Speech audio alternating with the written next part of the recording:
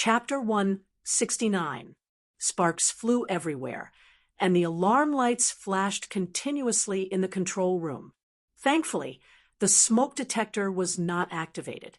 Sulu stared silently at the signal collector beside him, which had been destroyed by the electric current, and could not help but shake his head in frustration.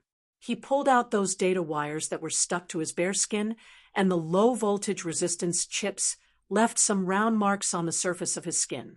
Right then, Sulu had a rare moment of self-deprecation. He really did look like a spotted dog.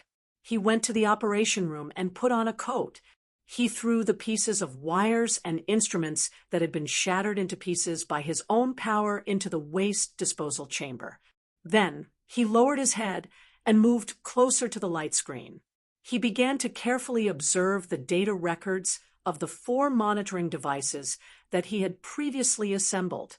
Just as he had predicted before the experiment, the signal collector could not completely identify the mysterious power in his body. The data on the monitoring devices showed that there was only about a 20% success rate.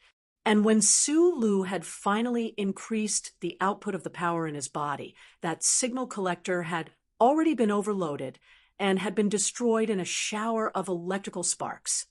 In Yue University's H1 section, during that mecha battle with Zhou, Sulu had used the mysterious power in his body in the end to operate his mecha directly through the simulation system. That was how he had managed to make that black M prototype mecha display such incredible power in that instant. The experiment before his eyes proved that Sulu could still only use that power to strengthen the movement of his own body, and could not directly use this power to operate the simulation system. How had he done it that day? Sulu narrowed his eyes and began to recall his practice in the library's H1 section, as well as that final battle where he had to walk away with his hands on his stomach. Gradually, the serious expression in his eyes relaxed, and he gave up on thinking. A success rate of at least 20% was already high enough. After all, this was his first experiment, and he had not used the real simulation system, just a backup signal collector. Sulu knew that if he really wanted to use this never-before-seen method to operate mecha or other mechanical equipment in the future to obtain his own skills in the Human Federation Society, he would need to improve on 2 aspects simultaneously. On one hand, he would need to increase his proficiency in using the mysterious power in his body, and more importantly, he would need to understand how the simulation system could identify the power's workings through the trembling of his skin, and then improve on the simulation system. To truly achieve the unity of man and machine, that was an extremely difficult and distant matter. A temporary setback was nothing. Sulu tilted his head slightly, looking at the data he had recorded. He thought to himself that right now he needed a real simulation system to carry out the modifications, or if he could have a real military mecha, that would be even better.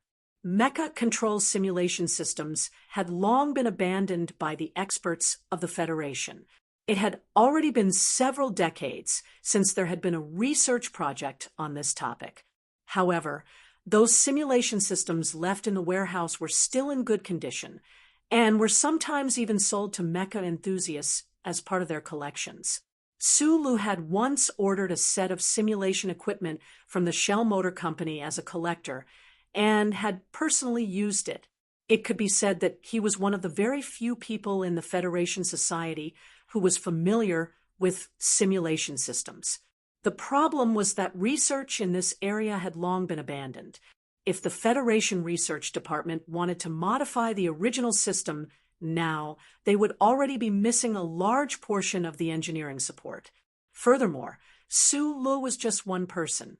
Even if he had an admirable talent in the field of machinery, this sort of modification idea still seemed a little far-fetched at the moment, like the ravings of a lunatic. However, he was confident, because other than the incredibly large database in this laboratory, as well as those Federation's most advanced equipment, there were also countless strange, but clearly very advanced blueprints in his mind. The way he saw it, these blueprints had been left to him by Uncle Feng Yu through the chip on the back of his neck. the powerful, mysterious power within his body, had also been left to him by Uncle Fengyu. From very simple logic, he could deduce that there must be some knowledge on how to use this power to control mecha. Su Lu finished reading the data in silence, and then destroyed it all. This matter involved one of the 3 great secrets within his body. He did not want the Federation government to link him to Uncle Fengyu.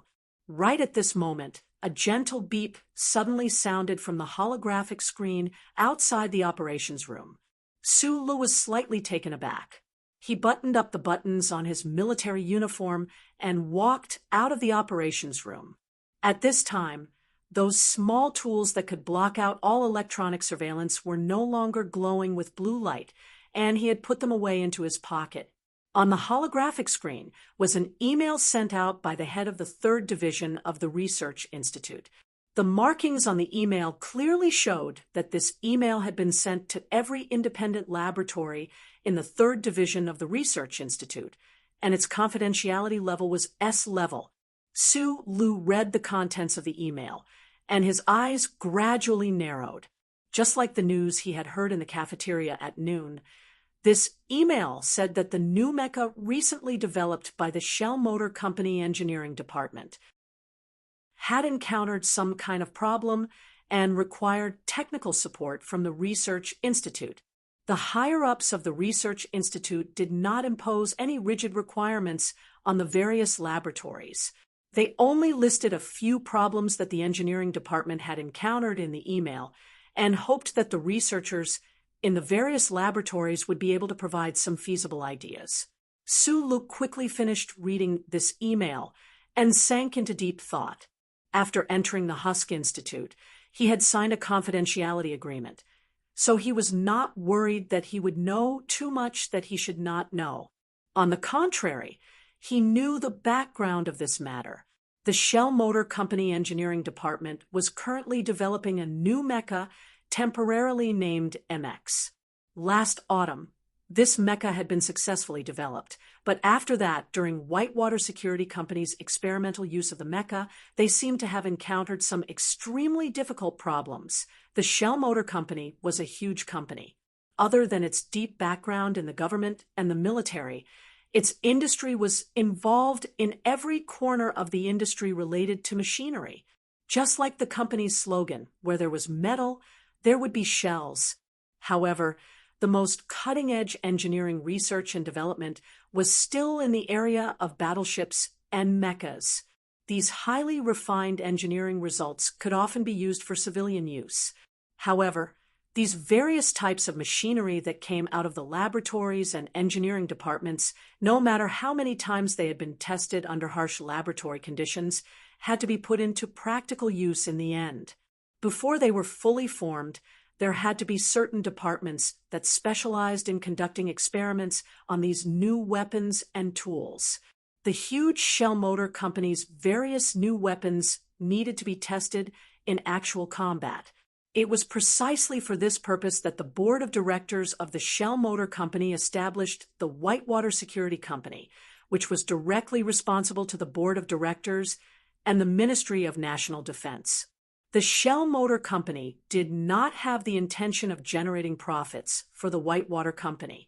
For countless years, the latest results of the Shell Motor Company had been put into Whitewater Company's experiments, and in actual combat, they had discovered many problems that were difficult to discover in the laboratory. Although this security company did not have a high position within the Shell Motor Company, they had the most advanced weapons of the Federation, the technical support of the entire Shell Engineering Department, and the support of the Ministry of National Defense.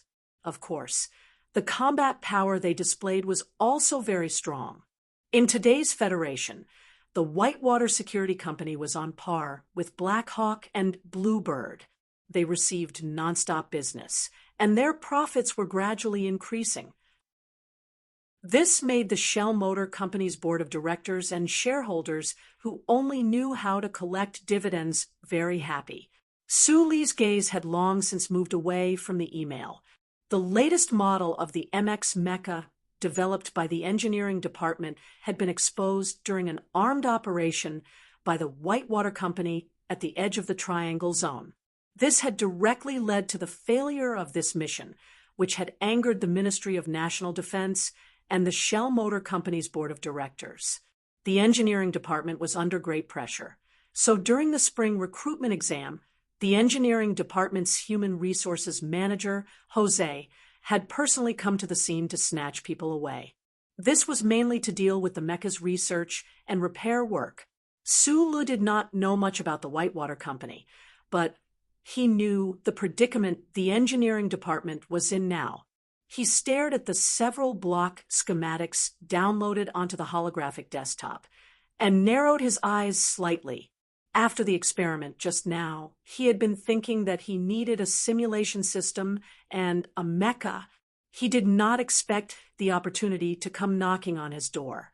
From the email, it could be seen that as long as the laboratory staff of the research institute could come up with a solution, the engineering department would definitely invite that person over, and that person would definitely be able to have the most intimate contact with the mecha.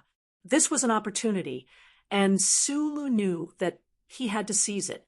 However, regarding the effects of the turbulent flow of electrons in the engine under conditions of 3 times gravity, just looking at the long list of names, he knew that it was extremely tricky. How should he seize this opportunity? Give me strength, Chip. Sulu opened the schematics, and at the same time began to quickly search through the strange schematics in his mind. The images of reality and illusion overlapped before his eyes, and then separated. Countless amounts of data and information began to flow rapidly in his mind. After a long time, the pale-faced Sulu closed his eyes. He finally found some vague information from the schematics in his mind. It seemed to be related to the problems the Nutshell Engineering Department had encountered when they were researching and developing the mecha. The schematics in his mind were not omnipotent. At least, they could not directly solve those problems. However, the meticulous design of those schematics and the genius of the idea had opened countless doors for Sulu. Comparing knowledge was the easiest way to find problems with each other. Sulu opened his eyes. They were calm, and he began to lower his head to re-examine the engine schematics sent over by the engineering department. There was still a long time before the deadline requested by the Nutshell Engineering Department. Sulu was in a hurry. Moreover, the design of the engine was too complicated. He did not have the confidence that he could solve this problem in one go just by relying on the strange schematics in his mind, especially regarding the turbulent flow of electrons. His expression was extremely serious. He carefully drew on the schematics with his digital pen. He was not too excited because at this time he finally confirmed that the schematics in his mind seemed to be more advanced than the most advanced designs of the Federation. Uncle Fonyu, how can you be so awesome? You don't know the passage of time when you're watching a game of chess, and you don't know the passage of time in the mountains. This was to say that when a person was fully focused on something, it was easy for problems to arise. When Sulu gently rubbed his reddened eyes and woke up from the endless schematics, he realized that his hunger had reached a terrifying level. He suddenly thought of something, and his expression changed slightly. He packed up everything in the laboratory and rushed out of the research institute as fast as he could. Just as he stepped out of the door, he was stunned to see Zoyu. Chapter 170. The evening breeze was cool, but it couldn't wipe away the indifference and anger on Zoyu's face. This unmarried mother was wearing a light floral dress with a pink shawl draped over her exposed shoulders. Under Su Li's instructions these days, Zoyu seemed to be used to thinking about things as a mother, and she protected her body very well. Zoyu's tone was still a little condescending, which was the kind of arrogance that Sulu found hard to accept. However, looking at the snow-white gauze on her cheek, Sulu was silent for a while, and the little bit of unhappiness in his mood disappeared with the wind. He said with a smile, "It's 9:30.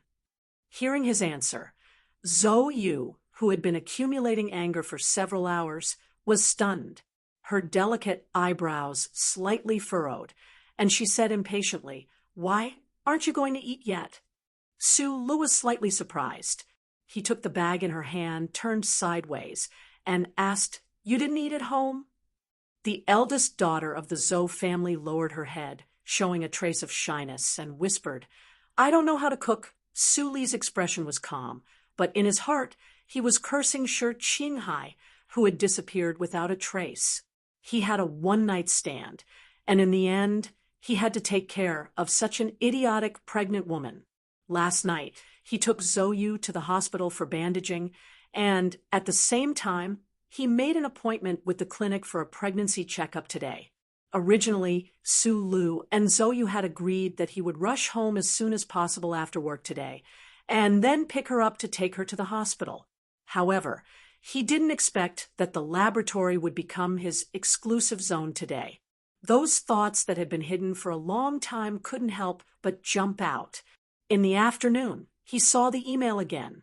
Su Lu was so immersed in the problem of the engineering department's advanced twin engines that he forgot the time for a while. Su Lu looked up at the sky and saw that the 2 crescent moons had already risen from the horizon.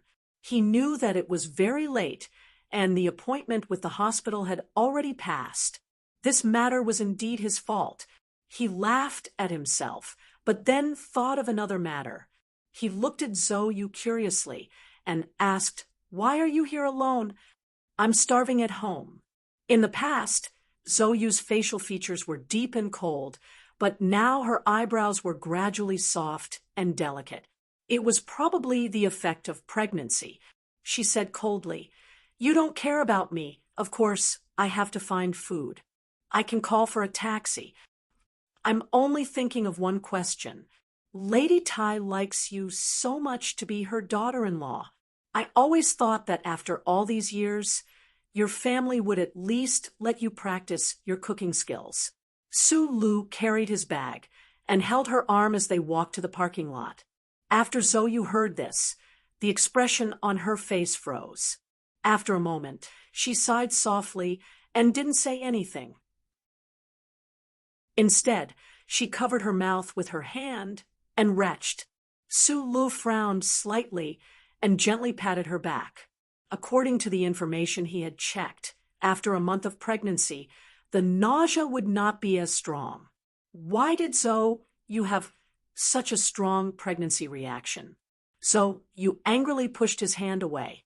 With some difficulty, she straightened up and said loudly, "I'm hungry, not nausea." As soon as she said this, Su Lu immediately felt guilty. Pregnant women couldn't be hungry, and at this time, he also felt that his stomach was starting to panic. In the afternoon, he used the mysterious power in his body. Although he didn't use it much, after so long, it finally started to remind him with a strong sense of hunger. "Let's go home quickly. I'll cook for you," Su Lu said naturally.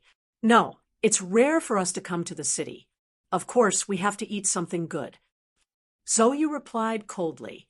Zhou Yu had lived in Su Li's apartment in Wangdu for 20 days. Every day, other than walking in the community, she was resting on the sofa. Zhou Yu, who liked to wear red, couldn't stand these boring days. She often ridiculed Su Lu for living in the suburbs.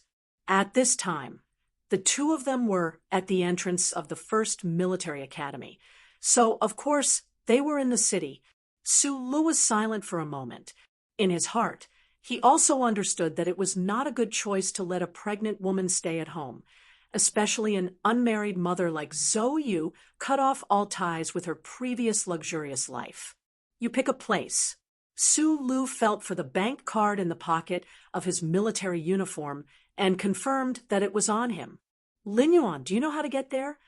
"I don't know. I'll show you the way."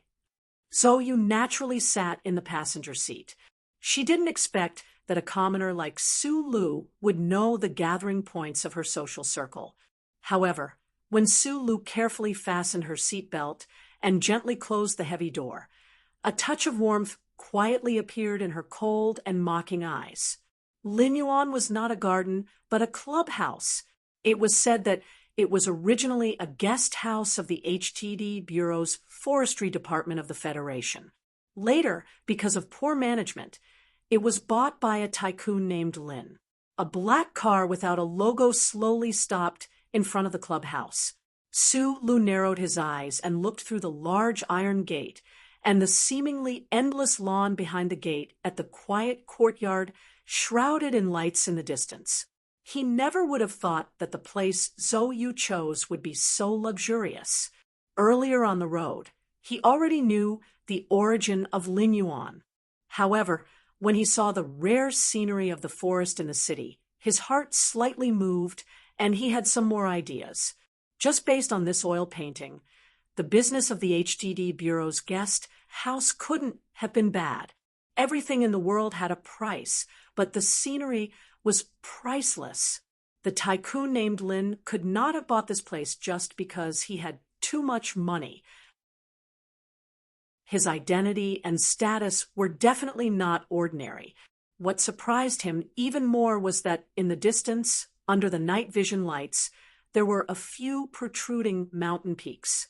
The cliffs were white, and there was a trace of absolute beauty in the beauty. Earlier, there was actually a commercial plane that slowly landed under the contrast of these white peaks. This scene was really too shocking. It seemed that there was actually an airport behind Lin Yuan. Su Lu was a very ordinary person, but since escaping from the Donglin district, he had coincidentally met many big shots in the Federation. He had experienced interstellar travel and also sat in Tai Ziyuan's private jet. However, when he suddenly saw such a scene, he still found it hard to suppress his discomfort. At this time, the iron gate was already open. Under the respectful gaze of the service staff, the black car slowly drove along the hidden path in the lawn and into the depths. Su Lu narrowed his eyes and looked at the picturesque scenery outside the car window. He couldn't help but think of the Star Clubhouse in Linhai. Although it was also called a clubhouse like Lin Yuan, the difference was really too big. Tai Ziyuan and Zhou Yu were a match made in heaven by Lady Tai and Deputy Minister Zhou. However, Tai Ziyuan's trip to Lin Yuan was completed with Su Li's company, and Zhou Yu became a pregnant woman that Su Lu had to take care of for a long time. Thinking of this, he couldn't help but turn around and look at Zhou Yu beside him. He was slightly surprised to see that Zhou Yu's expression was a little strange at this time.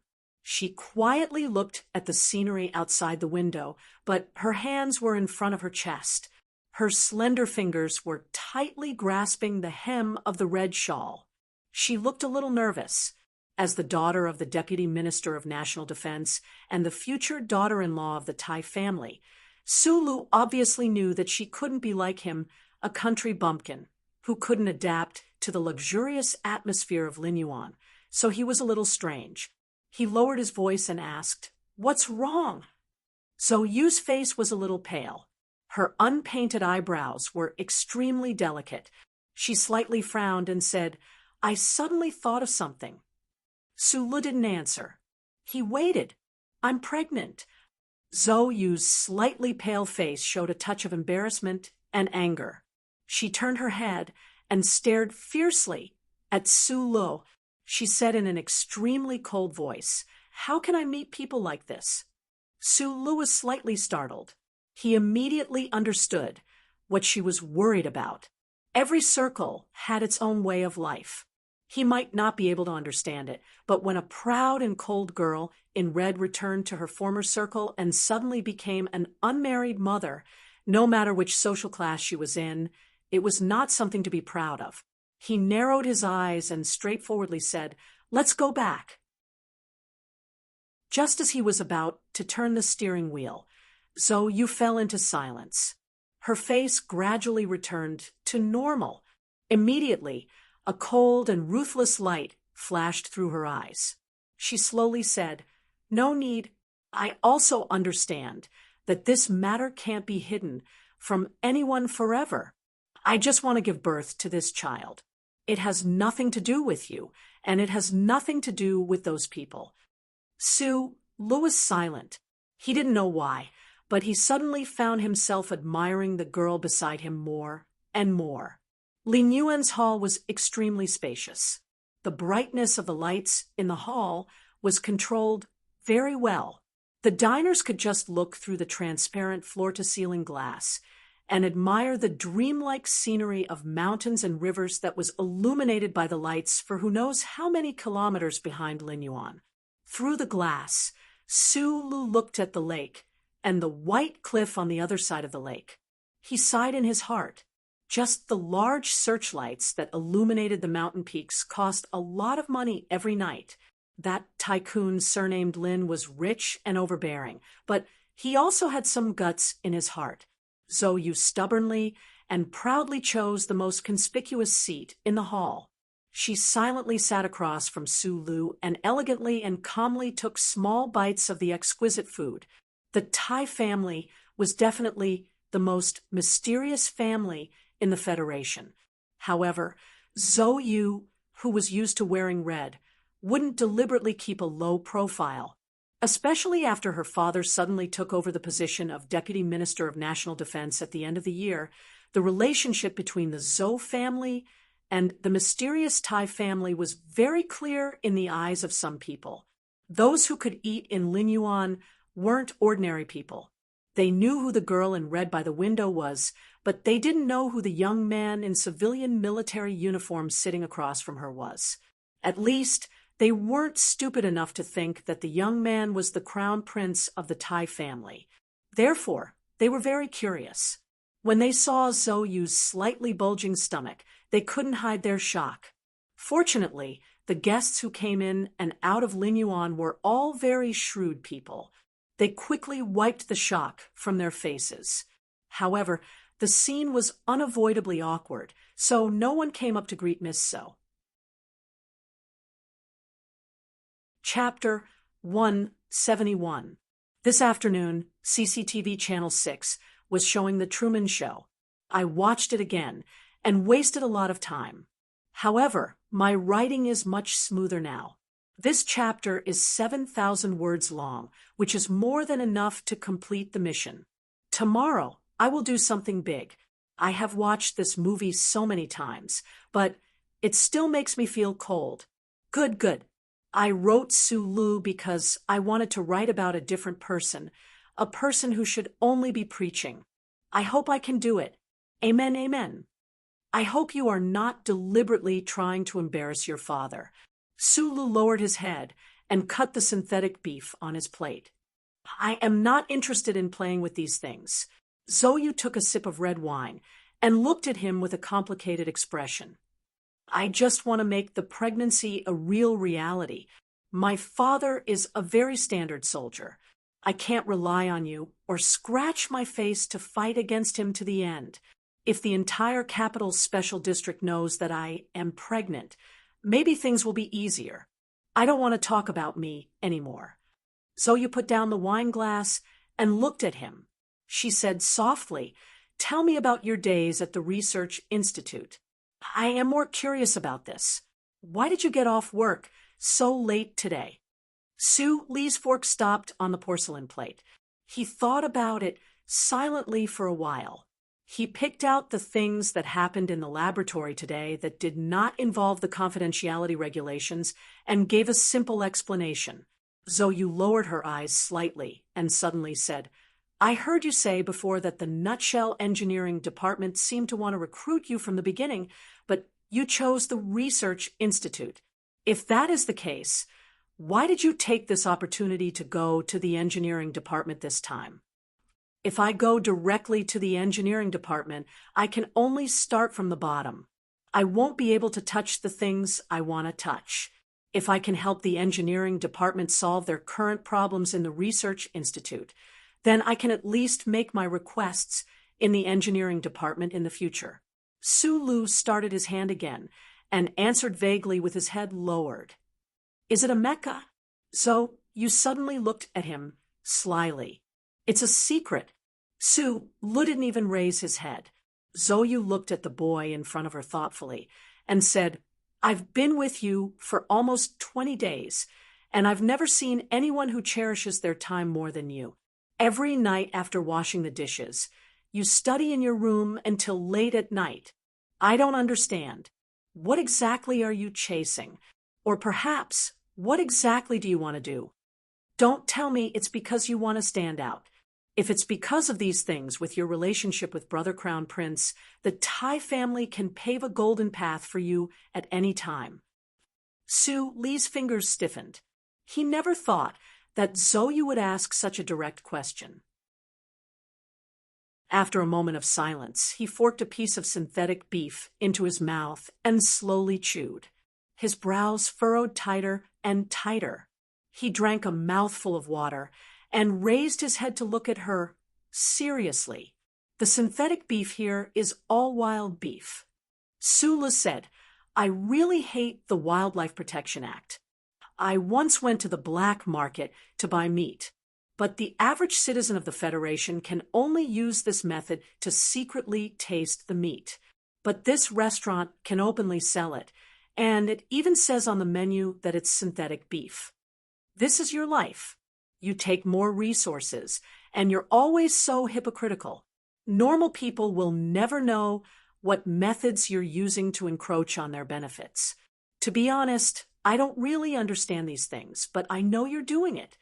Zhou's expression gradually became serious. She carefully listened to Su Li's rare speech. Su Li glanced at the men and women in the Linyuan restaurant. They were dressed in luxurious clothes and had extraordinary auras. He said with a trace of loneliness, the people of Donglin can imagine what kind of life the people of the capital ring lead. But the people of the middle and lower levels of the Federation will never know what kind of life people like you lead. A meal here is equivalent to half a year's worth of relief given by the Federation government to the people of Donglin. But you're still eating, Zhou said sharply. Yes, I feel like I can become one of you at any time now and enjoy more wealth, resources, and status. Su Li lightly patted the military cap on the table, shook his head, and said, You just asked me what I want to do. Actually, I just want to make myself stronger. Stronger? Zhou did not understand this sentence, but she was very sensitive to the fact that the young man in front of her seemed to have some secrets in his heart. Why? I'm not Superman of justice, and it's impossible for me to change all the injustices in this society. But if such injustices befall me or my family, or if I happen to see it, I really want to fight against such injustices. Su Li said with a serious attitude that she had never seen before. So first, I need to have the ability to fight against such injustices. Zhou looked at him quietly for a very long time. Ever since the conversation last night, she had developed a sense of respect for Su Li. She knew that this seemingly ordinary young man in front of her had a strong will. This strength did not refer to his willpower, but to his stubbornness in his heart. People like this in the Federation were almost extinct, so she believed that what Su Li said now was the truth. Perhaps that kind of injustices has already happened. Zhou gently touched the gauze on her face. She looked at Su Li quietly and said, So you're making the best use of your time. Why do you need to make preparations? Su Li was silent. He knew that he had already said too much. As for his thoughts, no one in the Federation knew. He only opened his eyes wide to see the ups and downs of this society, to strengthen himself at all costs. If this society could not give him justice, then he would find it himself. Zhou did not pay attention to his silence. She looked at him with a strange gaze and suddenly said softly, Are you a follower of George Carlin?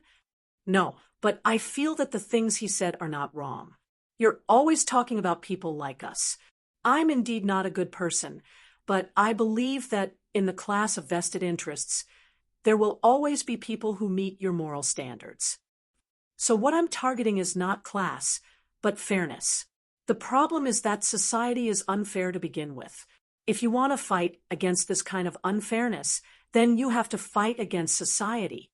and the power of one person will never be able to fight, unless you're that old man who lives by the lake. You're talking about the Lees of Philadelphia? Yes.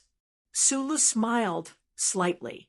He thought to himself that in the entire history of the Federation, there was only one such military god who was able to rely on his own power to pilot a mecha and assassinate the emperor of the empire.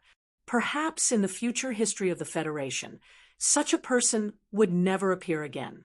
However, he immediately thought of another languid and weathered figure, that uncle who wandered around the Mecca like a demon to Zhang Xiaoming. Zhou Yu raised her cup. Su Lu, who had his head lowered, a glint of vigilance and surprise flashed through his eyes. He had never thought that this young miss from the Zhou family would actually be able to hit the nail on the head. Perhaps she was just guessing, but to be able to guess this point was already very impressive. He calmed his breathing, raised the cup of clear water, and said, "To Shi Qinghai." Zhou Yu's expression became somewhat unsightly. She paused for a moment, then suddenly opened her mouth to say, "Can you tell me what kind of person is that hooligan?" Su Lu was slightly taken aback.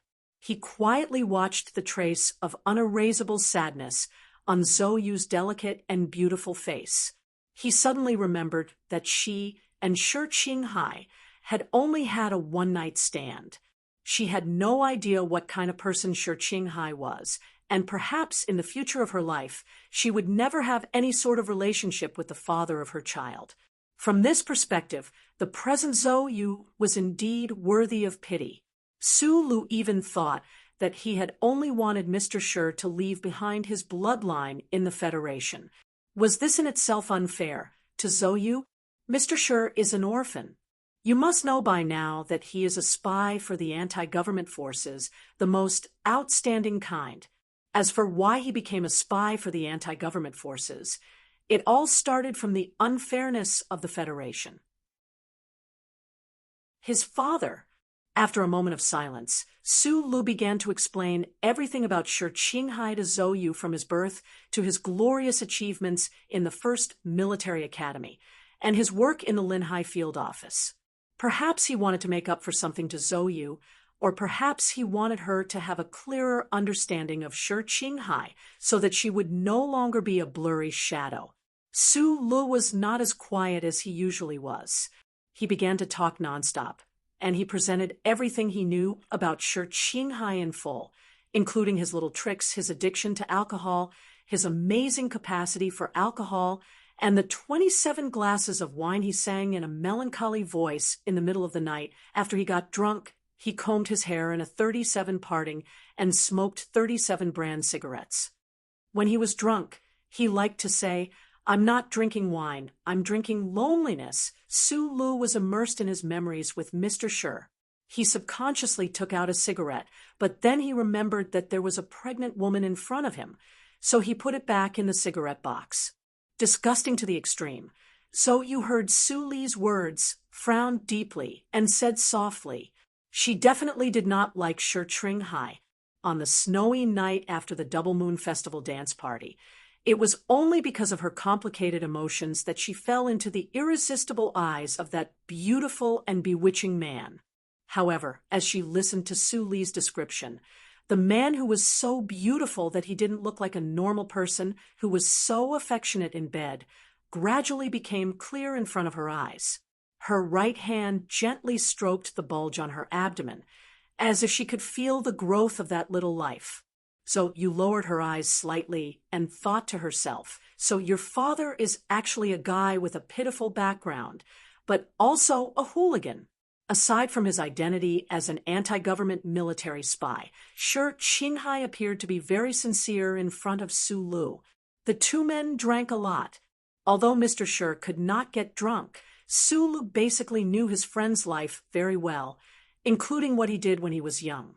That was why Su Lu could say so much at this time. However, thinking about this, he couldn't help but feel slightly guilty. He knew Shi Qinghai's childhood and Shi Qinghai's secret, but Shi Qinghai didn't know his. There were not many VIPs eating in Linyuan restaurant, They were scattered everywhere in twos and threes, and there was a suitable distance between each table. However, eyes could ignore this distance. From the moment Sulu walked into the restaurant, he noticed that there were strange eyes around him. Although most of them looked away after a while from time to time, he still felt that something was wrong. These eyes were all directed at Zoyu.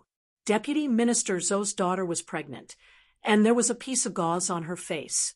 This made many people have countless imaginations. Sulu couldn't stop these eyes, and he was very impressed to find that Zoyu didn't seem to care about them. He just watched all of this with vigilance. Strangely enough, 20 days ago, Zoyu's abdomen was not very obvious. However, perhaps it was because Sulu had taken good care of her these days, and she had taken good care of herself in the apartment. The girl's lower abdomen had swelled up like a balloon. Now, she truly looked like a woman who was several months pregnant. Sulu put down the cup of water and turned his head. This was because he found that at the table that had been paying attention to him earlier, 2 young officers walked over, and he recognized one of them. "Zoyu, long time no see." The young officer walking in front was about 25 or 26 years old. His facial features were deep, and his eyes were gloomy and calm. He casually stood in front of the table, but he gave off a different feeling. It was like the white cliffs behind Linyuan, leaving a deep and abrupt impression. A trace of apology appeared on his face as he continued, "I'm sorry about last time. I didn't know about your physical condition and had a drinking bet with you. I hope you don't mind. With my current physical condition, it's naturally not easy for me to stand up." Zoyu replied with a smile. After these few words, Sulu knew that this young officer with an extraordinary aura in front of him was the owner of the Silver Ghost that had raced with Zoyu on Highway 2 that day. He frowned slightly, not knowing why this person had come to his table. Zoyu had told him before that this person seemed to be a direct descendant of the Li family, one of the 7 great families. Su Li's memory was very good. He remembered that this person was called Li Xiaotong. Did this person know that he was the one who had driven the black car to intercept people that day? Looking at the sincere expression on the other person's face, which did not reveal any trace of mockery or hostility towards Zoyu, Sulu could only wait and see. Unexpectedly, after Li Xiaotong and Zoyu finished greeting each other, he turned his head and politely extended his hand. "Li Xiaotong, nice to meet you." Sulu stood up and shook hands with the other person's extended hand. "Sulu, I've heard a lot about you."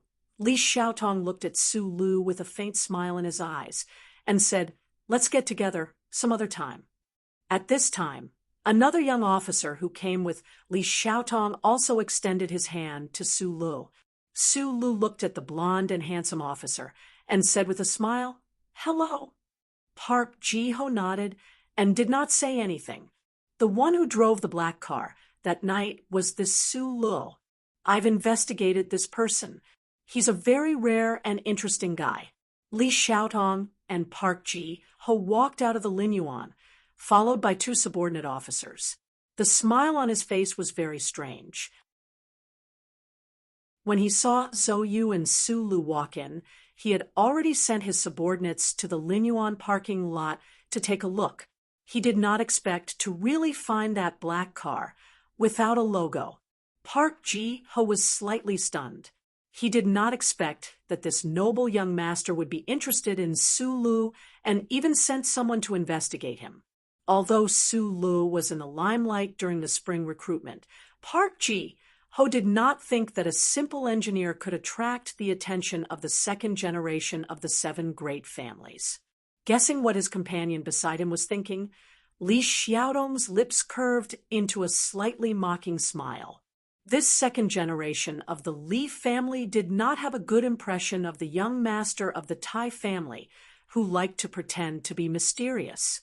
However, this did not mean that the Li family did not value the only heir of the Tai family.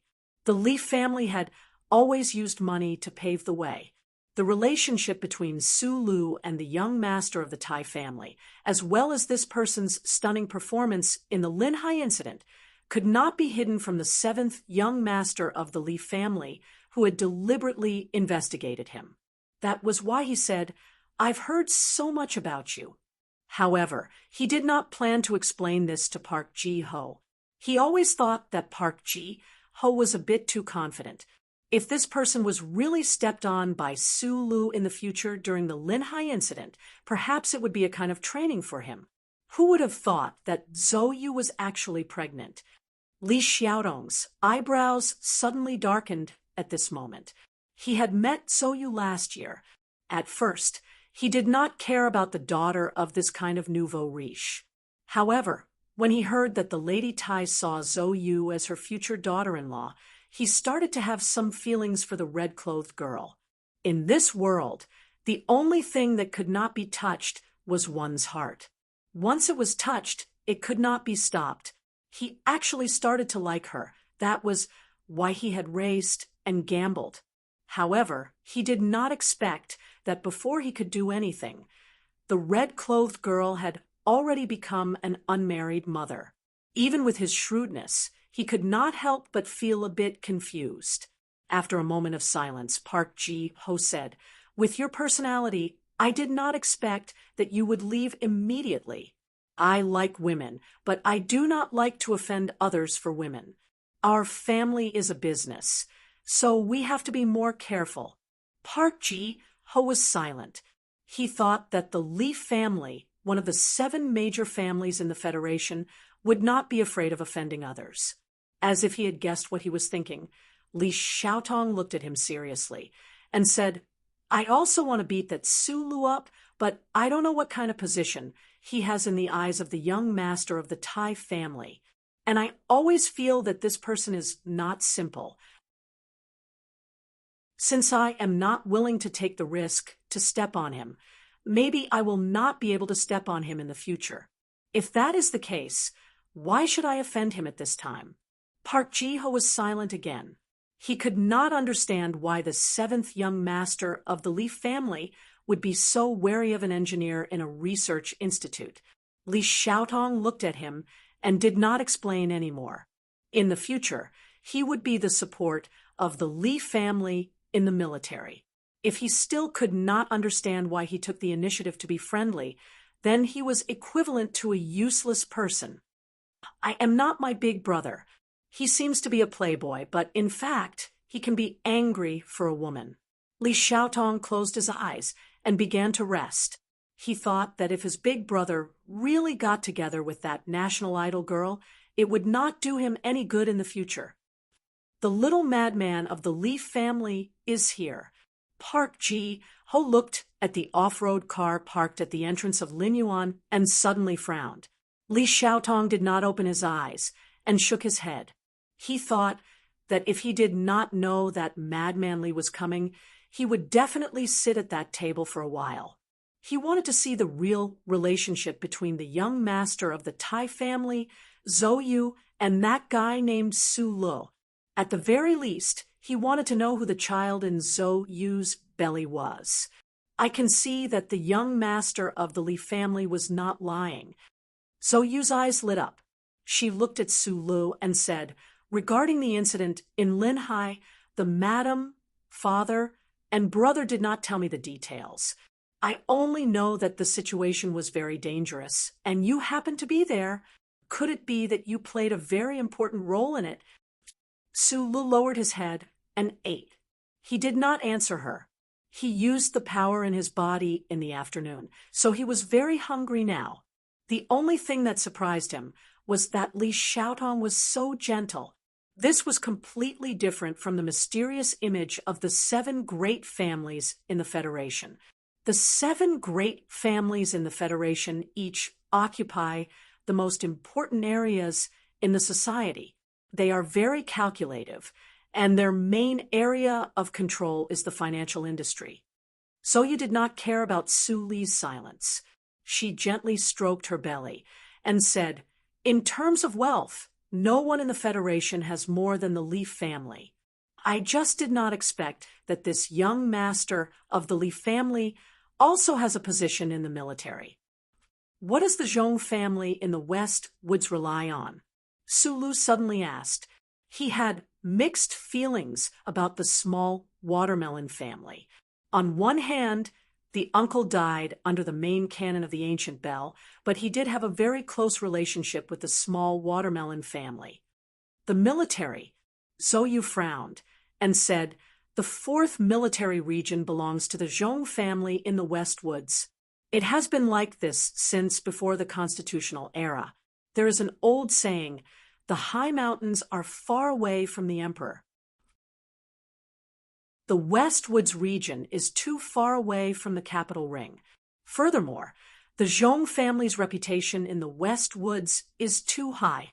It is so high that the scholars and experts can't understand it. In addition, in the past few decades, the threat of the dynasty has been too great. The head of the Zhong family led the warriors of the 4th military region to fight alone, which made the Zhong family's position more and more stable. What about the Tai family?" Sulu stopped eating and looked at Zhou curiously. Not long ago, the 7 great families in the Federation were just legends to him. However, now that he could hear the true colors of these families, it was indeed very attractive. "No one knows." Zhou smiled. "But I heard that the Crystal Mine Consortium used to belong to the Tai family. Later on, there was a shortage of resources. Sulu was slightly stunned and fell into deep thought. Crystal mines were undoubtedly the lifeline of the Federation's development. The Tai family, the descendant of the former royal family, was indeed a terrifying existence to be able to completely control the Crystal Mine Consortium. However, with the decline of the Eastwoods region, there were fewer and fewer crystal mines that could be mined on the remaining 70 or so resource planets of the Federation. Presumably, the benefits in this area were not as good as before. Now, that Tai Ziyuan was going to come out from behind the scenes. Could it be related to this trend? Li Xiaotong is the second heir of the Li family. Looking at Su Li's slightly heavy expression, Zhou thought that he was worried about the previous scene. She lowered her head and said softly, "Although he has some bad habits, we can always get along well. He's not like his elder brother, who is recognized in the circle as the most beautiful man in the world, but has a heart that is colder and harder to corrupt than gold." "Is that young master of the Li family more beautiful than Mr. Shi?" Sulu looked at Zhou and asked in disbelief. Zhou frowned, as if she was unwilling to compare that man with the young master of the Li family. After a while, she said hesitantly, "More or less, but it feels different. I've only seen him once when I was having afternoon tea with Lady Tai." Sulu thought that even if the Zhou family had a lot of power, it was far from being comparable to the 7 major families that could influence the Federation. The reason why she could calmly talk about the top figures of the Federation in Linyuan was probably because Lady Tai liked to take her out. Thinking of this, he couldn't help but feel a little nervous. Although he told Tai Ziyuan the inside story at the beginning of the incident, Zhou was the daughter-in-law chosen by that lady. If that lady misunderstood something, how should he explain it? "That young Masterly seemed to be interested in you before," Sulu said. "You really have sharp eyes." Li Xiaotong probably thought that he could hide it from you. Zhou lowered her head and gently forked the vegetables on her plate. She said coldly, "He's not the only one who has feelings for me." Sulu believed that with Zhou's beauty, she could definitely attract many young men. Moreover, although her family started out late, her father was already the deputy minister of the Ministry of Defense. It wasn't strange for her to match the second generation of the 7 major families. What he didn't understand was that the people in that circle should know that Zhou was the daughter-in-law chosen by Lady Tai. Why would they still get close to her? My family background isn't worth mentioning in their eyes. The problem is that I'm the woman reserved by Brother Crown Prince.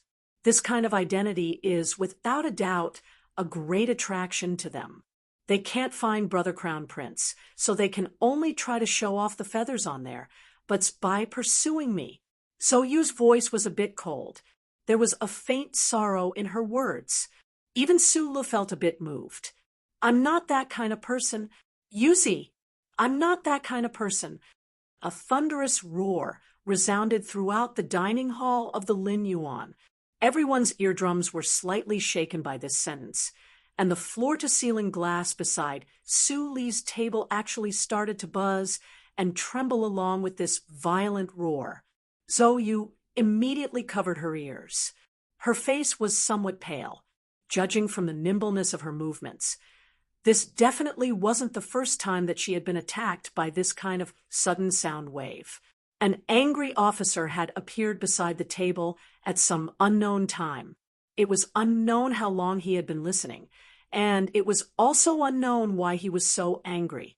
Su Lu looked in shock at this officer who had suddenly appeared beside the table. He immediately tightened his grip on the knife and fork in his hands and narrowed his eyes.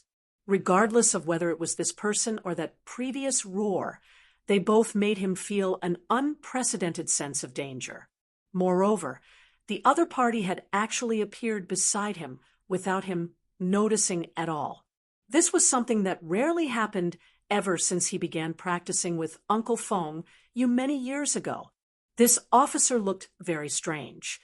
The reason why he was called strange was because his face was clearly still very young. Regardless of whether it was his facial features or his eyes, they all revealed that his true age wasn't very old. However, this officer, who should still be a youth, had an extremely sturdy and tall figure. The body hidden under the military uniform seemed to be full of endless strength and could burst this uniform at any time. A young face and a valiant body. This kind of intense contrast was extremely impactful. However, in Su Li's eyes, what was even more impactful was the golden flower on this young officer's shoulder. When did such a young lieutenant colonel appear in the Federation? At this time, Zhou Yu finally put down her hands that were covering her ears. She looked at this young officer in shock. She never would have thought that he would actually be in the capital today, in Lin Yuan. Immediately after, she thought of another matter. Given this young man's temperament, Su Lu was probably going to suffer a calamity soon. To be honest, it wasn't just her. Even the important figures of the 7 great families felt a great headache when dealing with this young officer.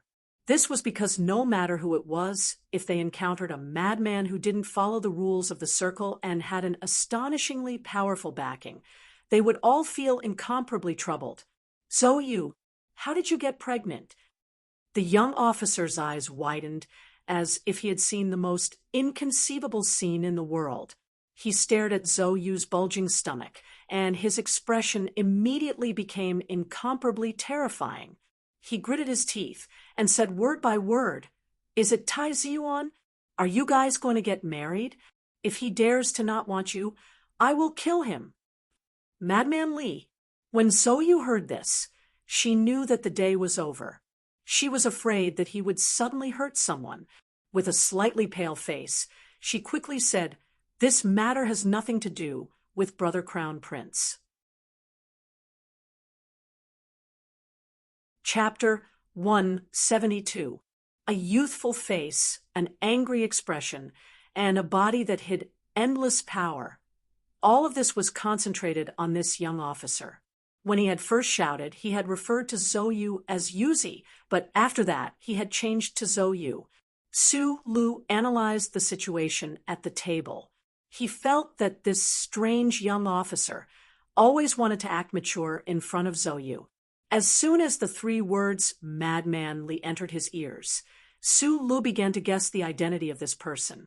To be able to become a lieutenant colonel of the federal military at such a young age, other than this person's own strength, His background in the military was undoubtedly very deep.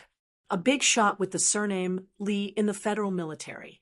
His pupils contracted slightly, and he immediately understood why he had sensed such a strong sense of danger earlier.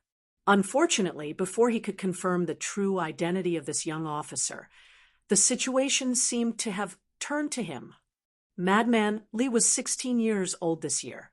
He had entered the Army at the age of 12 and was the youngest officer in the Federation's history to be a field officer.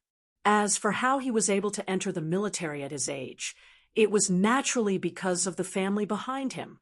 No, it should be because those generals of the federal military who viewed his family as God's help to cover it up. Nominally, he belonged to the 1st Military Region's Special Mecha Team, but in reality, he had been on the front lines of the confrontation between Planet S2 and the anti-government forces, as well as the front lines of the confrontation between the Westwoods region and the Imperial armies. He had only returned to the Capitol Ring last autumn, a 12-year-old youth who had been on the front lines for 3.5 years with outstanding battle results. He was undoubtedly a freak. However, this youth surnamed Lee was known as Madman Lee in the Capitol's upper circles, not because of his crazy life, but because this young officer never followed the rules set by the upper echelons of the Federation. He would not give face to anyone, and as long as he did not see eye to eye with something, he would throw a punch over it. A young officer who had sent a member of the Federation who was in charge of auditing the budget to the hospital could still appear so ostentatiously in the Capitol, in the Linyuan. This only proved that behind him was a glittering statue-level big shot. In the current Federation, no one dared to look down on him, not even the president. Madman Lee, people were crazy, but their fists were even crazier.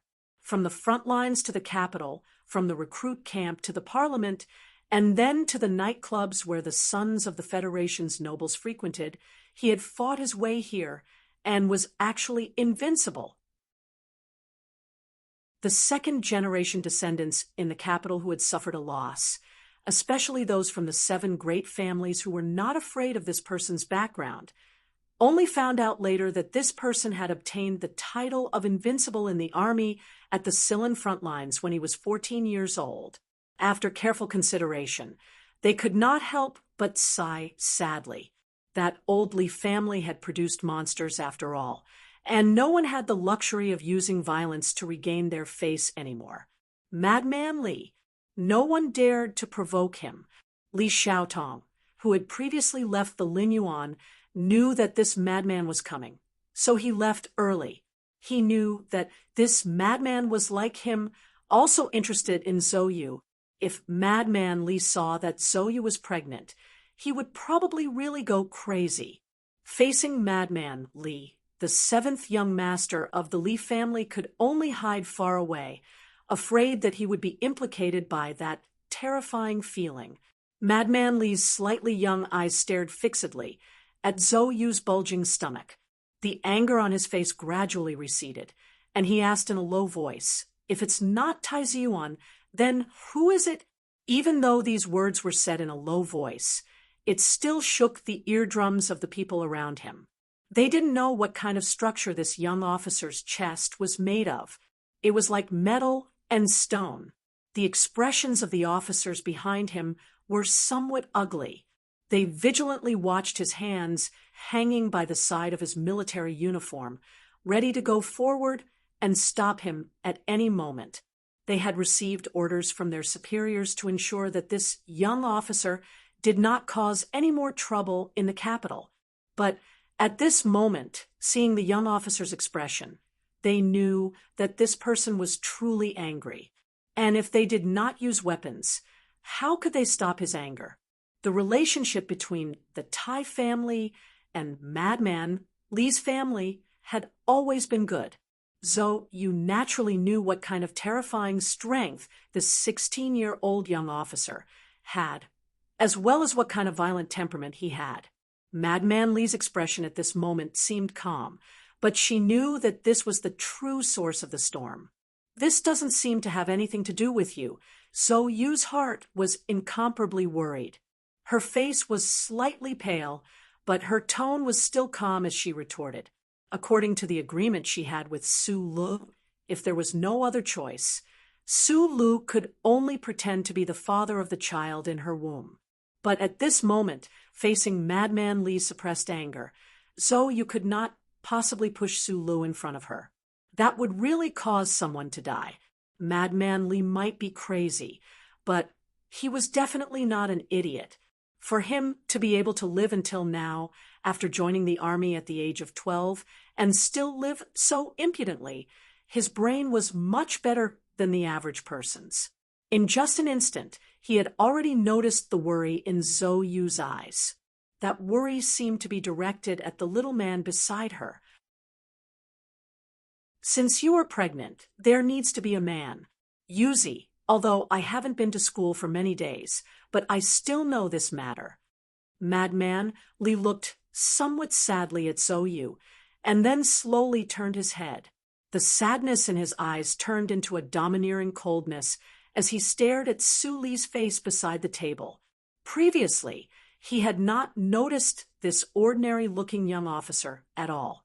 A mere civilian second lieutenant, according to reason, could not have any relationship with Zhou Yu. He should just be an orderly sent by the Zhou family to Zhou Yu. Moreover, in the time he had been here, he had not felt anything strange about this ordinary second lieutenant. But this second lieutenant was too calm. Madman Li's eyes narrowed slightly.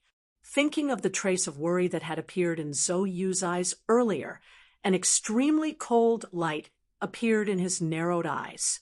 His young and tender facial features, together with his cold expression, looked particularly frightening. If you are a man, shouldn't you say something at this time? After letting Zhou Yu into the car at the entrance of Qingshan Park, Su Lu knew that he would attract a lot of trouble because of this matter, but he was more concerned about the deputy minister, or perhaps the Major Zhou, who loved his sister dearly. In the capital special region, the daughter of a minister who was pregnant out of wedlock would naturally attract a storm. Since Su Lu wanted to ensure that Zhou Yu and the child in her womb would be safe, under certain circumstances, of course, he would have to step forward bravely and take the blame. In Su Li's view, this was something he should do. He could not let Zhou Yu be pointed at in the back, and guess who the father of the child was? Since he had let Zhou Yu give birth to the child, he had to bear some responsibility. I am Zhou Yu's boyfriend. Su Lu stood up. He did not say that the child in Zhou Yu's womb was his, but he thought that this sentence had already made his position clear.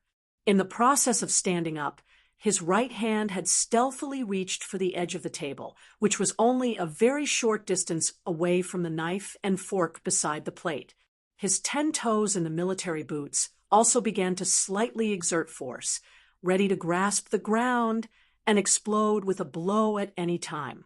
Nearly 2 years ago in the Donglin district, during the operation organized by the Bureau of Proclamation, Su Lu used the skills that Uncle Feng Yu had taught him for the first time. In the blink of an eye, he had knocked out a well-trained Federation Special Forces soldier. Later on the Ancient Bell, he had single-handedly defeated several outstanding officers from the West Woods Military Academy. He had even exchanged a kick with the unfathomable Captain Tian. After coming to the capital ring, he had fought with the strongest ace pilot from the 1st Military Academy, Zhou Yu. In the underground parking lot of Linhai, he had wildly kicked past a cold military M-52 mecha. In the dark splashes of water, under extremely difficult circumstances, he had killed those military experts who had tried to assassinate him one by one.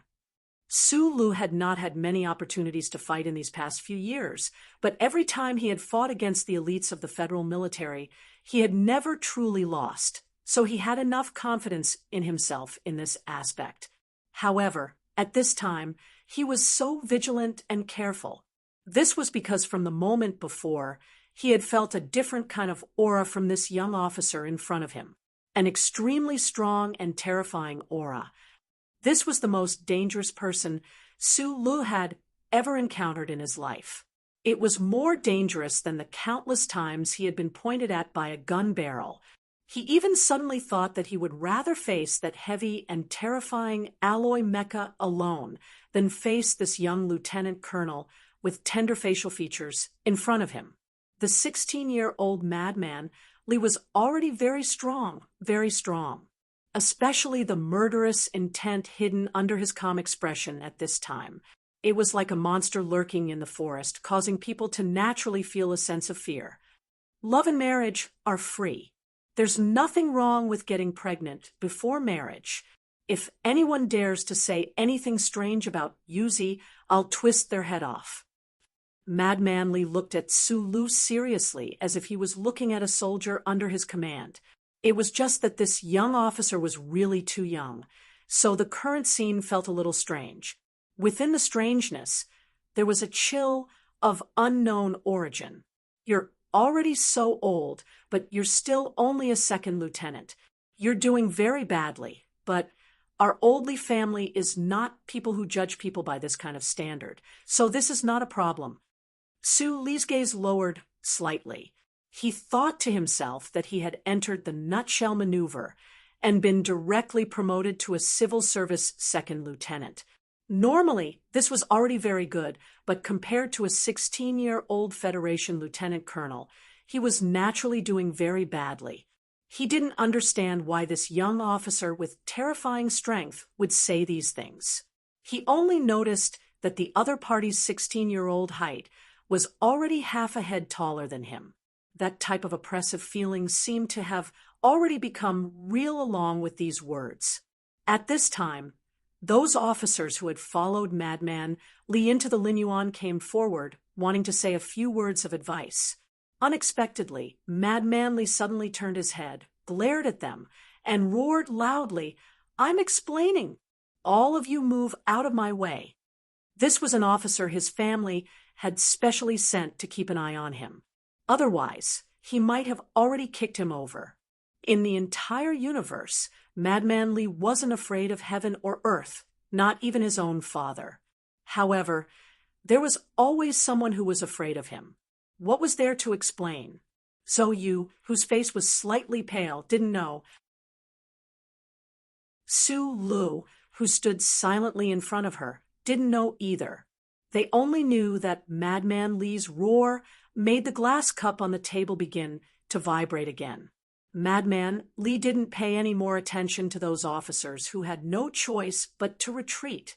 He looked coldly at Su Lu and said, "She is happy. Everything is good. So I have no reason to hit you, but the problem is that I don't think she will be happy with you." His handsome eyebrows furrowed as he said, "Because you're not a man." When normal Federation youngsters reached Madman Li's age, their brows furrowed because they were thinking about their little girlfriend or the difficulty of the levels in an online game. However, when Madman Li's brows furrowed, the air in the Linyuan area seemed to suddenly become a bit hotter. "Because you're afraid of me," when I asked who the father of the child was, you didn't dare to stand up and admit at the first instant.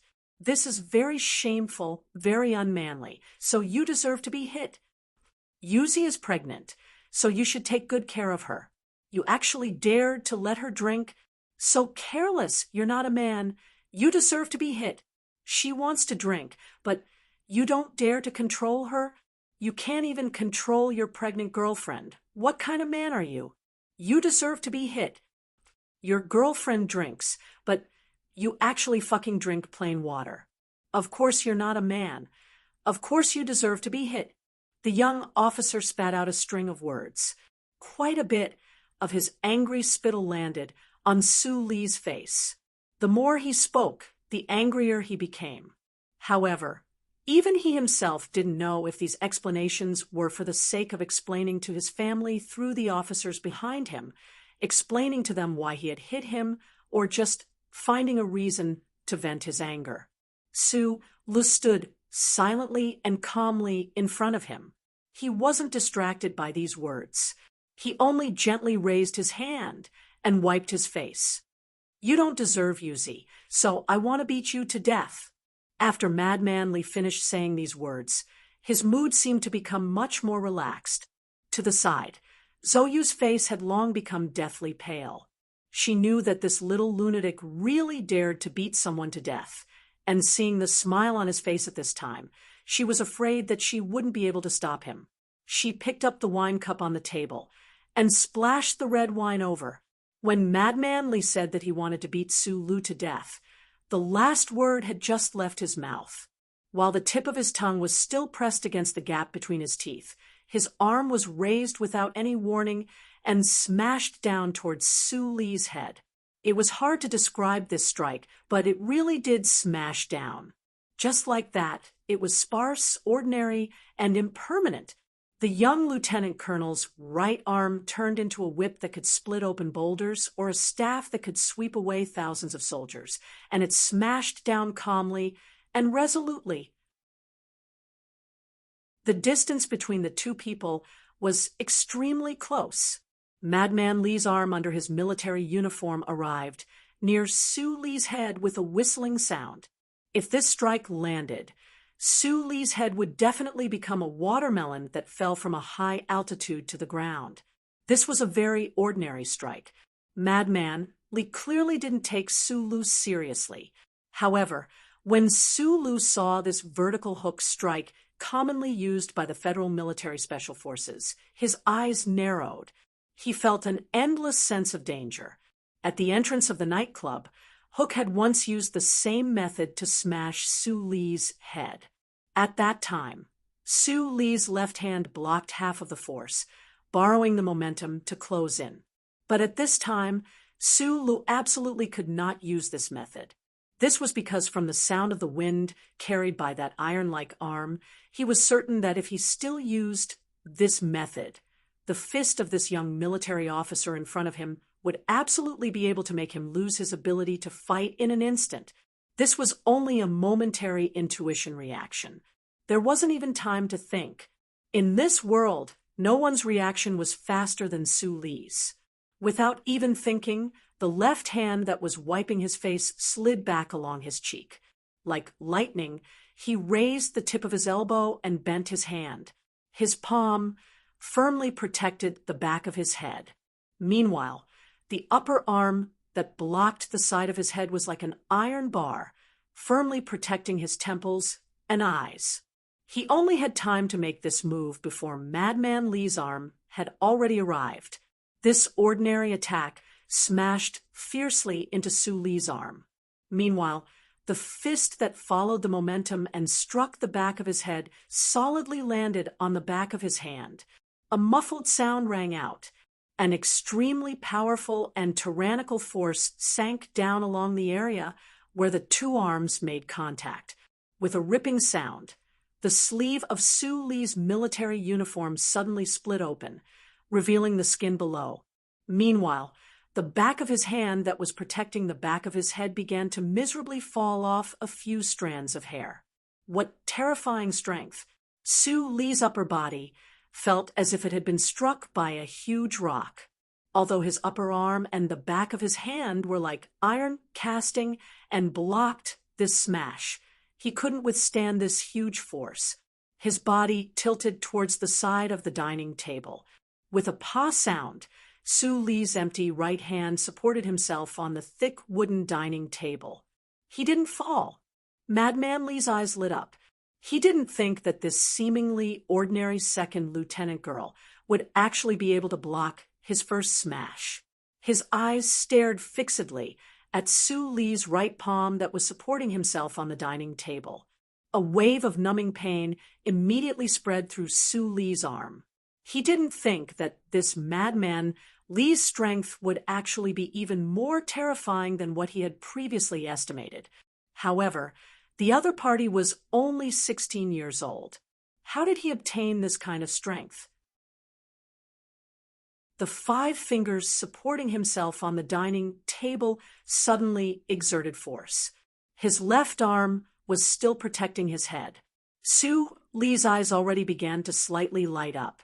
Such tyrannical strength aroused the hint of ruthlessness hidden deep within his bones.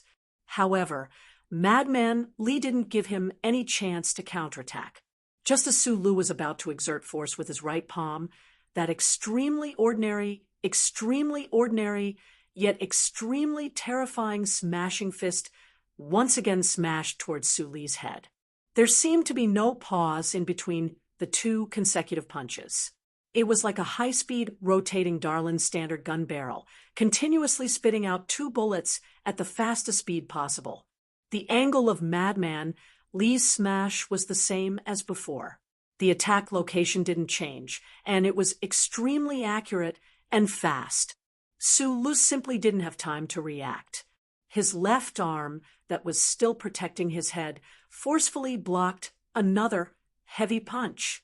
Another heavy muffled sound rang out. He felt as if his arm bones were about to break. This young officer's strength was too inhuman. In terms of strength, Madman Li's 2 ordinary punches were more like cannonballs. The power of the second punch was even greater than the first. Su Li's heart became cold. Apart from Captain Tian of the ancient Bell ship, he had never encountered such a powerful character. The opponent's speed seemed to be even faster than his own by a bit. The knuckles of the palm supporting himself on the dining table turned white. Su Li's elbow was somewhat bent under the weight of this heavy force, as if it could collapse at any time.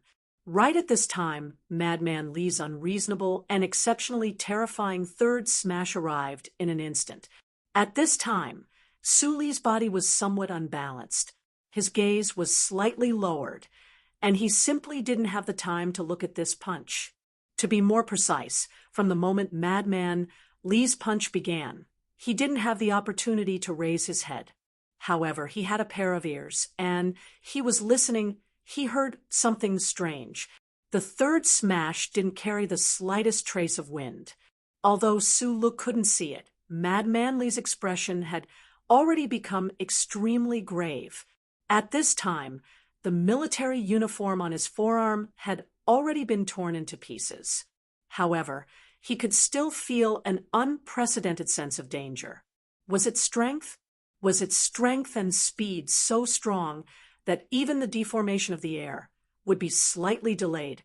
A scorching aura suddenly surged out from behind his waist, instantly transmitting to the first corner of his body. The trembling that had been successfully hidden under the skin began to spread to Su Li's arms. Madman Li's eyes had become unprecedentedly bright. The skin on his forearm that was exposed outside of the wound began to tremble. It was unknown whether it was because he was too excited or because of some other reason. The mountain-like force pressed down, and Su Li's right elbow, which was propped up on the dining table, could no longer resist this huge force. He bent towards the table, and his forearm slammed hard on the table, making a strange sound. However, at this time, the trembling in his body already turned into incomparably tyrannical strength, supporting his body. He blasted back Madman Li's final fist. Meanwhile, his right forearm supported himself on the table, his entire body standing straight.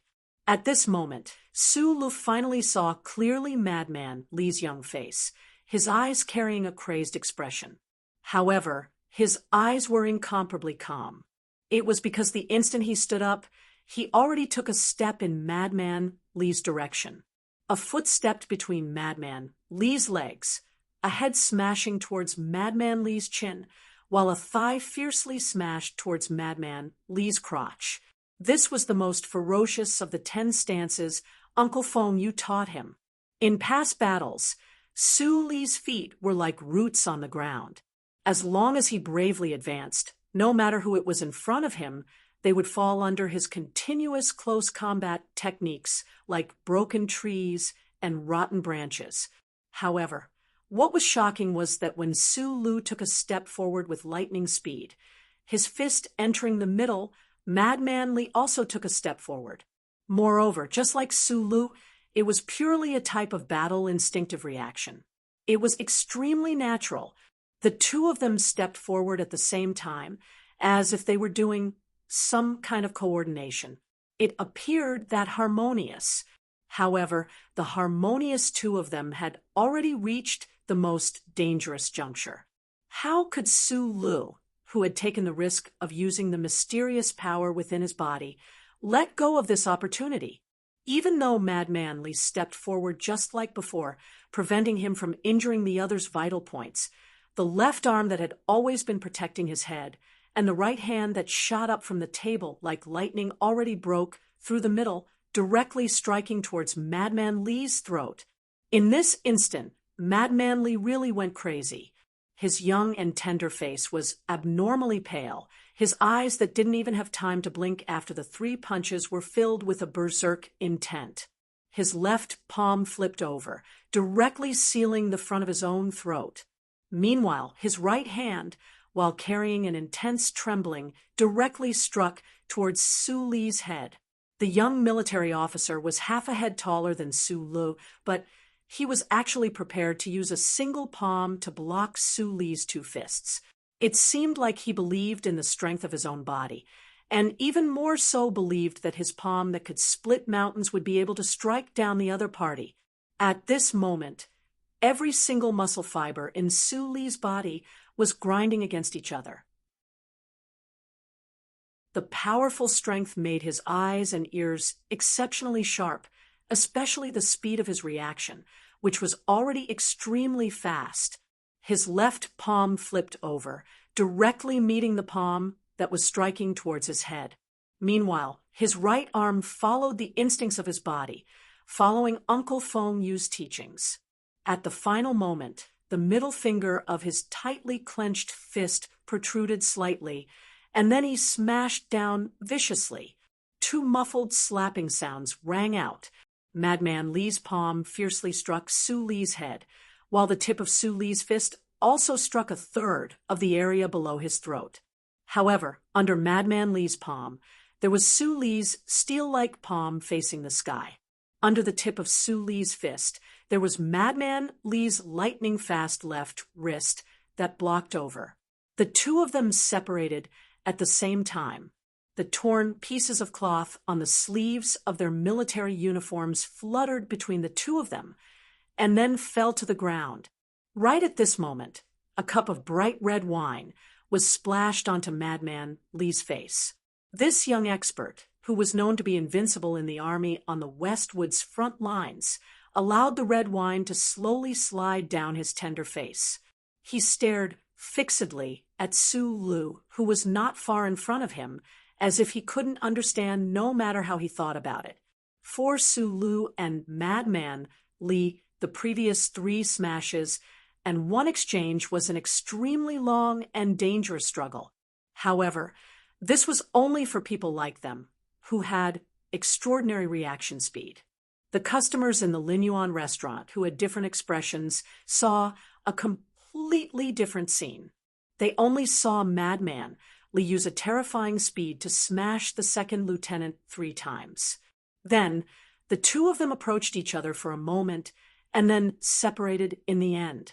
All of this happened in an extremely short amount of time. From the moment Madman Li began to move to the moment the 2 of them separated in the end, it was only a flash of time. The cup of red wine that Zhou Yu had splashed out at that time danced in the air until the 2 of them finished fighting.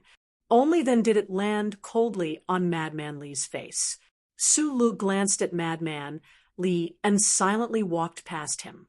He picked up Zhou Yu's little bag from the seat, held her arm, and walked out of the Linyuan restaurant. Madman Li didn't seem to see his actions. He calmly stood by the table, not moving at all. He sank into a rare moment of introspection and contemplation after joining the army. He knew he had lost. In the end, the 2 of them had inexplicably used advanced body techniques at the same time according to their instincts. Then, they attacked at the same time.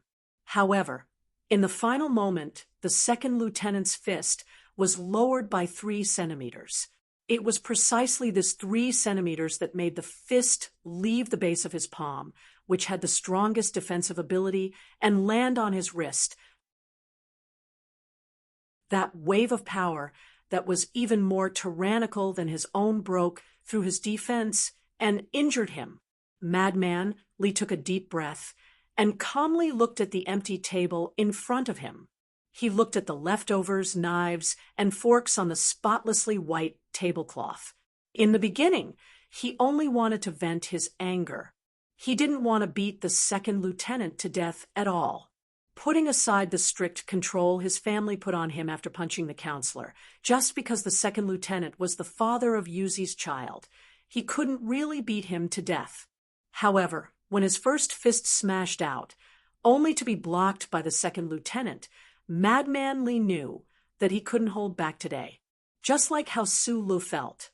This 16-year-old young officer also felt an unprecedented sense of danger from the other party's iron-cast upper arm.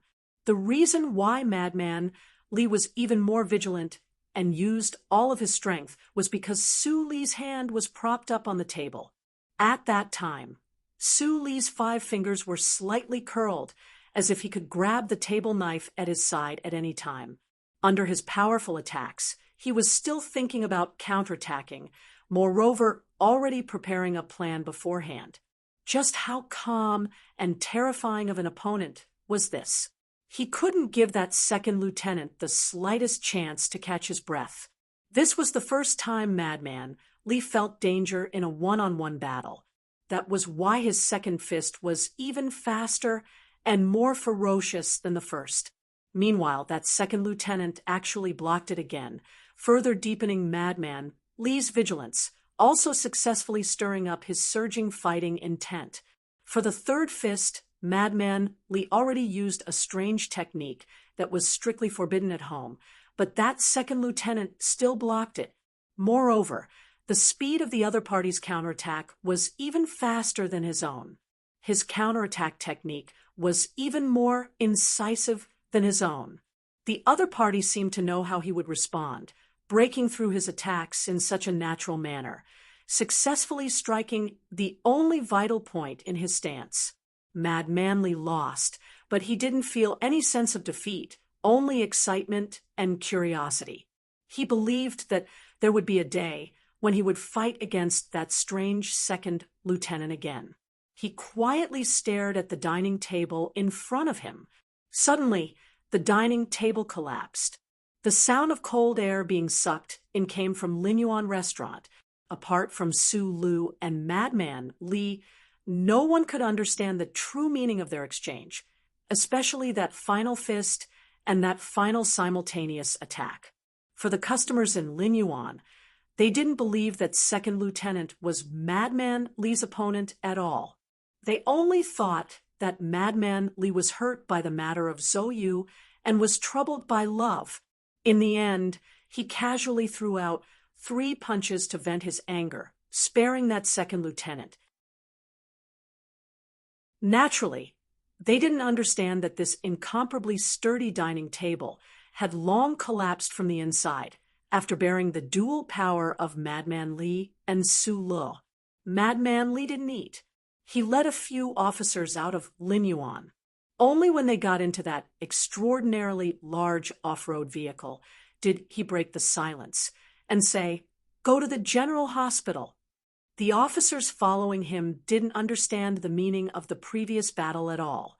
However, when they heard their superior's extremely hoarse voice, they couldn't help but jump in fright.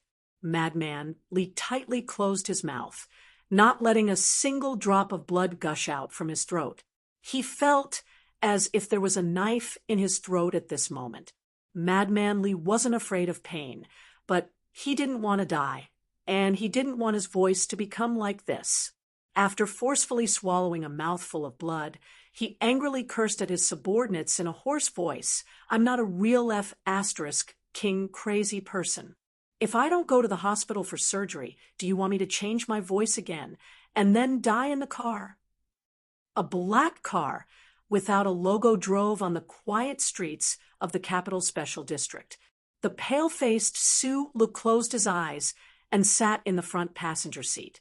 He didn't speak for a long time. "Don't die."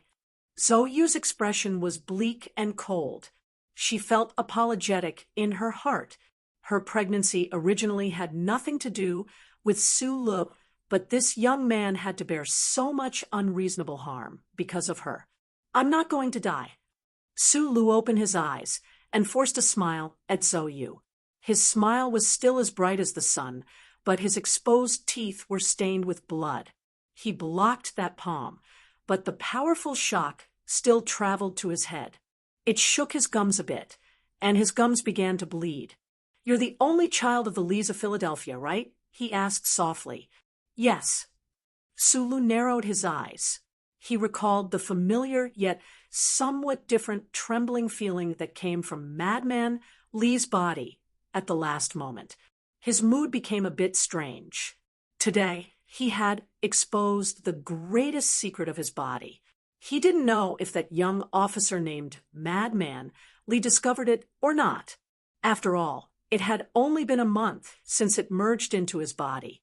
Madman Lee was indeed the most terrifying person he had encountered in his life. The battle in Linyuan was extremely dangerous. Those 3 consecutive thunder-like fists were truly hair-raising. Moreover, he could feel that the young officer really did have boundless killing intent in the end. If Su Lu didn't have the most powerful strength in the world, he wouldn't have been able to block it at all. Even so, in the end, there was still almost a problem. However, what was even more hair-raising was, could it be that Uncle Fengyu was related to the Lees of Philadelphia?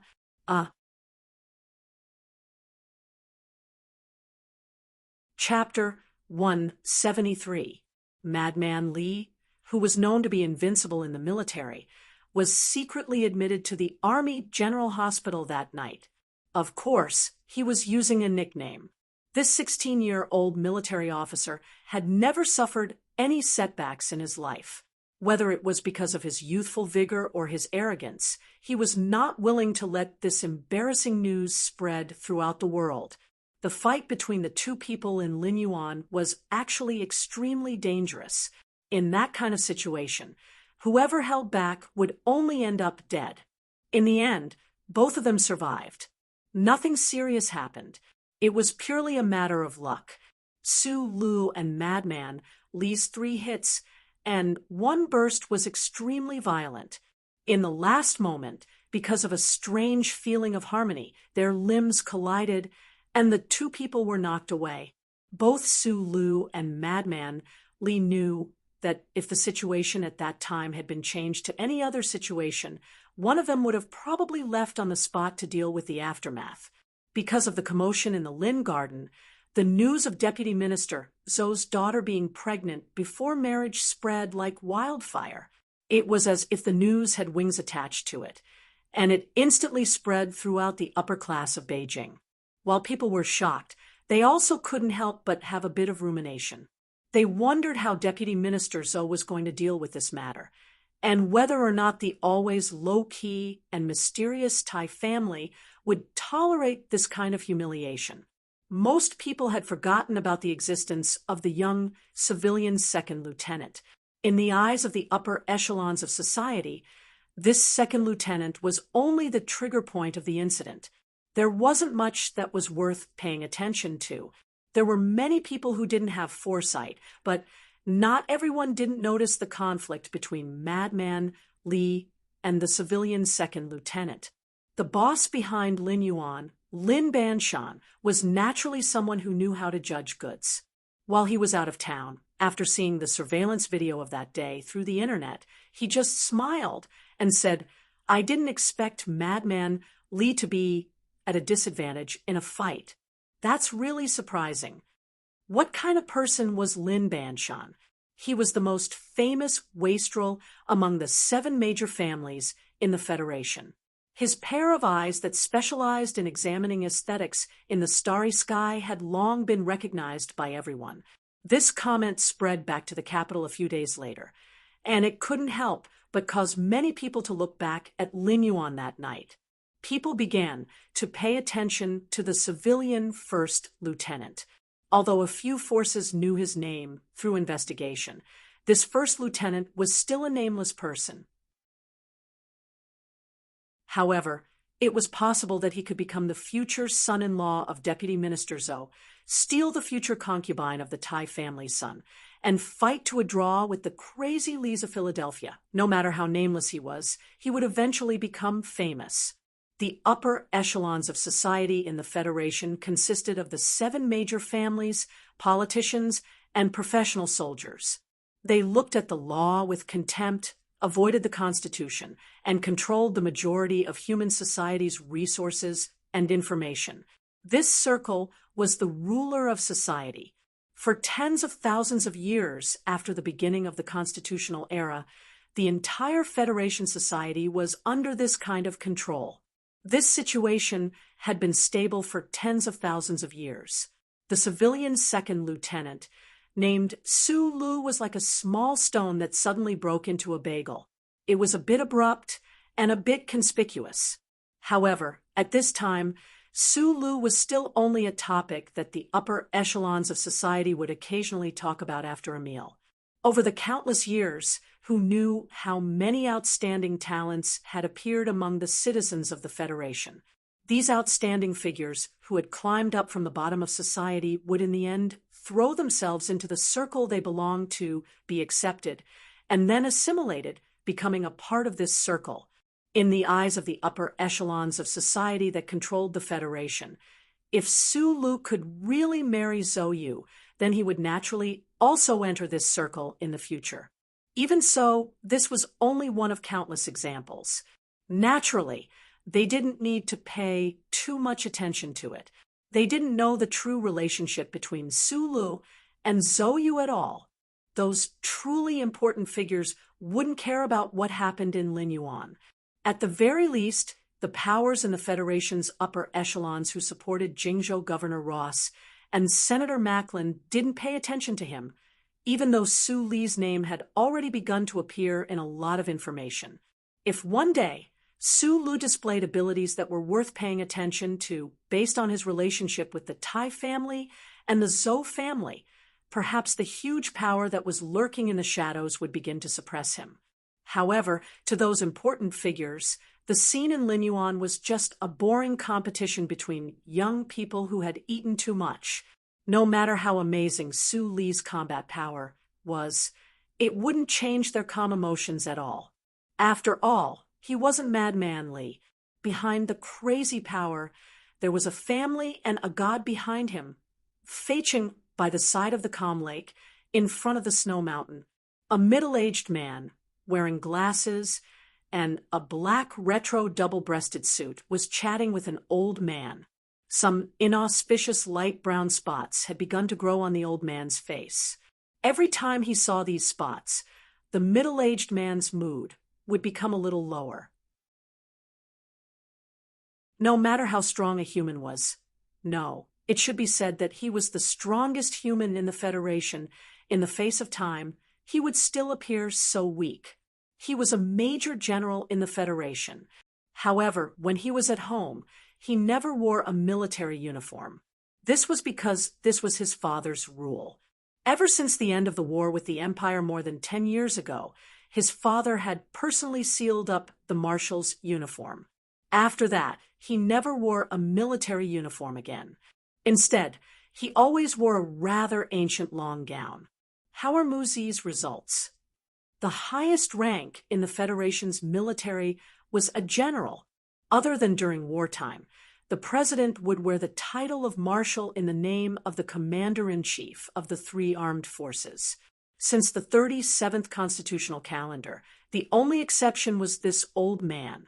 During the first war between the Federation and the Empire, this old man, with the fanatical support of hundreds of millions of Federation citizens, relied on his amazing achievements and was conferred the title of Marshal by the Management Committee of the Federation. The president's term of office was once every 5 years. He could only be re-elected once. However, this old man's position in the hearts of the Federation's citizens would never diminish. In a certain sense, this old man wearing a long gown was the true number 1 person in the Federation. However, this military god of the Federation, at this moment, spoke with the tone of an ordinary old man. He was extremely similar to an ancestor who longed for familial love. Mu Zi's results after entering Academy 1's command department are already very good. During this half year, he didn't fall behind in his studies either. Major General Lee replied with a smile. I'm only worried that the child is too famous. His life in the academy will be a bit troublesome, the old man said with a smile. Major General Lee also smiled. That unknown niece of his was probably one of the few people in the entire Federation whose fame could be mentioned in the same breath as his father. He suddenly thought of something. In a low voice, he said, Li Feng is still kneeling in front of the manor's entrance. When will you let him in? That's your precious son. I can only control my son, but not him. The old man closed his eyes. Through the empty wall of the courtyard, he felt the slightly cold wind blowing from the surface of the lake. He calmly said, as a soldier, he didn't listen to the orders of his superiors. Even if it is later proven that his choice at that time was correct, this kind of attitude still cannot be forgiven. Major General Lee was silent. He knew that his father was blaming him for being too arrogant in disciplining his son. However, Li Feng had been thrown into the army by his father when he was 12 years old. For the past 4 years, he had lived such a crazy life. As a father, he felt boundless guilt toward his own son. Naturally, he couldn't bear to be too strict. What do you mean by invincible in the army? There are many hidden dragons and crouching tigers in the Federation. Who knows how many masters in the body cultivation hall? This time, he was beaten so badly that he couldn't speak. Only then did he know that the military pot was made of iron. The old man slowly opened his eyes. This is also a lesson for him. Otherwise, if he continues to be so arrogant, he won't have a good time at the front line of the West Woods. Major General Lee was silent. He was very clear about his son's terrifying strength. In the federal military, there were few people who could be his opponent. However, since his father said so, he certainly didn't dare to refute. It was only when he heard the words front line of the West Woods that his expression became a little more serious. Whether it was Commander Zhong or that fatty Tian, when they saw Madman Li, they would probably have the urge to go up and beat him up. Su Lu didn't know who would be alarmed by his fight with Madman Li in the Linyuan restaurant, but this didn't affect his clear-headed judgment. Perhaps without him knowing, he had already entered a certain circle. His identity as a fugitive from the Federation didn't worry him much. It had been almost 2 years, and neither the Tai family nor the Shell Motor Company had found out his true identity. It seemed that after the central computer of the Bureau of Proclamation confirmed it, there were no forces or geniuses that connected him, a second lieutenant, to an unknown orphan in the Eastwoods area. The only thing that worried him was that he wasn't sure if Madman Li had detected the power he used.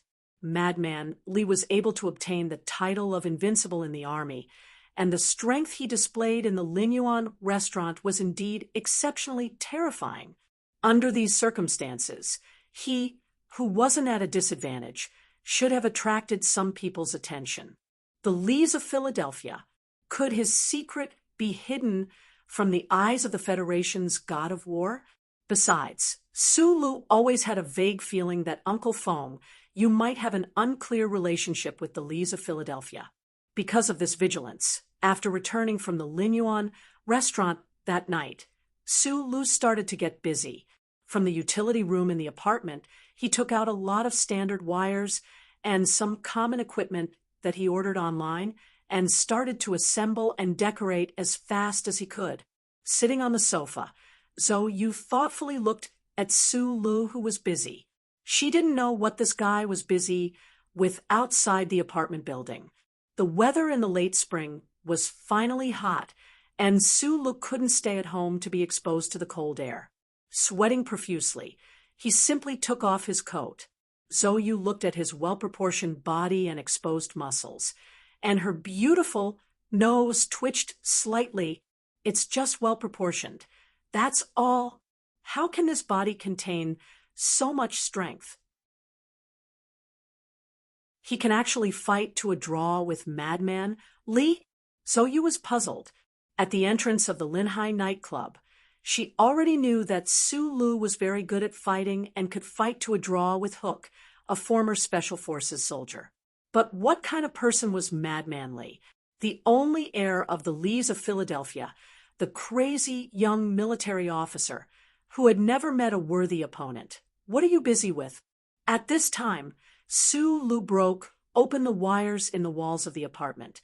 With a serious expression, he broke open the tricolored wires and began to connect to the data wires and equipment in the apartment. Zhou finally couldn't hold back her curiosity and asked. Su Lu didn't answer her for the time being. Only when all the data wires were gathered into a device by his bed and the final data was corrected did he relax slightly and explain. I installed some surveillance equipment around the perimeter of the apartment. Zhou's eyebrows furrowed. She didn't understand the meaning of Su Li's words. Could it be that this guy was worried that his father or brother would mobilize the military to arrest him? Not to mention that in the complicated political environment in the capital, would his father or brother be stupid enough to use military force to resolve family matters? Even if this really happened, could it be that Su Lu wanted to rely on these abnormally crude surveillance equipment to discover the whereabouts of the military in advance? She couldn't help but laugh slightly. At this time, Su Li's back was facing her, so he naturally didn't see her expression.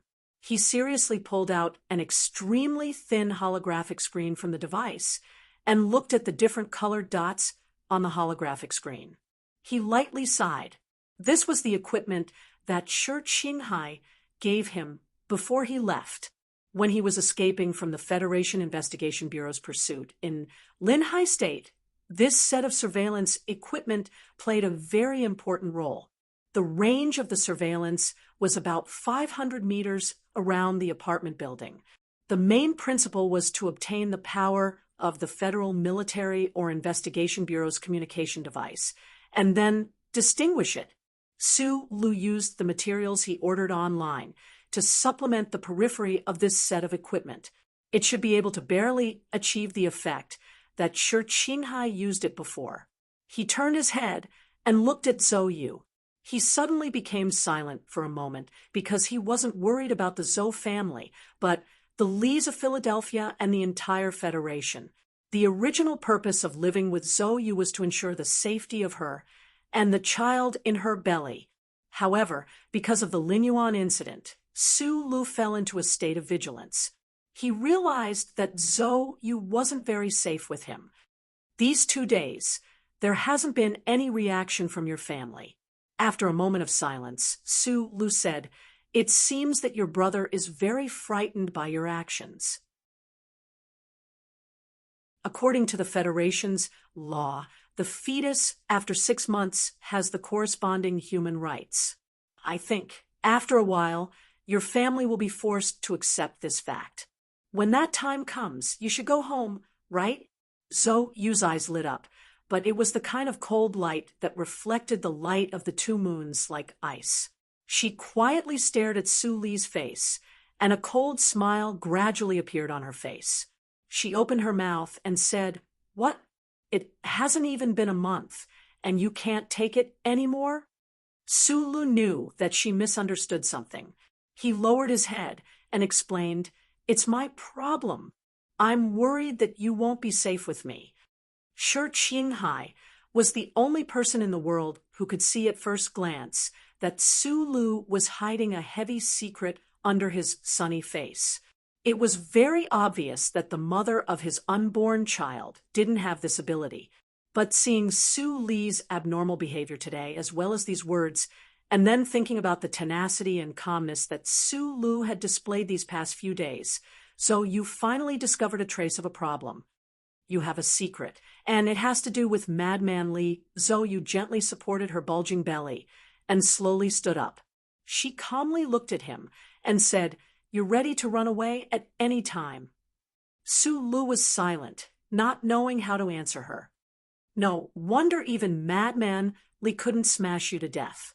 It seems that I still underestimated you. I always thought that in the future you would shine brightly in the Federation, but I didn't expect that you've been hiding your strength all this time. Everyone has their own secrets. I just realized that being with me won't make you safer."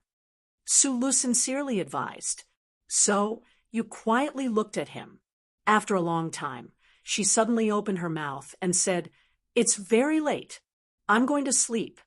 After saying this, Zhou took off the towel wrapped around her head, threw it on the sofa, and walked to her bedroom without looking back.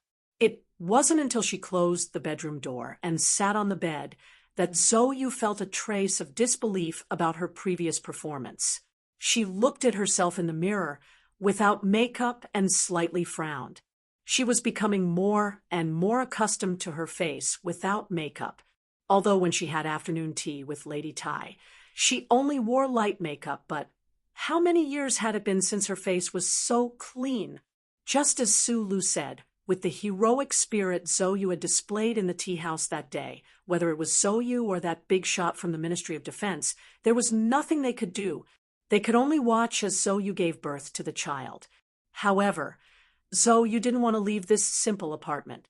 She quietly looked at herself in the mirror, becoming more and more beautiful.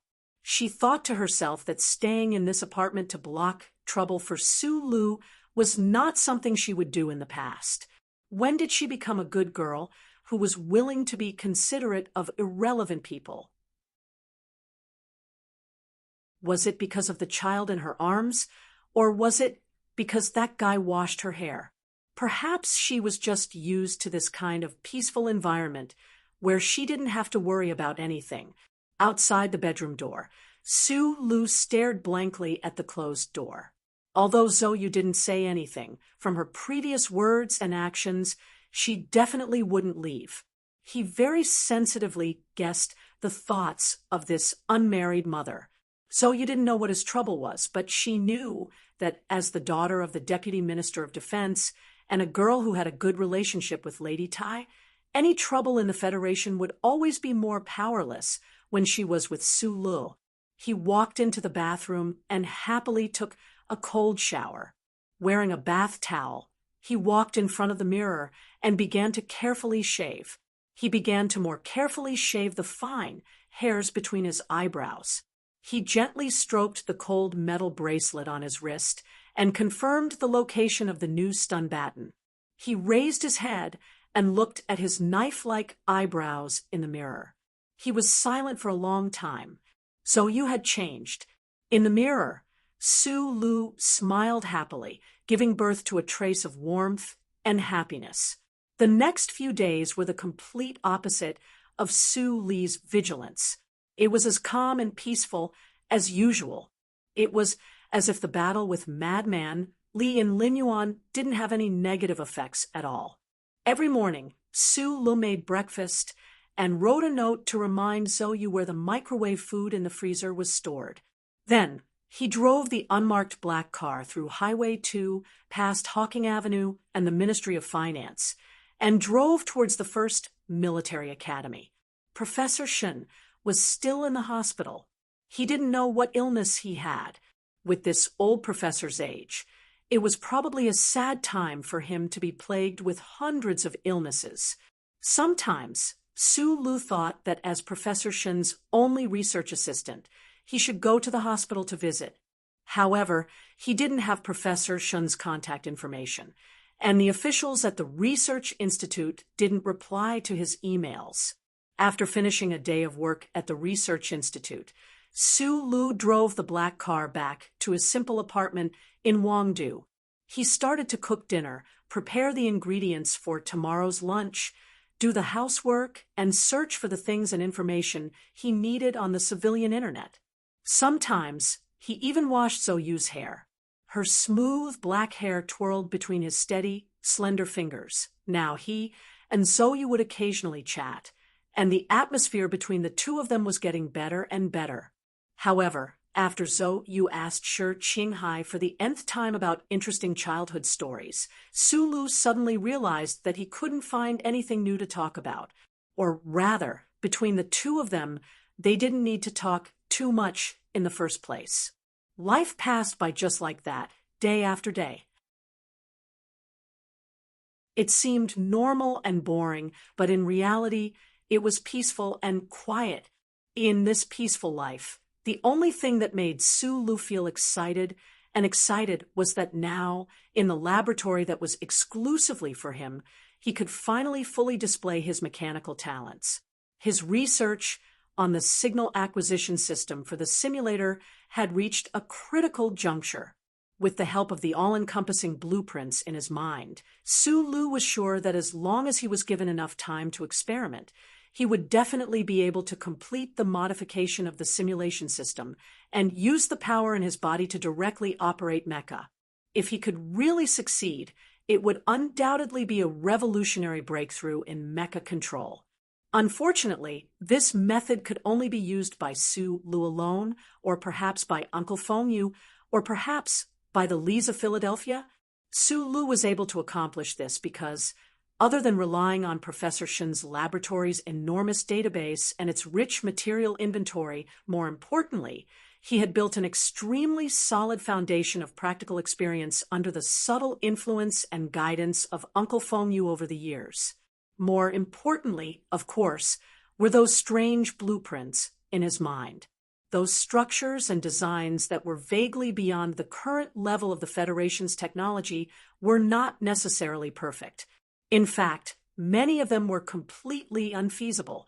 However, those strange and even absurd design concepts and structures had given Su Lu great inspiration.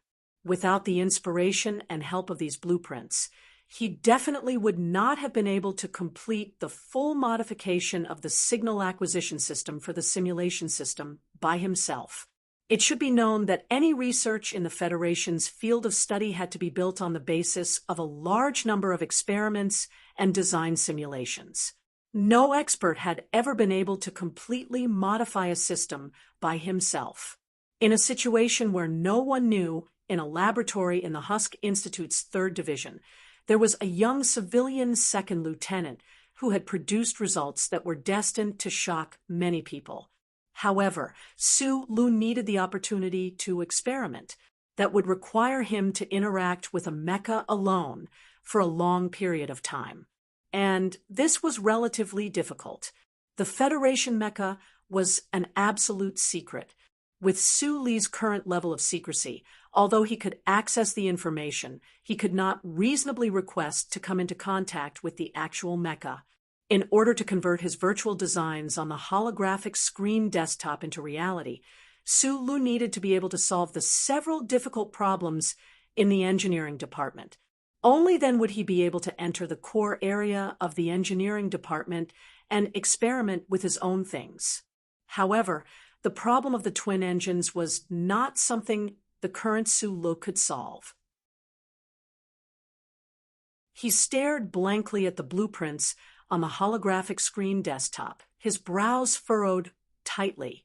The complex power system was completely different from the simulation system. Not to mention coming up with an effective solution, just the terrifying amount of calculations and capturing the trajectory of the electron jets were already abnormally difficult.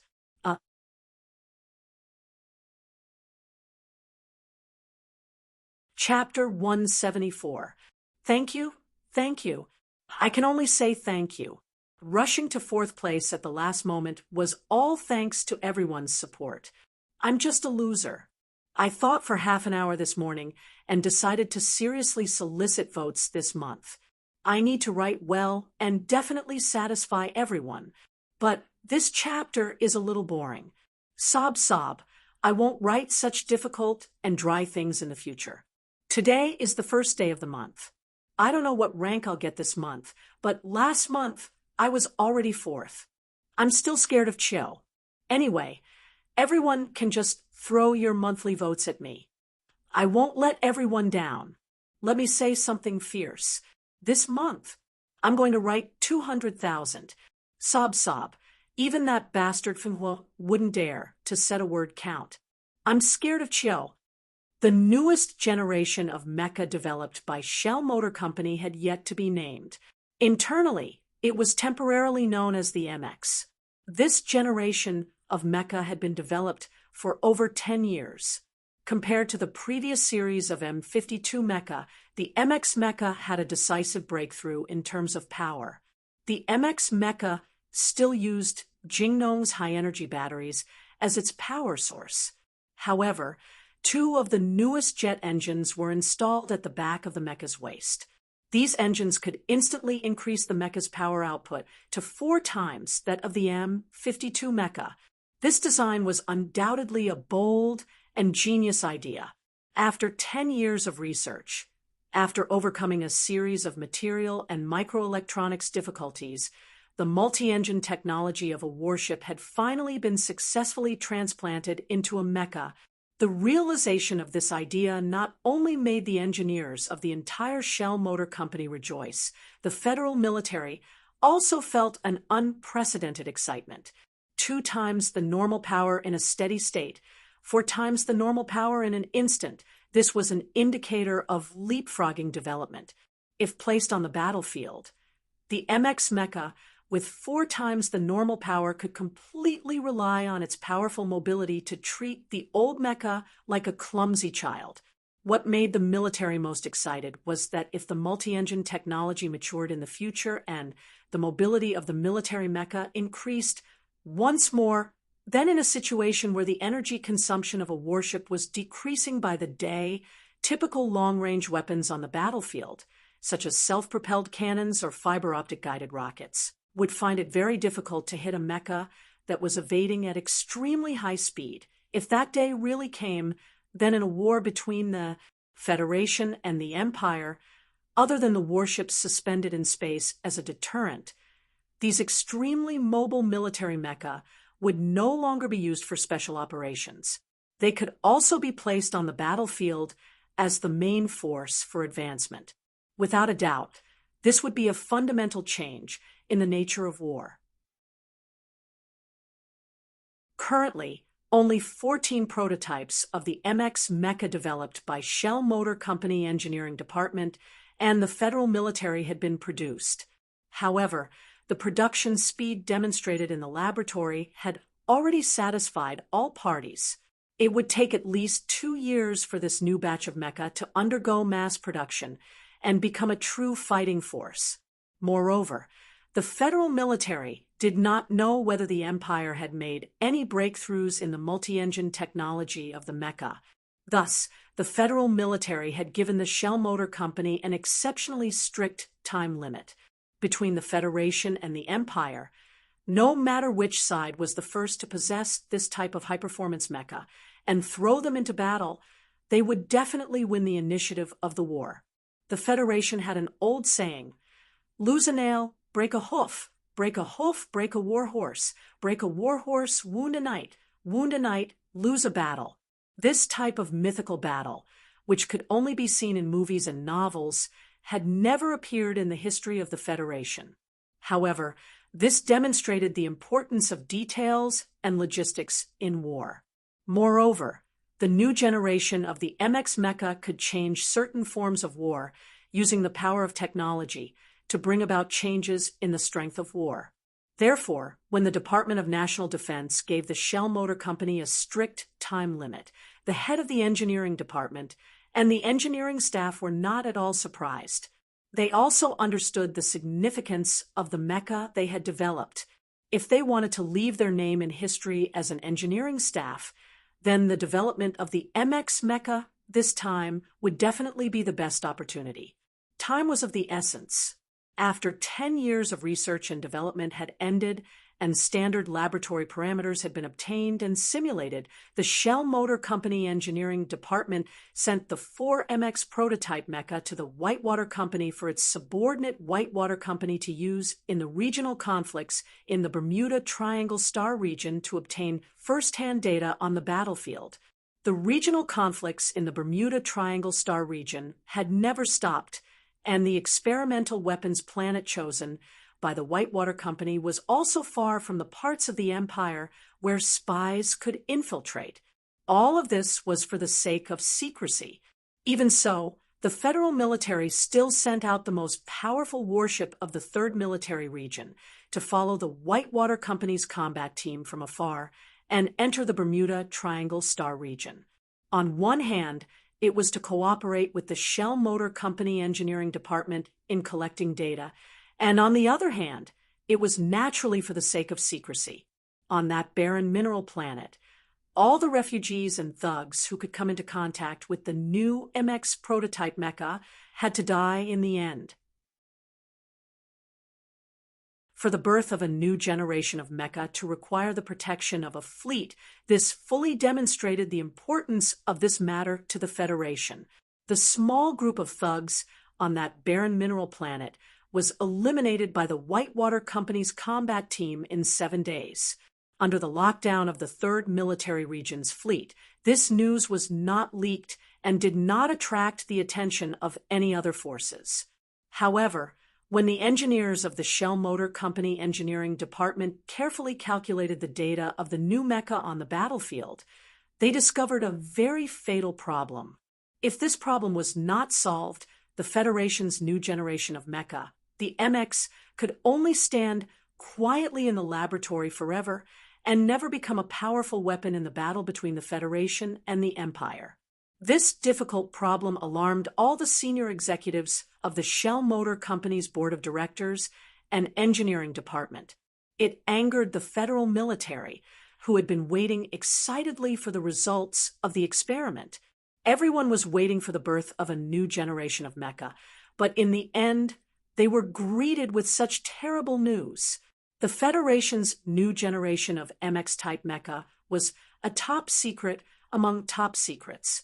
Therefore, the research and development work for the past 10 years was basically done by the Shell Motor Company Engineering Department alone. Although the higher-ups of the Department of Defense occasionally thought about whether they should let the experts from the Goujon Company, or at least the Husk Institute or the Federal Academy of Science participate in the research, this was because the Goujon Company's multi-engine design was undoubtedly the world's leading technology. However, due to the reasons of secrecy, these ideas were not implemented in the end. Last autumn, the Whitewater Company's battle experiment on the edge of the Bermuda Triangle Star field exposed a fatal problem with the new generation of MX-type mecha. The Shell Motor Company Engineering Department had been unable to solve this problem, so the Human Resources Manager, Jose, had personally poached people during the spring recruitment. He wanted to find some inspiration from these young, outstanding engineers with no inherent experience. Unfortunately, this batch of outstanding young people had only entered the engineering department for a short period of time. They were unable to provide any help to solve the inherent problem of the new generation of mecha. Moreover, the pressure from the federal military was too great, so the engineering department had no choice but to ask for help from the outside world. When Sulu had first seen that email, he had already been stunned by the genius of the twin-engine design. Those seemingly complex, but actually simple lines had already become extremely streamlined in his eyes, giving off an existence of infinite beauty and enjoyment. Before his eyes, there was a faint metallic glow. This was the culmination of the collective wisdom of the Federation engineers. Every part of the design had gone through endless deductions and calculations, and could not be changed at all. Or rather, in the eyes of a mature engineer, it was impossible for them to even think of destroying such a beautiful design.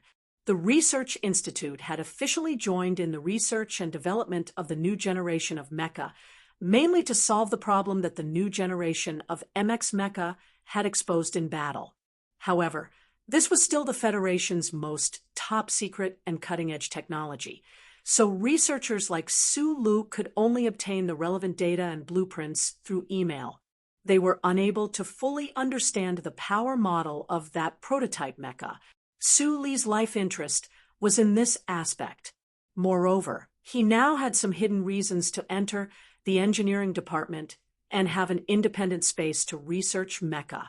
Thus, these past few days, he had been very attentive to this matter. He was just a junior researcher who had just completed his systematic education.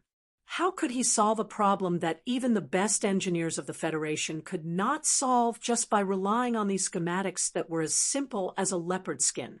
If it had been anyone else, perhaps looking at those blueprints and that problem in the email, they would have felt a sense of powerlessness and dejectedly give up. But Sulu knew that he had talent in this area, and even more so, he knew that those blueprints in his mind were an existence that bordered on miraculous. If he could solve the problem of the new generation of MX Mecha, for an engineer, this was an irresistible temptation.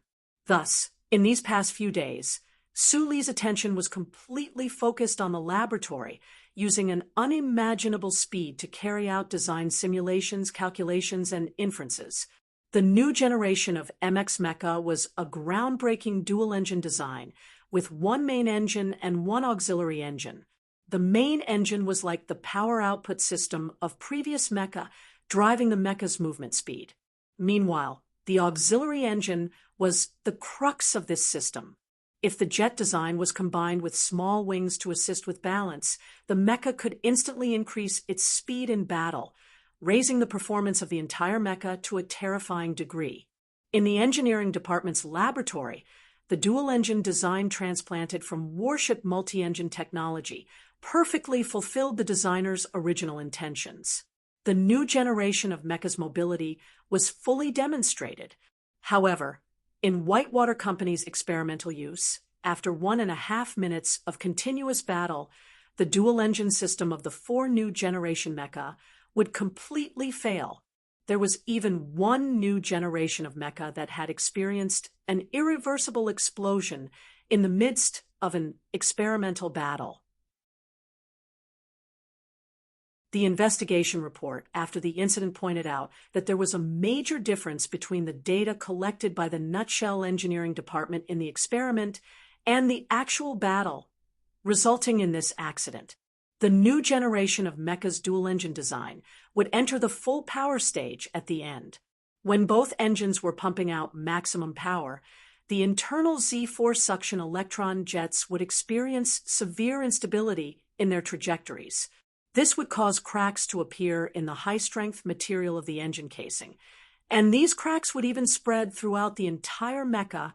In the laboratory, the full power stage of the dual engines was basically in a static state. However, in battle, the full power stage would definitely occur during the most intense moments of a battle between military mecha. The instability of the electron jets would be greatly magnified when the mecha was moving at high speed, leading to unexpected consequences. It could be that the engines would simultaneously shut down for self-protection, or it could also be that it would explode.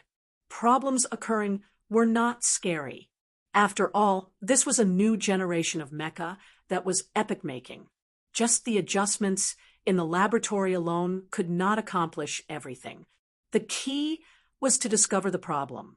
This time, the problem discovered on the planet at the edge of the Bermuda Triangle did not cause the engineers of the engineering department to feel anxious at the start. If there was a problem, there would be a solution. However, when the top engineers of the Federation easily discovered the problem, they were extremely saddened to find that this problem was basically very difficult to solve.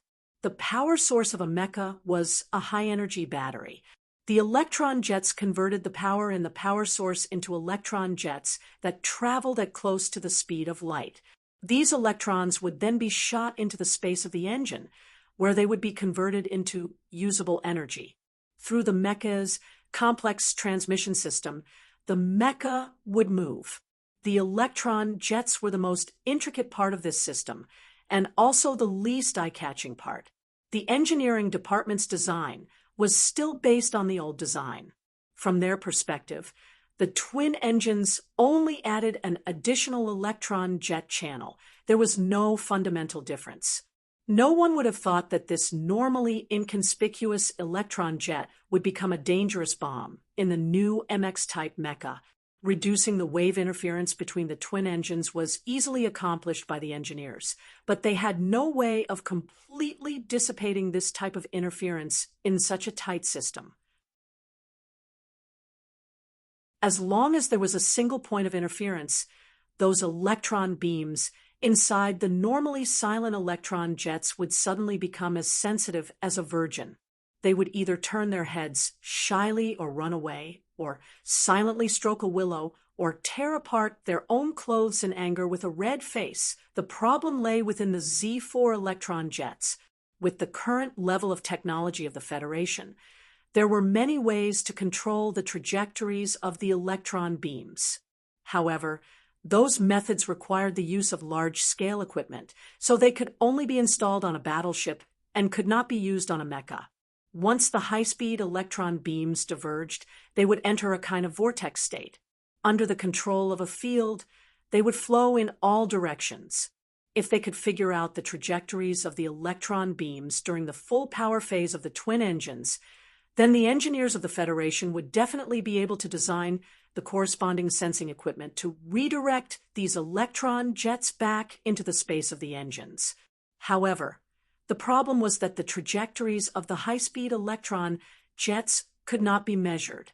In the lost quantum state, the Federation's tens of thousands of years of research would never be able to solve this problem. The development of the new generation mecha of the Federation seemed like it would be ruined by this small electron jet. After experiencing countless failures, Su-Lu sank into silence. 7 days had already passed. Looking at those complicated blueprints on the holographic screen desktop, he still could not find any direction. The blueprints that flashed through his mind like a dream were indeed of great help to him. Thus, in 7 days, he had already tried more than 50 designs. This speed had already surpassed the imaginations of the top designers in Shell Motor Corporation engineering department. However, they were still failures. No matter how whimsical the design was, in front of that mischievous electron beam, they were still tangible objects. There was no way to capture their trajectories. He stared silently at the three-dimensional screenshot of the Z4 electron jets on the holographic screen. Suddenly, his brows furrowed. He understood something. In such a small system, it was impossible to capture the electron beams.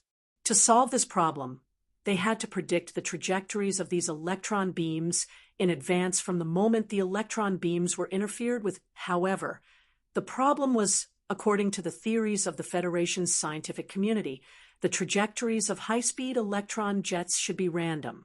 How could they predict it? Quantum immeasurable. Subconsciously, Su-Li's eyes lit up. His finger clicked open the index tree in the middle of the database.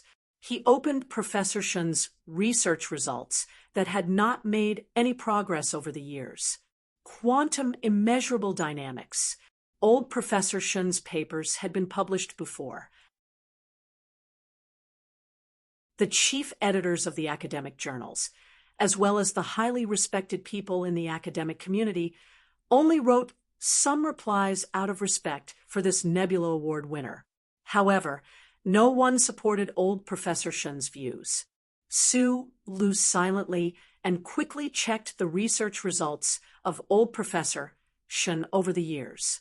His eyes narrowed more and became brighter and brighter.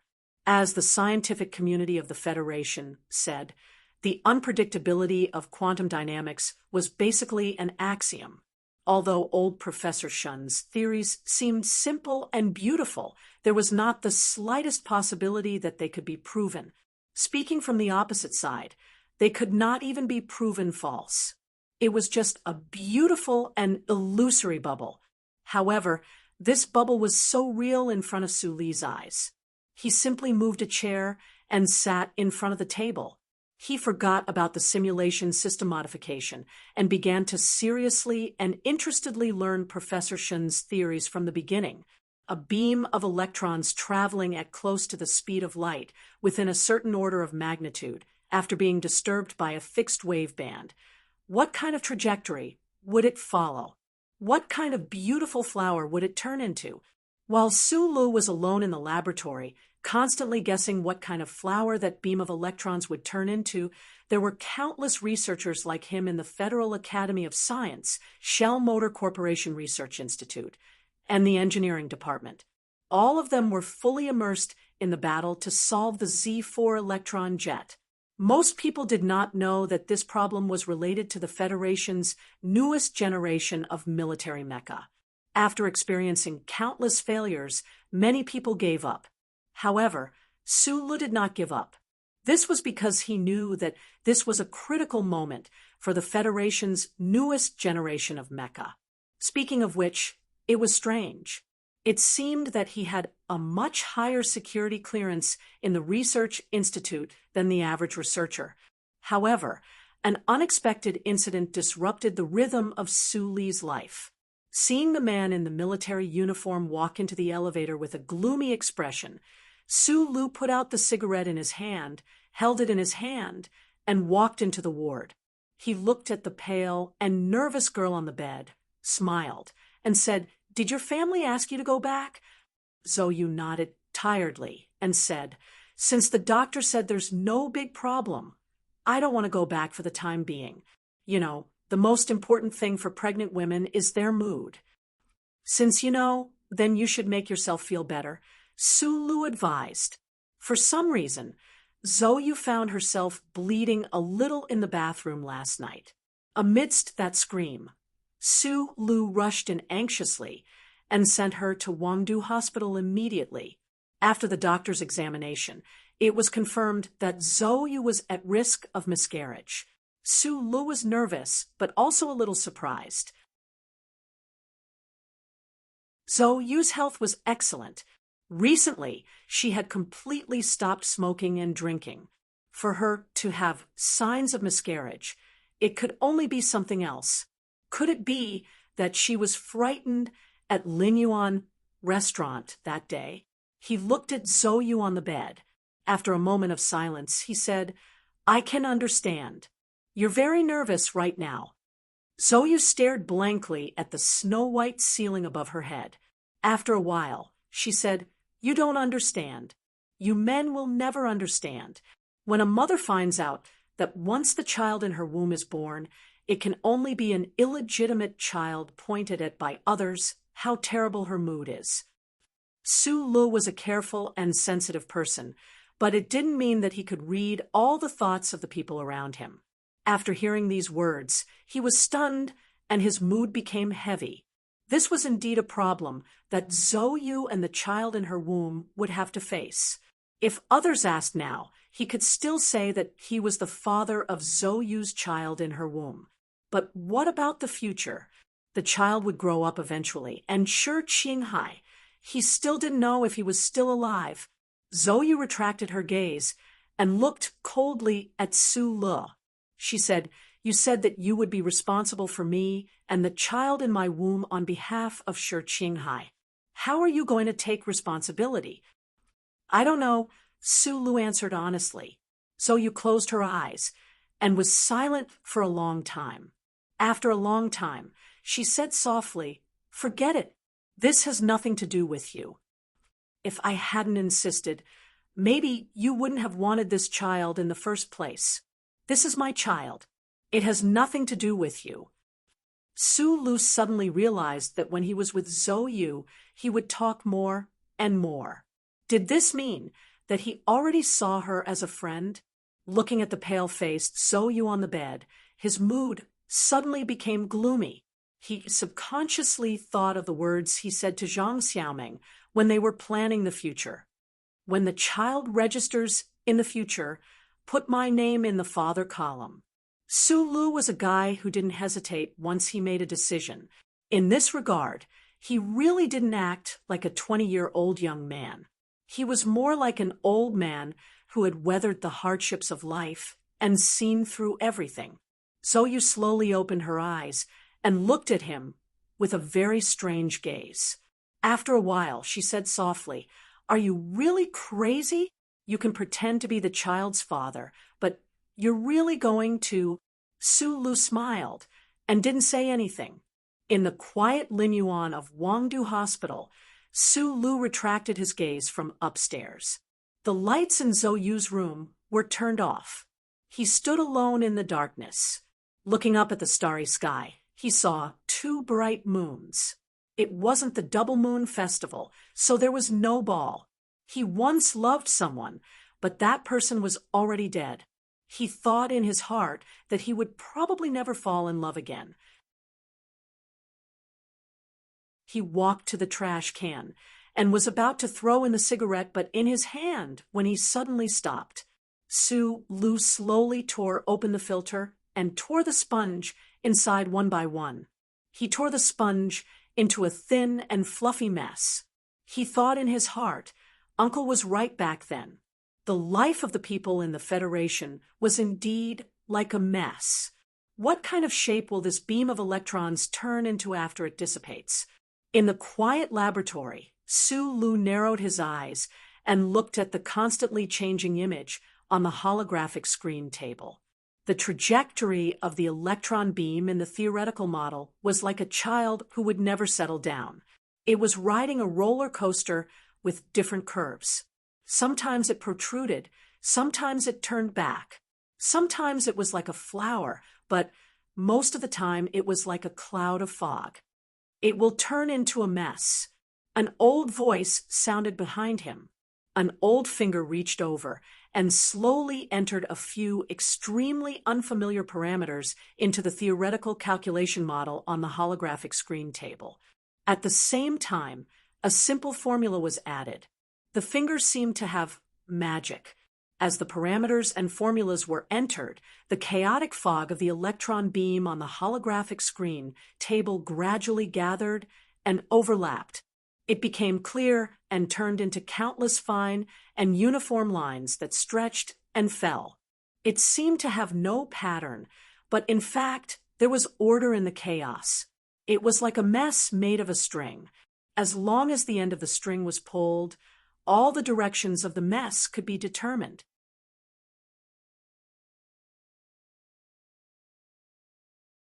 Chapter 175.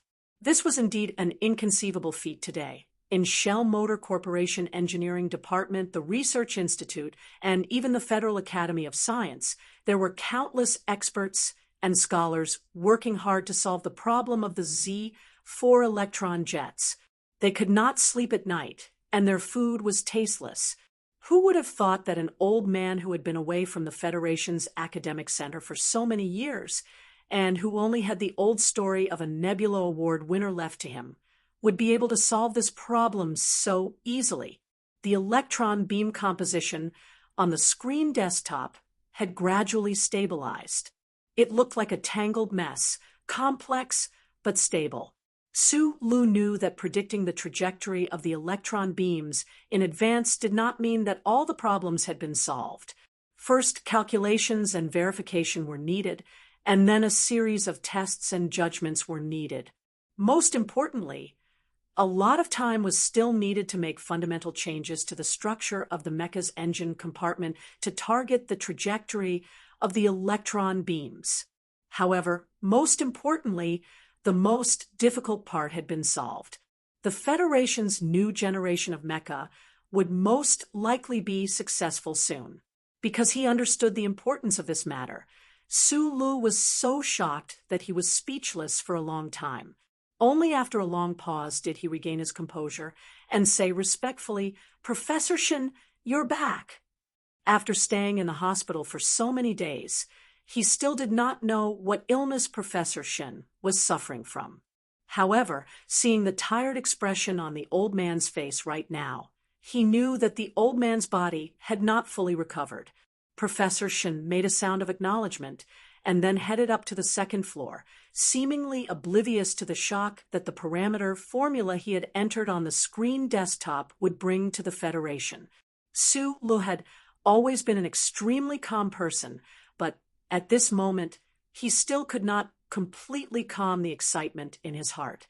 When Professor Shen reached the office on the second floor, he immediately turned around and stared at the mess on the screen desktop.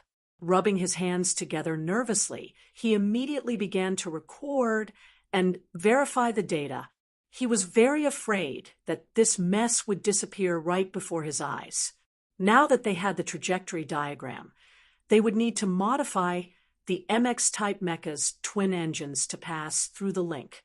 Next, they would need to bring into play Sue Lee's talent in mechanical design. Even though he was unable to fully understand the overall system of the engine, he was still very confident in changing the direction of the particle suction pipe according to the direction of the electron beam. Taking a deep breath, Sue Luke closed his eyes. In the darkness in front of his eyes, he searched for the light and the blueprints formed by the dots of light. From the library of strange blueprints that was as vast as stardust, he extracted the designs and perfected his own ideas. After an unknown amount of time, Sue Luke carefully looked at the design drawings on the holographic screen desktop and felt a sense of satisfaction. Although he did not immediately solve the problem of the interference of the two engines, he knew that with the help of Professor Shin, he had already set foot on the road to success. The key was Professor Shin. At this moment, his mood was slightly relaxed. Only then did he have the extra energy to turn his confused and shocked eyes back to the second floor. He couldn't help but think, what kind of person is this old professor who hides in the small building and ignores the changes in the Federation? While Sue Lu was thinking about Professor Shin, this top scientist of the Federation was also facing the holographic screen of the computer, one hand on the crutches in front of him as he pondered about the young civilian second lieutenant downstairs. The flashing data on the holographic screen were traces left behind by external operations in the laboratory's database over the past few days that Professor Shin had been hospitalized. It clearly showed that in the recent days, Sue Lu had been searching through the data index data in the laboratory alone. In the sidebar of the data trace statistics were the materials Sue Lu had applied for over the past few days, as well as the operation logs he had carried out in the laboratory. Signal collector? B-section material line? What exactly is this little guy trying to do? Professor Shin's somewhat cloudy eyes gradually lit up. From these logs, he realized that in the days that he was not there, this assistant researcher did not muddle along just because he controlled the laboratory alone. On the contrary, this person was familiarizing himself with the database at an extremely terrifying speed and was very diligent in carrying out a certain type of research. It was just that even Professor Shin was not familiar with that type of research, so he was a bit curious as to where exactly Sue Lee's research direction was. After opening the email, Professor Shin found out that during the days that he was hospitalized, there were some internal problems in the Nutshell Company. He then thought about the image captured by the electron beam emission track on the holographic screen desktop and understood something. Young people are still interested in those heavy and clumsy metal things. Professor Shin sighed. Professor Shin was once a famous figure in the Federation's scientific community. He was very accomplished in the field of engineering mechanics. Not only was he the winner of the Nebula Award, but he was also the chief designer of a series of mecha. However, many years ago, he put all of his efforts into the seemingly dead end of the research field of quantum measurable dynamics, and then gradually disappeared from people's sight. In the last few years of his life, this old professor's research did not make any breakthroughs, but he was not too disappointed. The Federation's tens of thousands of years of history had long proven that in order to make some kind of leap forward in basic theory, it would either require the tireless research of several generations, or even more than 10 generations, or it would require the appearance of a genius like the 5-person team from back then. It was more likely that the researchers would end up with nothing in the end. Professor Shin did not expect to be able to solve the difficult problem of quantum measurable dynamics while he was still alive. He only wanted to use his own heart to research what he believed to be the most important thing to research and to provide some suggestions or directions for future generations. However, after so many years, the number of researchers following him had dwindled. After being hospitalized a few days ago, this old professor's mood had changed slightly. He knew that God did not have much time left for him, and everything in this laboratory would probably be forgotten after he died. Although his son was also an outstanding scientist in the Federation, the direction of his research was completely different from his own.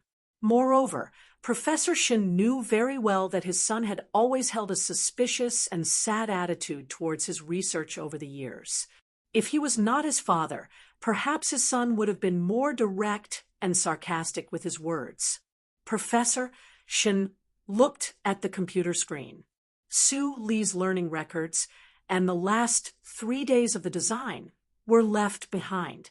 A glimmer of light gradually appeared on his old face. Every research assistant that followed him had a higher level of authority than the other research assistants in the Husk Institute. This was something that Su Lu had never understood. In the past, when those research assistants completed the tasks assigned to them by Professor Shin, they would also carry out some of their own research on a whim. However, there had never been anyone like Su Lu who could devote all of his time to research. The records on the screen clearly showed how diligent Su Lu had been in his work in the past few days when Professor Shin was not around. This was especially true when he saw that Su Lu had once entered the index tree in the middle to study the quantum measurable dynamics theory that he was researching. A gratified smile flashed across the old professor's face. He had never seen such a young researcher who could remain so calm in the midst of a monotonous research career. This was an anomaly. In the past 3 days, Su Lu had been designing the modification of the mecha's electronic jets. Although all of them had failed, and even the direction was wrong, to be able to come up with so many excellent designs in such a short period of time was already proof of this young second lieutenant's solid foundation. Professor Shin could even feel the boundless talent in those failed designs. In the following days, Su Lu felt that something was off. Professor Shin, who was on the second floor, no longer threw countless calculations and data-gathering tasks at him like before. He suddenly had a lot of free time. Of course, he treasured this time very much. He seized every opportunity to throw himself into the modification and design of the twin-engine electronic jets. Vaguely, he felt that Professor Shin knew what he was doing and was purposely making time for him. The modification and design of the electronic jets proceeded very smoothly. With the support of Professor Shin's theories, Su Lu could be said to have discovered the direction of the great path of light earlier than the other researchers in the Federation. Occasionally thinking about these two matters, Su Lu could not help but feel gratitude and respect for the old professor upstairs. One day, in the area of calculating the trajectory of the R-shaped electron beam, Su Lu fell into a dilemma. He thought for a long time, then stood up from the holographic screen table and walked towards the second floor. "I've been waiting for you to come find me." Professor Shin sat behind his desk and took off his glasses. He smiled at Su Lu and said, "A person who does not have the courage to ask about research has no future." Su Lu smiled somewhat awkwardly. He walked forward and presented the problem he had encountered to Professor Shin. At this time, he noticed that although Professor Shin had been discharged from the hospital for a few days, his body seemed to still be weak. However, the old man's spirit seemed to be more vigorous. "In the last few years of my life, I basically dealt with these tiny particles. The accelerators in the Academy of Sciences are as familiar as my children. But at this moment, I have to admit that the quantum size is still unpredictable." Professor Shin did not immediately discuss the electron beam problem with Su Lu. After a moment of silence, he spoke with a hint of loneliness. Su Lu paused for a second and felt a slight chill in his heart. But under certain fixed conditions, the trajectory of quantum dynamics can be vaguely calculated. and as long as the probability is large enough, we can roughly assume that the trajectory is correct. Professor Shen looked calmly at Su Lu. His pair of cloudy eyes gradually shone with the light of wisdom. He did not know whether Su Lu could understand or not. He only knew that the things he was researching needed a young person to be able to save them for him. Although the young people of today, including Su Lu in front of him, may not have much interest in such boring physics knowledge, at least if his hard work could be saved, it would be of some use in the future. There are no problems with the twin engines designed by those fellows in the engineering department. As long as you can solve the problem of the trajectory of the electron beam in the jets, then the Federation's newest generation of mecha will be successful. Su Lu listened intently. This was the conclusion he had made a long time ago. He just did not understand why the old professor would say this. Remember to sign my name on this academic report. My name has to be at the very front, said Professor Shen. Su Lu frowned slightly. He knew that Professor Shen was not a person who craved academic fame, or else he would not have hidden in this laboratory for so many years. Moreover, regarding the design and modification of the mecha this time, the most crucial foundation was Professor Shen's theory. He did not show any displeasure.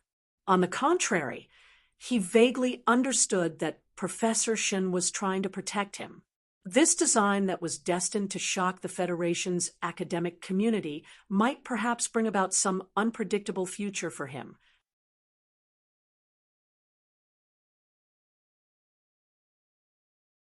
Chapter 176. Su Lu knew how to answer. 2 years ago, he was still an apprentice on a remote mining planet, following a strange uncle to repair electrical appliances. Since he was young, he had a strong interest and talent in the field of mechanical repair. He had also set his life goal of entering the top mechanical company in the Federation. However, when he really became a researcher at the Shell Motor Corporation Research Institute with the military rank of a civilian second lieutenant and truly entered the core area of the Federation's research field, he still could not fully adapt to this change in role. Just like the Federation's proverb, when dreams become reality, it will still seem like a dream. The Shell Motor Corporation Research Institute, the 3 major military academies, and the Federal Academy of Science were all part of the same system. For Su Lu, this was a foreign world.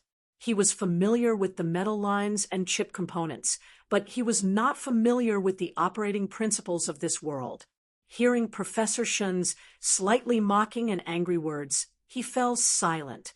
Only now did he understand that the seemingly pure academic world was not fundamentally different from the Jianghu that the orphans of the Donglin district mingled in. Speaking of which, it was true. Things like power were applicable in the universe. Those who were already standing at the top would not allow a small character like himself to obtain enough capital through the success of the Federation's new generation of mecha. You don't have to worry about anything. At least I'm still alive. Looking at the silent Su Lu, Professor Shen suddenly thought of himself many years ago. He smiled bitterly and said, I think, whether it's the Academy of Science or the Research Institute, those fellows who have left the front line of research for a long time probably don't have the guts to steal my things. Su Lu smiled with some difficulty. While I'm still alive, I'll quickly get this done. Professor Shen put his glasses back on, bent over the table, and began to use his trembling fingers to lightly tap on the problem Su Lu had encountered. Su Lu did not disturb Professor Shen any further and quietly walked down the metal stairs. That afternoon, he saw Professor Shen's opinion on the holographic screen desktop. The problem that had troubled him for 3 hours became so clear after a few simple words of analysis. He easily found a breakthrough. Even as he marveled inwardly, Su Lu could not quite understand why the old professor would suddenly be so willing to help him. Moreover, The other should clearly know that these things involved the new generation of mecha for the Federation, but had little to do with the theoretical research that the old professor was most concerned about.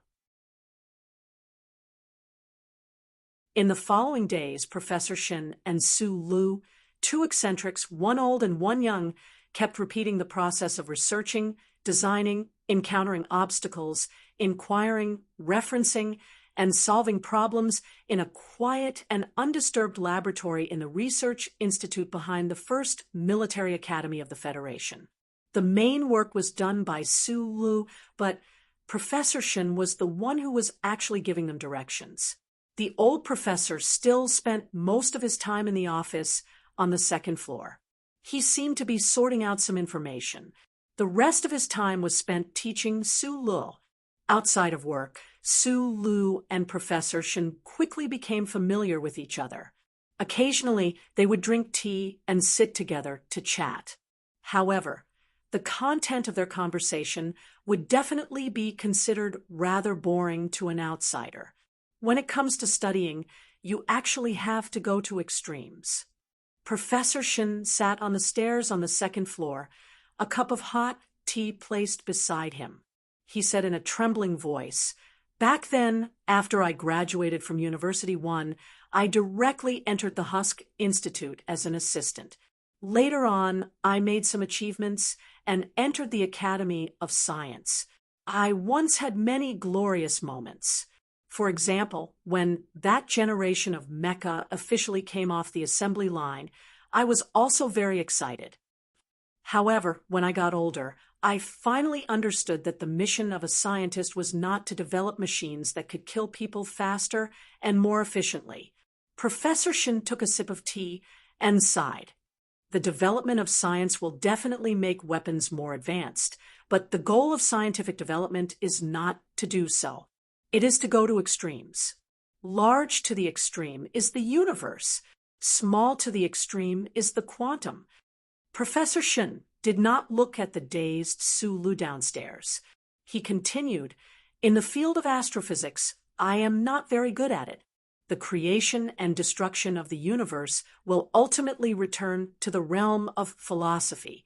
However, I am also very bad at philosophy, so in the end, I set my sights on measuring the dynamics of the quantum.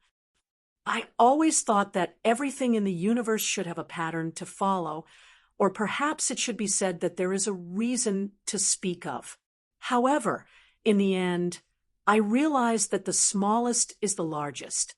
It still has to return to the realm of philosophy. I said before, I am very bad at philosophy." Professor Shin was like a child, sitting at the bottom of the stairs on the first floor, as he spoke with a laugh. Su Lu sat on a chair on the first floor, a smile also appearing on his face. This kind of pure conversation without any other things was very interesting for people like them. In the entire Federation academic community, no one knew that the two people in this laboratory were currently researching the difficult problem that the Federation's newest generation of mecha were facing. Even more so, no one knew that their research progress had long left everyone else far behind. These past 2 days, Su Lu and Professor Shin had been able to drink tea and chat frequently precisely because he had confirmed that their direction was correct. It would not be long before the modification work on the new MX Mecha's electronic jets would be completed. The Federation's most difficult problem had gradually become ridiculously simple in front of these two people. The reason it was so easy was partly because Professor Shin had absolute experience and results in the field of measuring the dynamics of the quantum. Although those were just side results from his long research journey, they were already enough to provide strong theoretical support for the problems that had arisen in the new generation of mecha's power system. Those theoretical data models might have needed to be studied from scratch by other researchers, but on Professor Shin's side, they were all ready-made things. As for the other part, that was Su Li's strong learning ability and practical ability. Transforming a theoretical data model into a real design process was a very crucial part. Even an engineering department would need to spend a large amount of time performing repetitive calculations to be able to draw up the most probable structural blueprint. These past few days, Professor Shen had given Su Lu many surprises, and Su Lu had also given the old professor countless surprises. This young researcher was like a database that had gathered the wisdom of the Federation's engineers. For every data model, he would always be able to find a matching real design in the shortest amount of time. This kind of ability could not be explained. It could only be called a gift. Professor Shen looked at the young fellow downstairs and could not help but think to himself with a smile, what exactly was in this child's brain? Su Li's brain was filled with the practical ability that Uncle Feng Yu had taught him, the bold and imaginative design concepts, and in the deepest recesses of his mind were the endless structural blueprints that the Black Dream had given him. Until today, he still thought that these high-level structural blueprints were a legacy that Uncle Feng Yu had left for him.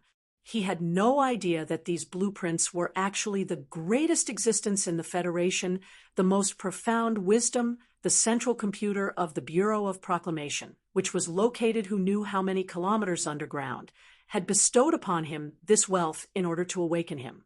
The Federal Central Computer stored all the high-level structural designs that had existed for tens of thousands of years.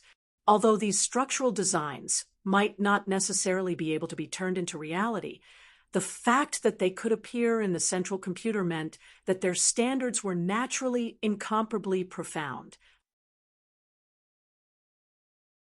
Under these conditions, Su Lu already possessed all the qualifications to become the most outstanding engineer in the Federation without question.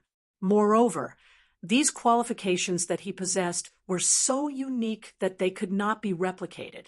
From an apprentice, he was about to become the one who decided the fate of the most advanced mecha in the Federation. Su Li's mood was relaxed and joyful, but he could not help but feel a little perplexed. He reflexively fished out a cigarette from his pocket and lit it, but he immediately remembered that the old professor was looking at him from upstairs. He raised his head awkwardly and saw Professor Shen's eyes light up. The two fingers resting on his knees slowly spread open. I haven't smoked in a long time. Professor Shen took a deep drag on his cigarette and unskillfully blew out a broken smoke ring. In his early years, when he was addicted to nights in the laboratory, this top scientist of the Federation was also used to never leaving his hand without a cigarette. However, when the war between the Federation and the Empire broke out, Professor Shen resolutely gave up smoking for the sake of the slogan, working healthily for the Federation for 50 years. In the blink of an eye, it had already been several decades. The old man and the young man sat on the metal staircase on the second floor of the laboratory, smoking cigarettes and chatting idly.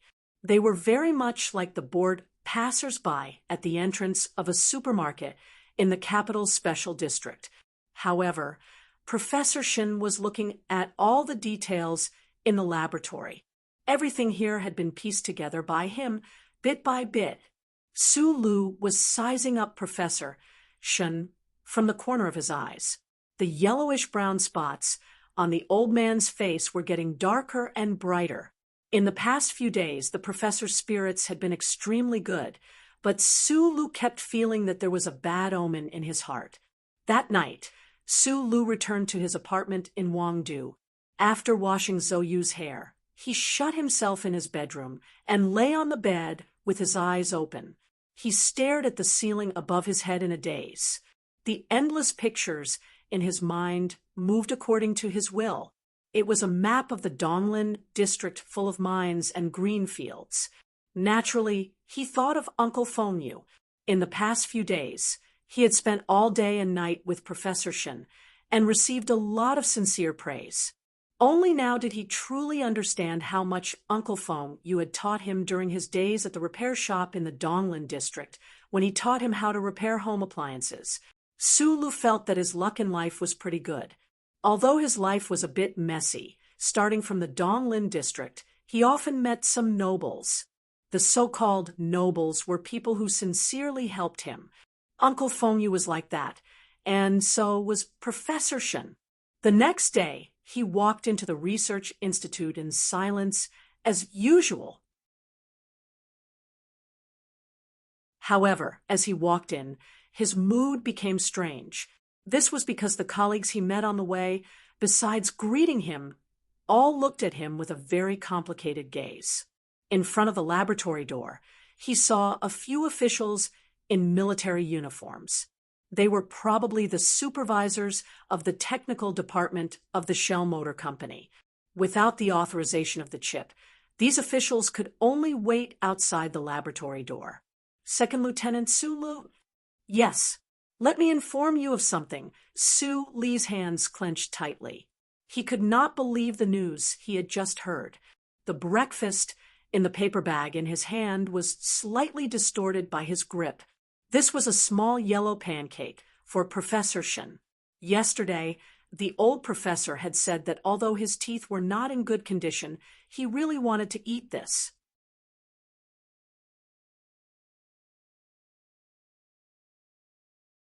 Chapter 177. It was only recently that Su Lu and Professor Shen had become familiar with each other. Unfortunately, the time they had spent together was too short. Professor Shen had already left this world. He stood at the entrance of the laboratory in a daze. It took him a while to digest the shocking and sad news. Professor Shen was already very old. His health had always been poor. Last month, he had been hospitalized for a long time. Recently, when Su Lu sat on the metal stairs and chatted with him, he could always smell a hint of inauspiciousness from the old man's seemingly exuberant energy. However, he still did not expect that this respectable old professor would pass away so quickly. Birth, aging, illness, and death came so suddenly and without reason. Su Lu was still immersed in this slightly frustrated and sad mood. His silence made the expressions of the several officials at the entrance of the laboratory a little ugly. One of the officials frowned and said impatiently, "What are you waiting for? Hurry up and open the door of the laboratory." These words pulled Su Lu out of his sad mood. He narrowed his eyes and looked at the several indifferent officials in front of him. Only then did he realize that the situation today was a little strange. Professor Shen's death was indeed a big deal. However, there was no reason why the high-level officials of the Research Institute, especially the technical director who was directly responsible to the board of directors, would personally come to the laboratory to inform an inconspicuous assistant researcher of the news. Since these people did not specifically come to inform him of Professor Shen's death, and were in such a hurry to enter the laboratory, it was natural that they had other motives. Su Lu narrowed his eyes and looked at the indifferent faces of these officials. It was obvious that they did not feel the slightest bit of sadness because of Professor Shen's death. This kind of behavior made Su Lu feel heavy and slightly angry. "Why do you want to open the door of the laboratory?" After a moment of silence, Su Lu directly answered. This answer was obviously not expected by the several high-level officials. They frowned and looked at Su Lu as if they were looking at garbage. One of them said coldly, "When the higher-ups do things, do they need to explain the details to you?" "No need." Su Lu lowered his head slightly and replied, "But this laboratory belongs to the scope of co-construction. According to the agreement, unless Professor Shen agrees or the board of directors issues a written order, I can't open the laboratory and let you in.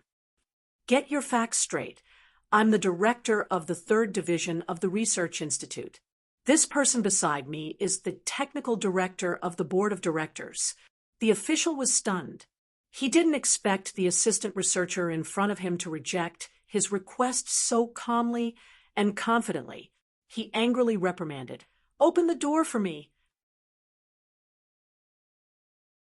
Su Lu shook his head and stood at the entrance of the laboratory. He didn't take out the electronic key card and scan the chip. After working at the Husk Institute for so many days and chatting with Professor Shin, he already knew how the Husk Institute cooperated with the famous professors. The Husk Institute provided the relevant research conditions to these professors, and the final research results were shared between the two parties according to the agreement. This was a relatively free cooperation model, which was more suitable for professors who liked freedom to use their abilities. What's more, Professor Shin was basically in the periphery these years, and he didn't provide any research results to the Federation. The technical support provided by the Professor Shin was extremely limited.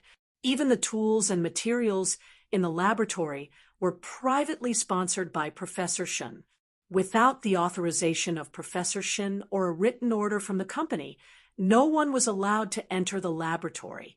In this case, why did the company's top officials suddenly appear at the entrance of the laboratory and are so anxious to go in? Su Lu understood the reason behind this, but because of the indifference shown by the other party and the feeling that something was wrong, he silently blocked the entrance of the laboratory. "Who do you think you are? How dare you block my way?" The director of the third department of the institute looked at Su Lu in front of him with his head down, as if he didn't hear him and didn't see him. He suddenly felt embarrassed and pointed his finger at Su Li's nose and scolded loudly. "This is the last time I'm telling you. Hurry up and open the door of the laboratory and hand over your electronic key card. You don't have to come to work tomorrow. You are a senior officer, but even if you want to fire an active soldier, you don't have the right to do so." Su Lu raised his head and calmly looked at the several officials in front of him and said, "As a soldier, I have to do things according to the rules. Where are the military police?" The director's eyes emitted a cold light. He didn't want to waste time with this strange, low-level researcher. He looked at Su Lu and said angrily, "The laboratory is the property of the company, the property of the Federation. Do you think it's yours or Old Shun's? Do you think you can't enter the institute if you don't open the door?" With the powerful strength of the Husk Institute, it was no doubt very easy to open the electronic door of a laboratory. Today, when these officials heard the news of Professor Shin's death, they rushed to the laboratory immediately. They didn't choose to enter directly, but instead waited for Su Li's arrival. Naturally, they didn't want this matter to be solved in a more peaceful and discreet way. However, they didn't expect this young researcher to unexpectedly block the door so valiantly and not let them enter. The officials had lost their patience and directly called for the military police. "There's no need for the military police. I can walk by myself." Su Li's voice became louder, and it echoed in the quiet corridor. Gradually, many researchers wearing white coats walked out of the adjacent laboratory. The crowd looked at the conflict with puzzled eyes. Su Lu looked at the arrogant and angry officials in front of him and said loudly, "Professor Shin's body is not cold yet, and you want to force your way into the laboratory? Are you planning to steal something? Unless you show me a written order from the board of directors, don't expect me to open the door for you. Everyone knows that when the person is gone, the coffee will naturally be cold. But Professor Shin has just passed away, and you can't wait to come here. Don't you think you are a bit too shameless?" At this time, Su Li's mood was unusually cold. He still hadn't gotten over the sad news of Professor Shin's death, and now he had to face these hateful officials. However, the anger and shame on his face were fake. Today, he said so many words like a hot-blooded young man. It was because he knew that a mere civilian second lieutenant, an assistant researcher who had just joined the company for a few months, could not stop the company's management from entering the laboratory. So he had to make his voice louder and let more people know about this. Both sides of the long corridor were full of laboratories. The staff of the research institute were not people who liked to watch a scene, but they all knew the news of Professor Shin's death last night. At this moment, They found that Professor Shin's assistant was arguing with the company's management, so they all cast worried eyes. They understood what happened and looked at the officials with disdain. Although they didn't know what was in Professor Shin's laboratory, the company wanted to seal the laboratory as soon as the professor passed away. From an emotional point of view, it was really difficult for them to accept. At this time, a team of fully armed military police, after receiving the order from the management, rushed from the end of the corridor to the door of the laboratory. They vigilantly surrounded Su Lu, ready to subdue him at any time. At this time, the technical chief of the board of directors of the Nutshell Company, who had been silent, whispered a few words in the ear of the director of the 3 departments. Probably these senior officials were not willing to go too far in the current situation. Su Lu narrowed his eyes and did not give these officials a chance to turn around in front of the crowd. He directly said loudly, "If you have the ability, then force the door of the laboratory open today. If you don't follow the rules, then I will appeal according to the rules. I will sue the board of directors. If it doesn't work, then I will sue the Ministry of National Defense. If even the Ministry of National Defense is nothing in your eyes, then I will sue the Supreme Court. Don't underestimate my determination." After saying this, Su Lu did not look at the faces of the senior officials that were getting worse and worse. He directly pulled away the guns in the hands of the military police and walked out of the corridor without looking back. He tightly held the bag of small yellow pancakes in his hand and thought about what Professor Shin said yesterday. Everything in the universe should be reasonable. Walking to the empty and quiet parking lot of the Research Institute, not far from the military police who were monitoring him, Su Lu silently dialed a number. A few days ago, when he was smoking and chatting with Professor Shin, Su Lu got the old man's phone number. Thinking that the owner of the number had left this world, he naturally felt sad. Then he heard a voice from the other side of the phone. In the special ward area of the Chester Private Hospital, Su Lu silently looked at the car that was pushed into the cold room. Thinking about the peaceful face of the old man in the car, he took off the military cap on his head, held it in his arms, and bowed deeply. Father passed away very peacefully. Professor Shin's eyes were slightly red. He smiled and said to Su Lu, "Actually, when he was hospitalized last time, the doctor had clearly told him that he would not last for more than a few days." Su Lu thought about the work he had done with Professor Shin in the laboratory a few days ago. Now that he thought about it, he did not feel that the old man was gradually approaching death. Death is something that everyone will face. Professor Shin lowered his head and said, "In the last few days when Father came home, he was in a good mood. I think it should have something to do with you. Thank you."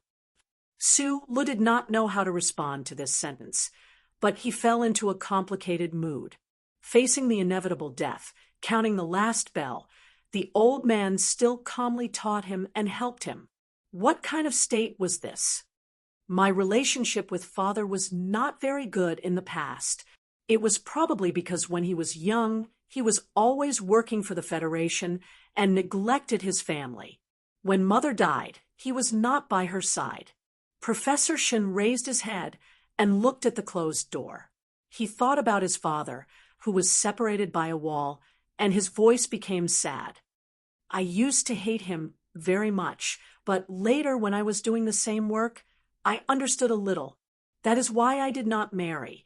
People like us who have dedicated our lives to science may not have the right to have a normal family life." Professor Shin turned around and said calmly, "Father changed his will 2 days ago. The laboratory in the 3rd department of the Research Institute will be given to you to continue using. Except for the relevant database rights in the agreement, which may be returned to the Federation, the other results of Father's research, as well as the data and materials, he left them all to you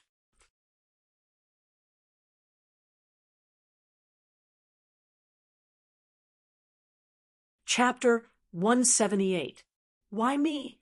These past few years, the Research Institute, First Academy, and the Academy of Science have all transferred over 40 research assistants to Father's lab, but none of them lasted for more than 3 months. This is because everyone knows that the direction of Father's research has no future.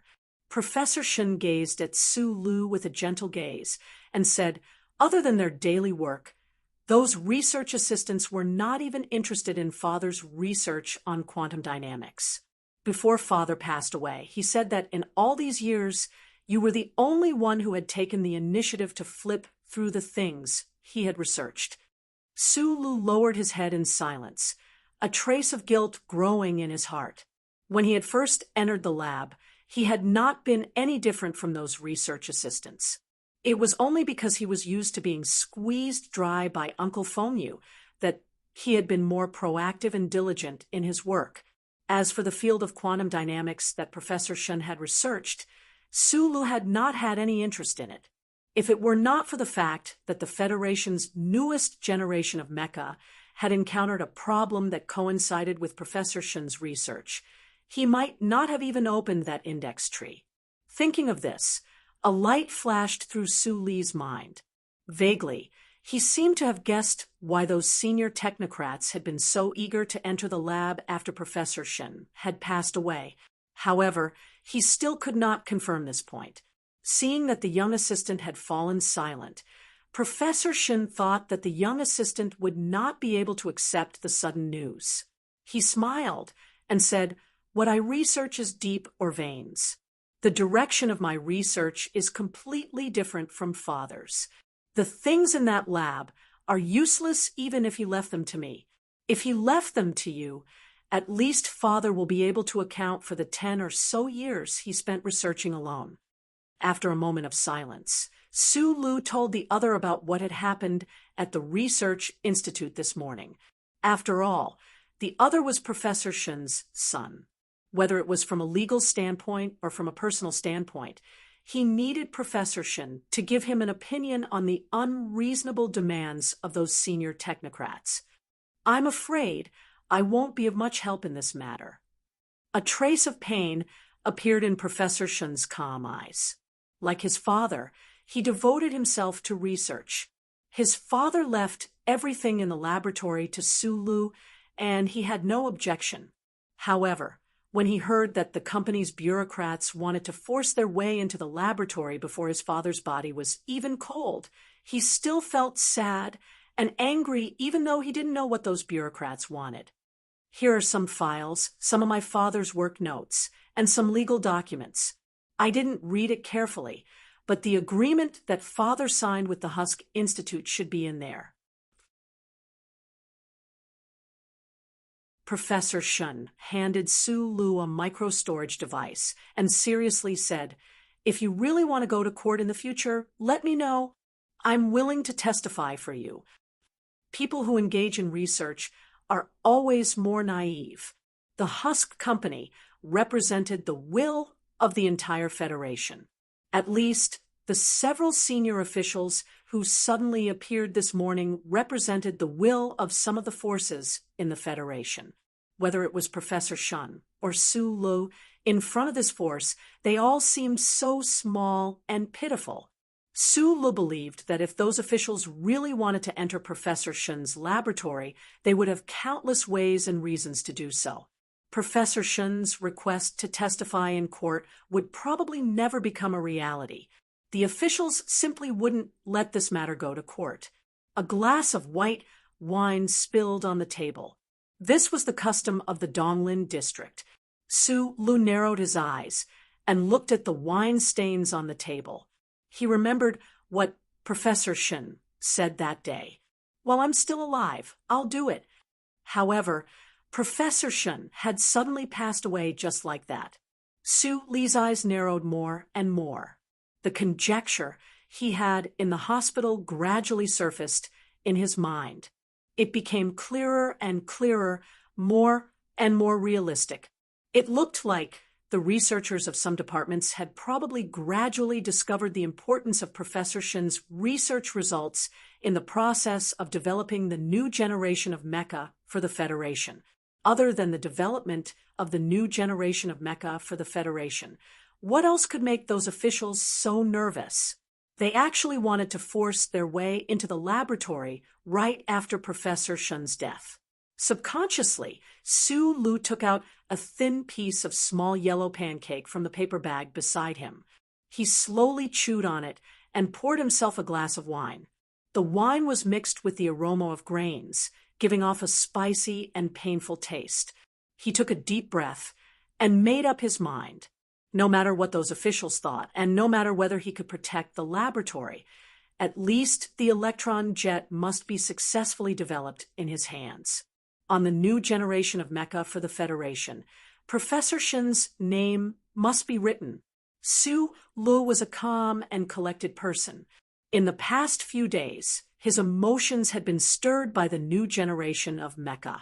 That was because he liked it, because it was his life's dream. Moreover, he needed to use the success of the mecha to help himself achieve a certain goal. Other than that, his heart was like a boulder.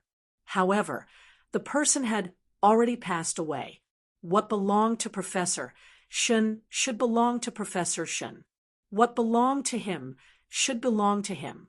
For an orphan who was like a rock in Donglin, there was no one to snatch. Things could be shared. If someone snatched it, then he would snatch it as fiercely as a cub. What happened? Zhou frowned and looked at Su Li's solemn expression. She looked at the wine on the table and the others' furrowed brows because of the spiciness. She knew that something must have happened to this ordinary young man today. Professor Shin has passed away due to illness. Even without chatting with Su Lu, Zhou knew who Professor Shin was. There were not many Nebula Award winners left in the Federation. She was silent for a moment and then turned on the television. The news was broadcasting the news of Professor Shin's death.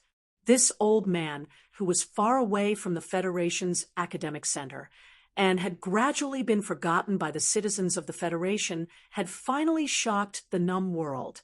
In an instant, many people remembered Professor Shin's outstanding contributions to the Federation back in the day. Su Lu did not look at the news.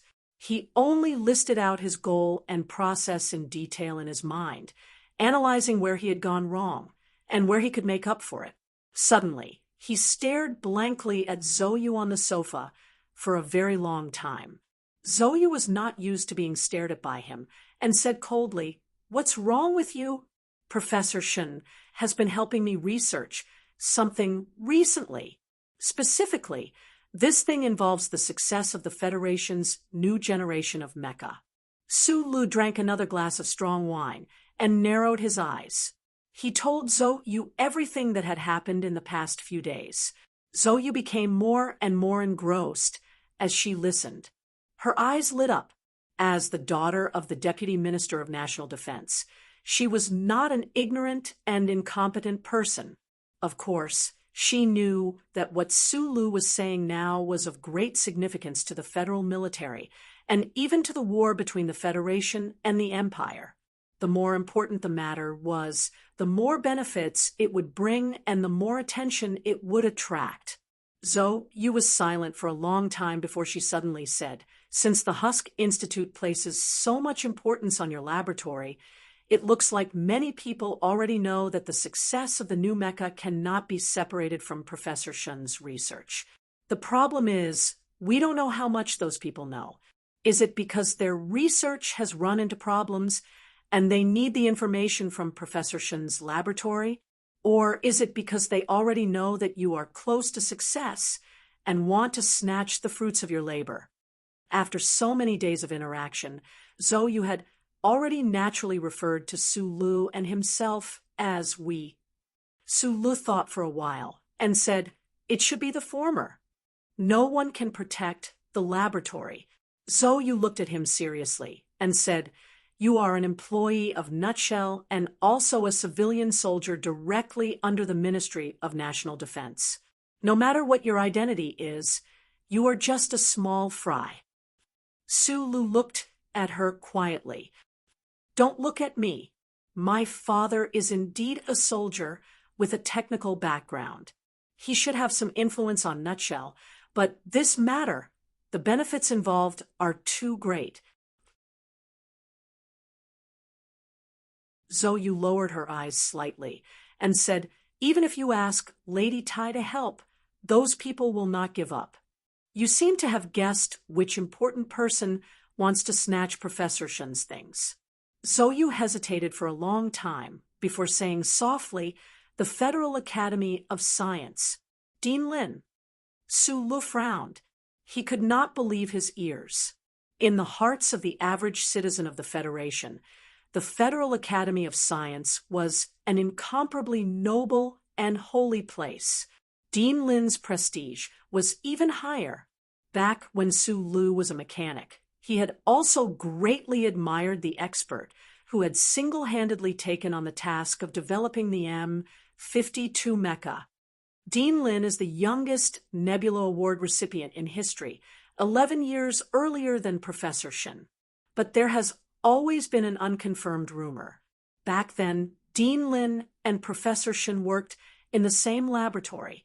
Dean Lin's Nebula Award recipient results were plagiarized from Professor Shun's research. The head of the Academy of Science plagiarized? Can a person really be that shameless? Sulu frowned. Zoe raised her head and said calmly, it's just a rumor. No one has proof, and no one dares to bring it up. The position of the head of the Federal Academy of Science is too sensitive, too detached. Neither the politicians nor the military are willing to offend him. To be able to discover the importance of measuring quantum dynamics from the development of a new mecha so quickly, and to be able to link it to the almost forgotten Professor Shun, this person's academic attainment must be extremely high. Moreover, he is very familiar with Professor Shun, and even has been secretly observing him all this time. Sulu lowered his head, thinking seriously.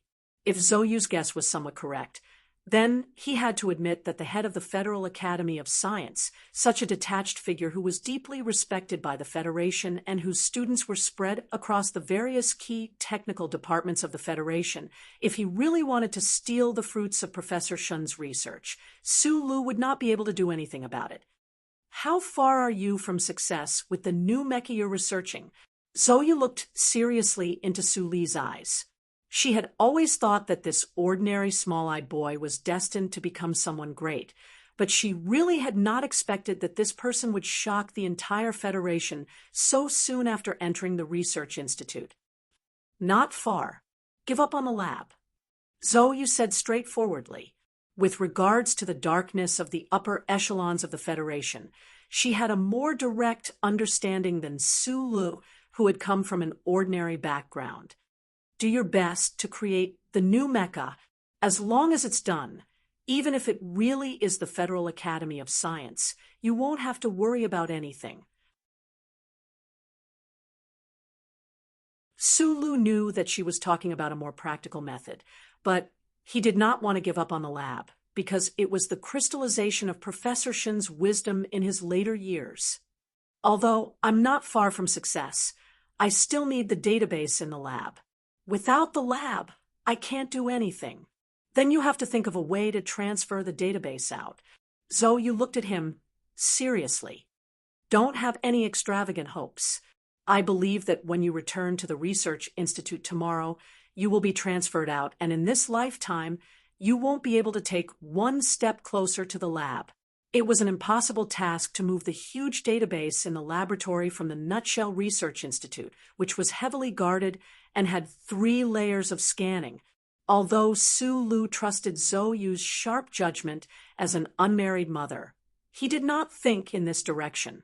But the next day, when a group of fully armed military police ordered him to report to the Human Resources Department immediately, he understood that he had to do as Zoyu said. Sulu looked at the military police in front of him silently. For the first time, he felt that it was difficult to reason with the old system of the Federation. Professor Shen believed that everything in the universe should be reasonable, so he was plagiarized, ostracized, and forgotten in a lonely laboratory.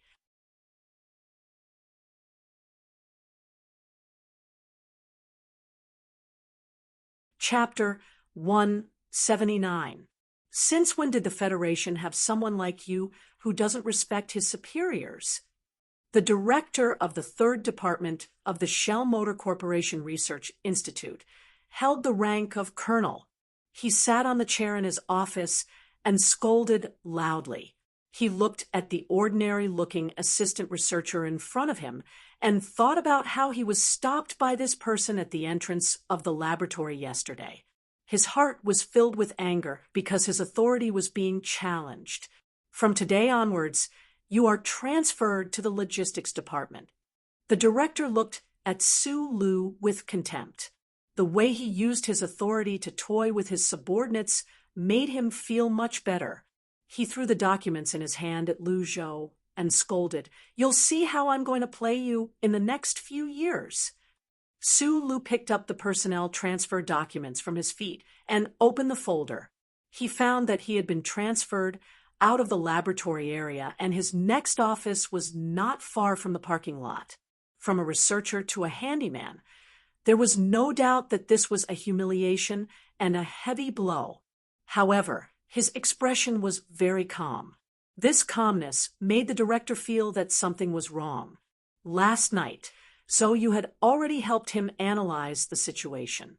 Although he had the agreement between old Professor Shen and the Nutshell Mobility Company in his hands and could prevent those people from entering old Professor Shen's laboratory, his people were still under the jurisdiction of the Nutshell Research Institute and the Department of National Defense. With just a personnel transfer order, those people could drive him to the edge of the area, deprive him of his authority, and make him unable to approach the laboratory again. If he couldn't get close to the laboratory, then he naturally couldn't stop those people from entering the laboratory. Su Lu silently closed the folder. He didn't look at the director. He casually saluted him and walked out of the office. Walking in the quiet corridor, the doors of the laboratories opened one after another. The researchers, who usually didn't care about the outside world and only knew how to do research, all stood at the door. They looked at Su Lu with a complicated expression as they watched him leave. They didn't know the inside story. They only knew that old Professor Shen's last assistant had offended the company's top management and had been sent away at this time. He was also a researcher. A feeling of sympathy for the death of a rabbit pervaded the entire corridor. Su Lu did not pay attention to the sympathetic gazes of these people. He lowered his head slightly and walked towards the end of the long corridor. Even when he passed by the door of his laboratory, he did not stop at all. A few fully armed military police had already taken control of the entrance of the laboratory. If he wanted to rush in now, what awaited him would most likely be bullets. The people at the Federal Academy of Science obviously needed Professor Shen's research results. However, if those people didn't want to attract attention, they would definitely wait until a few days after he left the laboratory. After the whole thing had died down, they would find a way to enter the laboratory.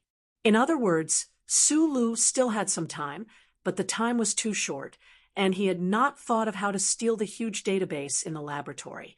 The security checks at the Research Institute were extremely strict. Every researcher who entered and left had to go through 3 scans. The Federation's current high-end storage devices might be able to transfer the data from the Research Institute's database, but they definitely wouldn't be able to pass the scans. The next day was Professor Shen's funeral. The location of the funeral was chosen at the Milky Way Public Cemetery on the outskirts of the capital. When black cars in 2s and 3s slowly drove along the mountain road to the cemetery, the late spring sky suddenly started to rain. The raindrops pattered, moistening this world that was filled with a peaceful atmosphere. Su Lu held a black umbrella and silently stood behind Professor Shen, blocking the cold rain from the sky for him. His eyes calmly scanned the crowd beside the grave. Although Professor Shen had long been away from the academic center of the Federation, he was still a Nebula Award winner. He had a very high reputation in the academic circle, now that he had passed away, whether or not they had forgotten his existence. Many people still chose to send him on his last journey. The people attending the funeral wore dark clothes, most of them black, with a small white flower pinned to their chests. Under the cold rain in late spring, and against the cold mountain behind the cemetery, it revealed a sad and solemn feeling. Su Li's right hand firmly held the handle of the umbrella, not letting a single drop of rain fall on Professor Shen's shoulder. This old professor was sad about the death of his father, and he had to deal with so many things. He was mentally exhausted to the extreme. The heavy black coffin was slowly lowered into the deep grave. Su Lu narrowed his eyes and looked at the coffin. His gaze seemed to penetrate the thick coffin lid and saw the respected old professor, whose face was full of age spots. In the end, he had accompanied him to smoke a cigarette. At this moment, Su Li's heart was even more peaceful and calm. Although until now, he still did not know how to protect Professor Shen's wisdom and prevent it from being stolen by those shameless academic authorities after his death. He knew that he had to do it. Otherwise, he would not be able to face the old man in the grave and himself beside the grave. When Professor Shen knew that Su Lu was revising the design of the electron jet and had made great progress, he had warned him of the risks involved. However, the old professor himself probably did not expect that he would die faster than the doctor had expected. He was actually unable to protect Su Lu until the successful creation of the new generation of mecha. Su Lu retracted his gaze and scanned the people around the grave with a slightly scrutinizing gaze. Some of them were sincere, while others were pretending to be sad.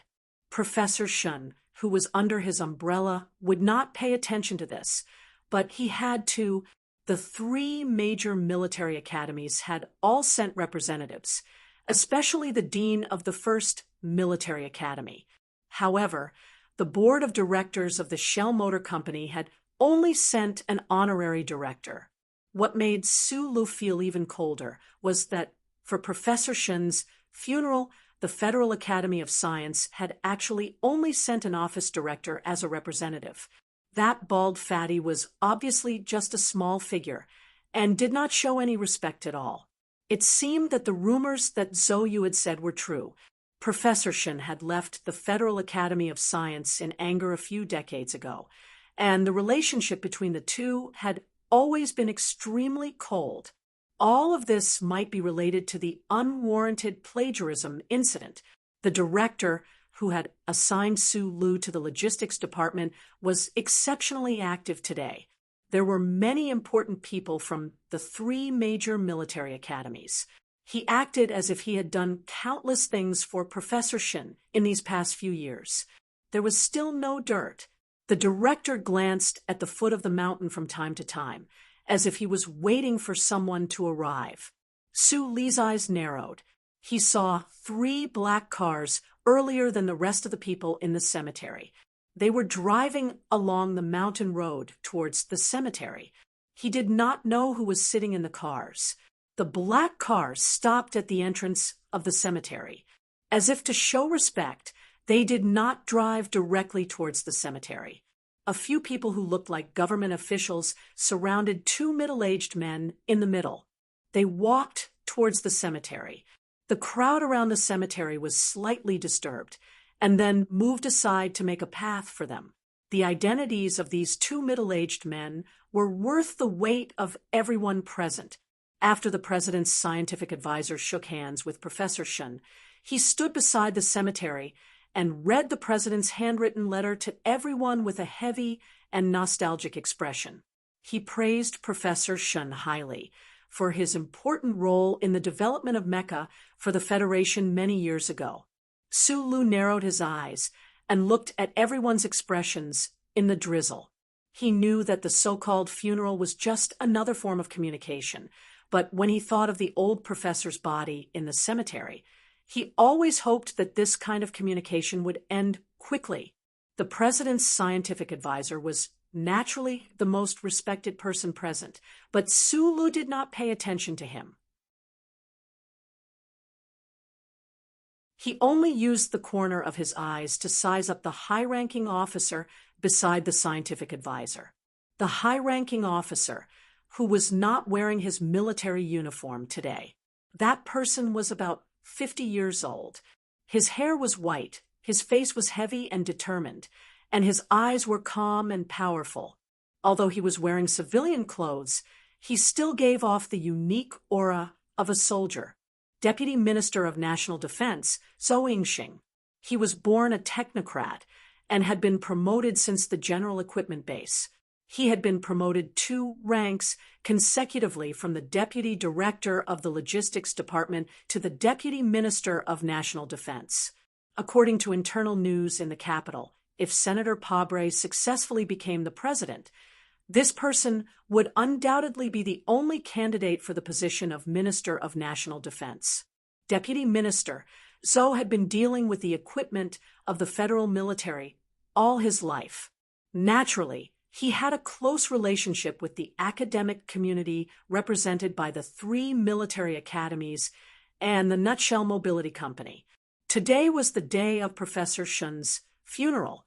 The federal military would certainly send a representative with great influence.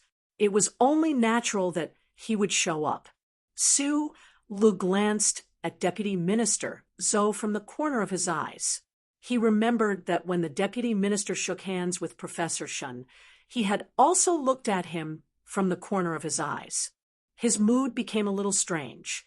The other party must have already known who he was, and the child in Zhou Yu's womb. He had speculated many times that he would meet Zhou Yu's father, but he never would have thought that it would be at a funeral. After reading Mr. President's handwritten letter, the scientific advisor whispered a few words with Professor Shin and expressed his personal sympathy.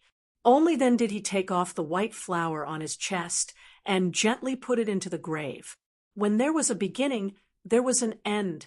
The people who attended the funeral threw the white flower on their chest into the grave. There seemed to be a layer of white snow floating on top of the black coffin. The scientific advisor left first. The funeral gradually came to an end. Deputy Minister Zhou, who represented the federal military, did not leave. He and the dean of the 1st Military Academy were whispering something somewhere in the cemetery. Sulu held an umbrella and accompanied Professor Shin to return the greetings to the people. Suddenly, he tightened his grip on the umbrella and slowly turned his head. He saw that somewhere in the cemetery there was only Deputy Minister Zhou under a tree. The other party was looking at him coldly. There was a hint of scrutiny in his cold eyes. Sulu narrowed his eyes. He did not impolitely look at this important person. Instead, he lowered his head and whispered a few words in Professor Shun's ear. He handed the umbrella to Professor Shun and then walked under the tree in the drizzle. The director of the research institute, who had just sent the scientific advisor away, was about to seize this rare opportunity to get closer to Deputy Minister Zhou. However, he suddenly saw the young assistant, who he had a very bad impression of, walking toward Deputy Minister Zhou. He could not help but stop for a moment. Endless doubts arose in his heart.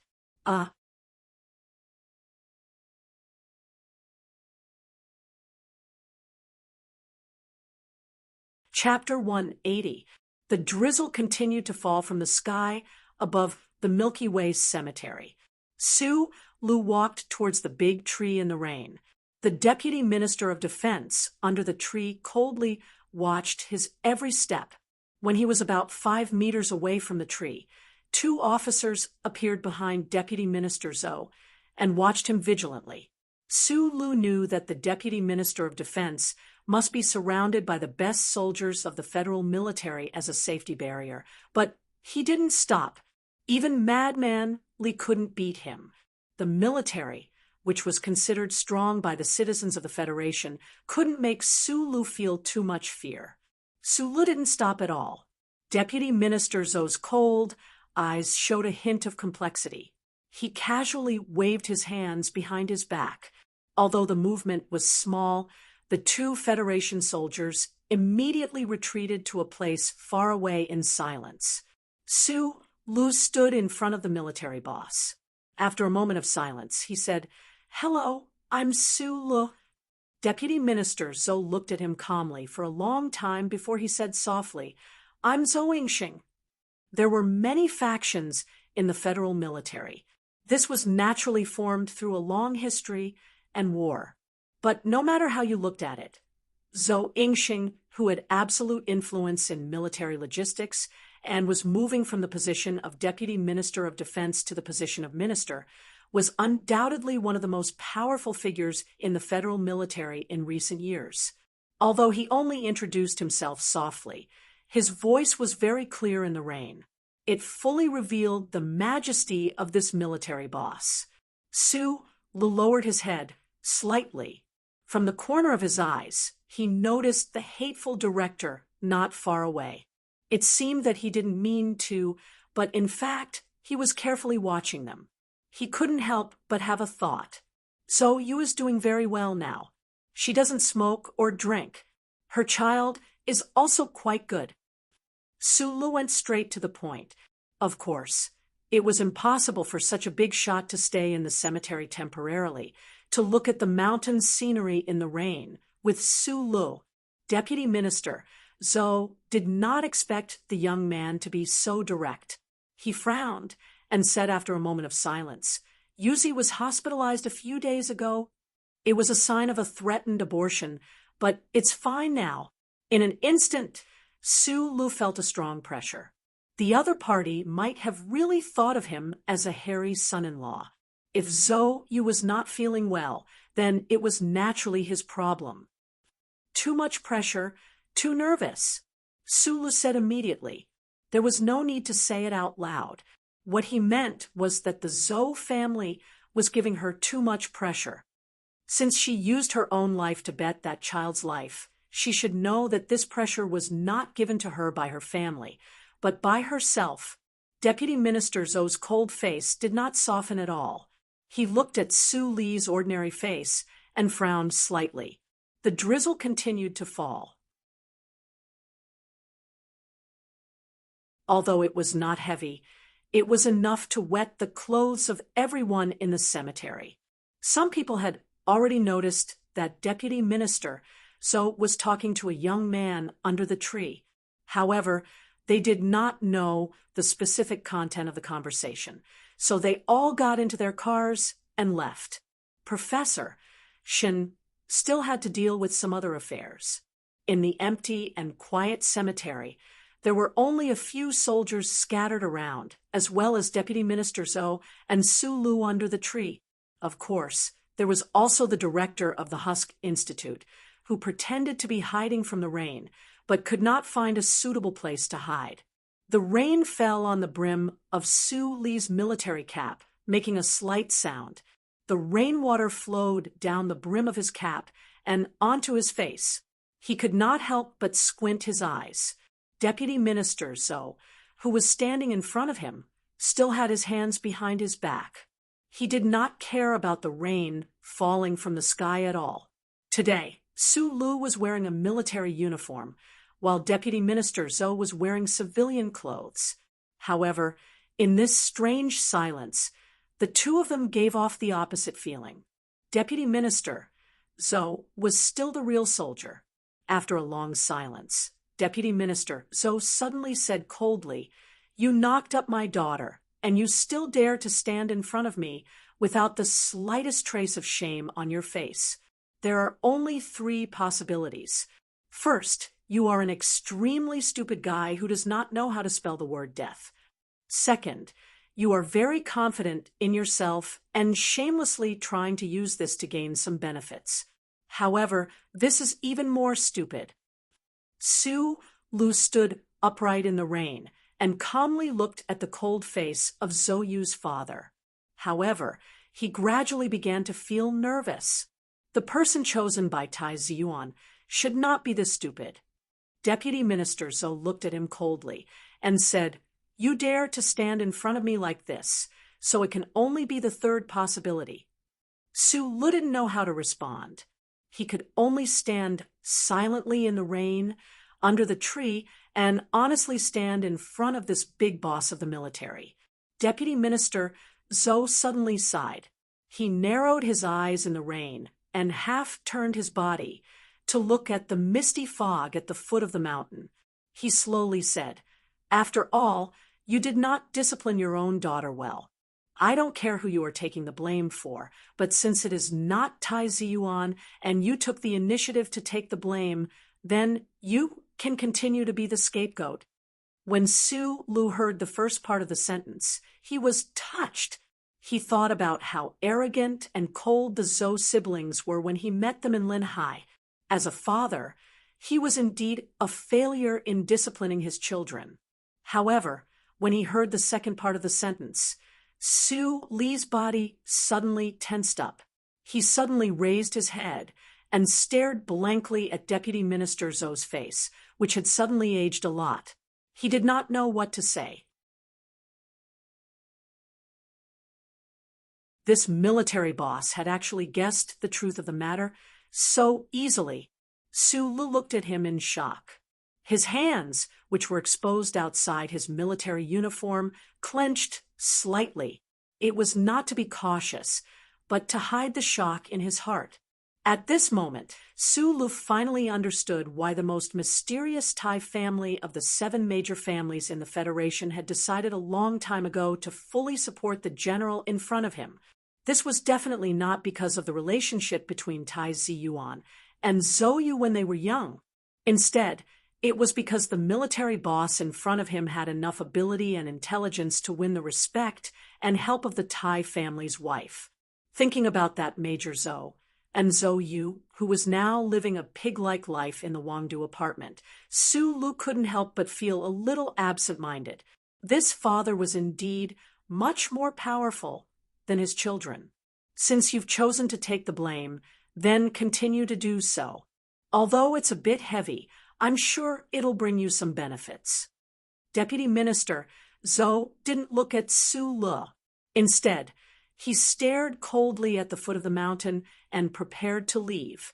Su Lu lowered his head slightly and quickly digested the previous conversation in his mind. Suddenly, he raised his head and walked forward with a smile. He gently hugged Deputy Minister Zhou's body as if he was an elder. They hugged intimately and politely, then instantly separated. When Deputy Minister Zhou saw that this young man was hugging him, a strange look flashed across his calm eyes. However, immediately after, a strange smile appeared on his face. Not only did he not stop the young man, but he also raised his hand and gently patted Su Li's back. Deputy Minister Zhou and Su Lu separated. The smiles on their faces disappeared, and they looked at each other calmly. There was a hint of anger in the deputy minister's eyes because he had been used. However, Su Lu knew that the other party's anger was not very strong, so he was not afraid. He calmly looked into Deputy Minister Zhou's eyes. He thought to himself, since I am going to take the blame for the Zhou family, why don't you take the blame for me too? Yuzi and I will go home to see you in a few days. In the drizzle of the Milky Way Public Cemetery, the words that Su Lu said to Deputy Minister Zhou were particularly clear. The shameless director of the Husk Institute's 3rd department was sitting in a chair in a daze. Yesterday, at Professor Shen's funeral, he made a very shocking discovery. The young assistant researcher, who dared to disobey orders from his superiors and not allow him to enter the laboratory, and was sent to the logistics department by him, seemed to have a very close relationship with Deputy Minister Zhou. As an administrative official, this director did not have any achievements in the field of technology that were worth praising. The reason why he was able to continuously rise within the Shell Motor Company was because of his interpersonal relationships. Although the director of the Shell Motor Corporation Research Institute only had to answer to the board of directors, who was Zhou Yingxing, he was the most likely person to take over the position of the Ministry of National Defense after the election. If he offended Zhou Yingxing, he would only have a very miserable ending in the future. When the director thought about the previous phone call to inquire about the news, his face turned extremely pale. That ordinary second lieutenant actually made Deputy Minister Zhou's daughter pregnant. Looking at the scene yesterday, Deputy Minister Zhou did not seem to be very angry with this young man who brought shame to his family. Speaking of which, his daughter was pregnant. What other choice did he have other than marriage? How did that young man, named Su Lu, get so lucky? The director quickly thought in his mind, if Su Lu married the daughter of the Zhou family, then he would be the son-in-law of the deputy minister. Next year, he would be the son-in-law of the Minister of National Defense. 2 days ago, he pointed at the son-in-law of the Minister of National Defense and scolded him. Yesterday, he even chased him away to do cleaning work. When the director thought about this, other than cursing Su Lu in his heart, he also felt an unprecedented sense of crisis. At this moment, there was a knock on the office door. The expression on the director's face suddenly became calm. He looked at Su Lu, who pushed the door open and walked in. He put on a smile that he thought was very appropriate and said gently, "Second Lieutenant Su, I know that yesterday's personnel transfer may have caused some misunderstanding. I didn't want to explain anything, but I'm worried that if this continues, there may be some problems." He sighed and said seriously, the decision to seal Old Shen's laboratory was made by the Academy of Sciences and the Board of Directors. I transferred you away because I don't want you to have any conflicts with them. This is to protect you.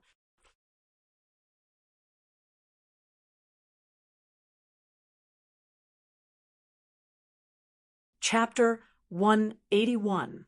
Hearing Su Li's request, the director was taken aback. He did not respond immediately, but instead smiled and said, "Second Lieutenant Su, there are many other research departments in the Research Institute's 3 divisions.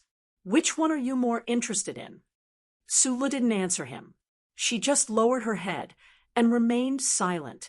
The atmosphere in the office instantly became somewhat tense.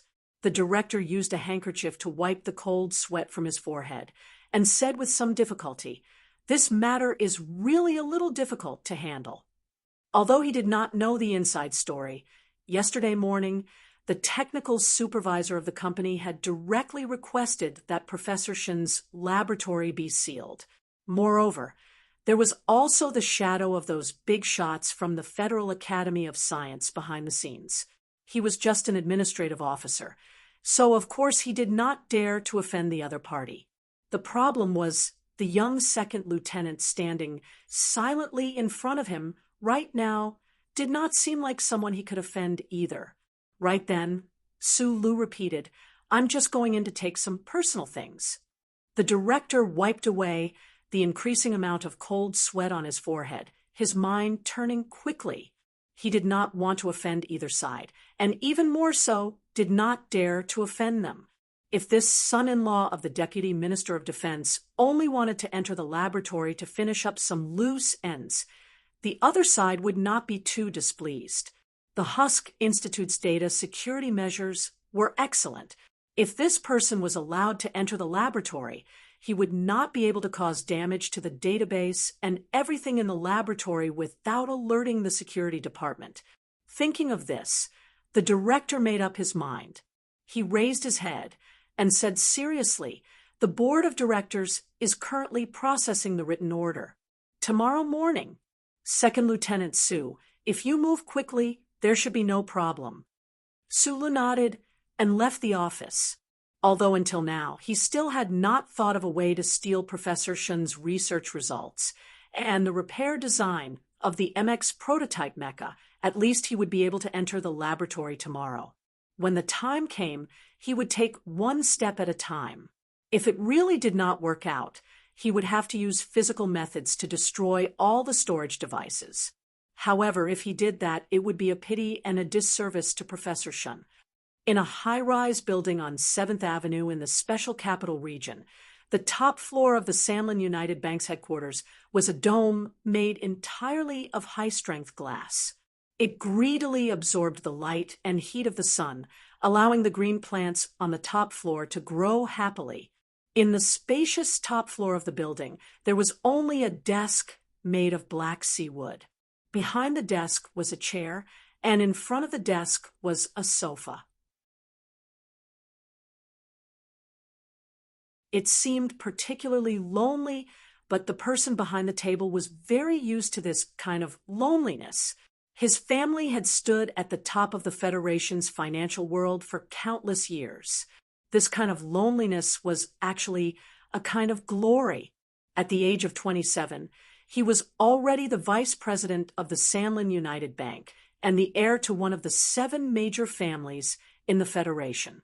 He was used to standing on the top floor of the tall building in the capital's special district, watching the joys and sorrows of the common people below his feet through the glass. But today, he wasn't looking at the scenery. Instead, he looked at the intelligence files on the table seriously. After a long time, he looked up and said calmly, "We must get the data in the 3rd laboratory of the Research Institute. This is Secretary Luo's request." Although the Academy of Science can pressure the Nutshell Board directly, the assistant researcher seems to be a little troublesome. Opposite the desk stood a blond young man in a military uniform. He was Park Ji-ho, an intern at the Shell Motor Corporation Engineering Department. This proud and outstanding young man slightly lowered his head, carefully listening to the instructions of the person behind the table. He didn't dare to look up at the other party. He could get along with the 7th young master of the Li family, Li Xiaotong, like friends, but the real heir of the Li family behind the table was as dazzling as the sun.